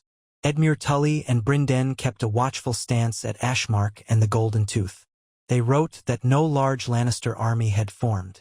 The local peasants told of small bands sporting the lion sigil, raiding out of the hills. Jaime's name surfaced occasionally, but never in a way that pinned him down. Some of those sightings might be invented. The roads remained perilous, but no great battles flared. If Tywin planned a winter campaign, it did not yet show itself. Like Robert, Tywin might be playing for time. All the while, Ned grew accustomed to city routine once more. Each day, he rose early, convened with Peter or Pycelle about finances or grain shipments, answered petitioners in the throne room if Robert felt too weary or disinclined. The Gold Cloak commander regularly reported no major riots, only small scuffles. News from the Riverlands was quiet aside from Ironborn nibbling at Seaguard's edges. The North remained undisturbed under Robb Stark's watch, as far as Raven messages indicated. Peace, if it could be called such, settled like a gray film over a kingdom too exhausted to fight. Yet Ned suspected it was but a lull, a breath before winter's chill stiffened every field and road. Late one afternoon, as golden sunlight angled through the Red Keep's windows, Ned walked the corridor that overlooked the Blackwater Bay. Its waters shone like beaten bronze in the descending sun. Behind him, footsteps approached. He turned to see King Robert himself, wearing a simpler tunic and breeches. His posture improved, though still careful with that healing wound. The king paused at Ned's side, leaning on the windowsill to gaze at the bay.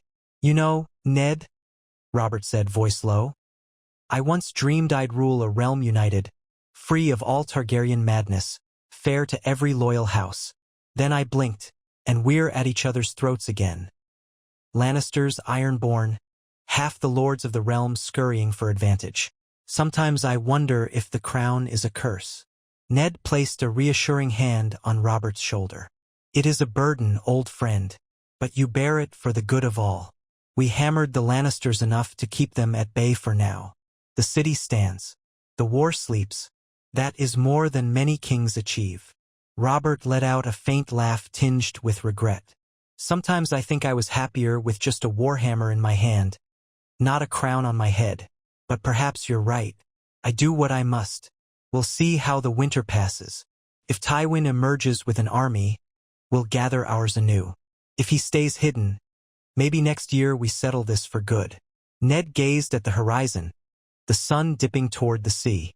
Until then, we keep the realm from falling apart. That, at least, remains in our power. They shared a companionable silence, old bonds of friendship steadying them despite the storms behind and ahead.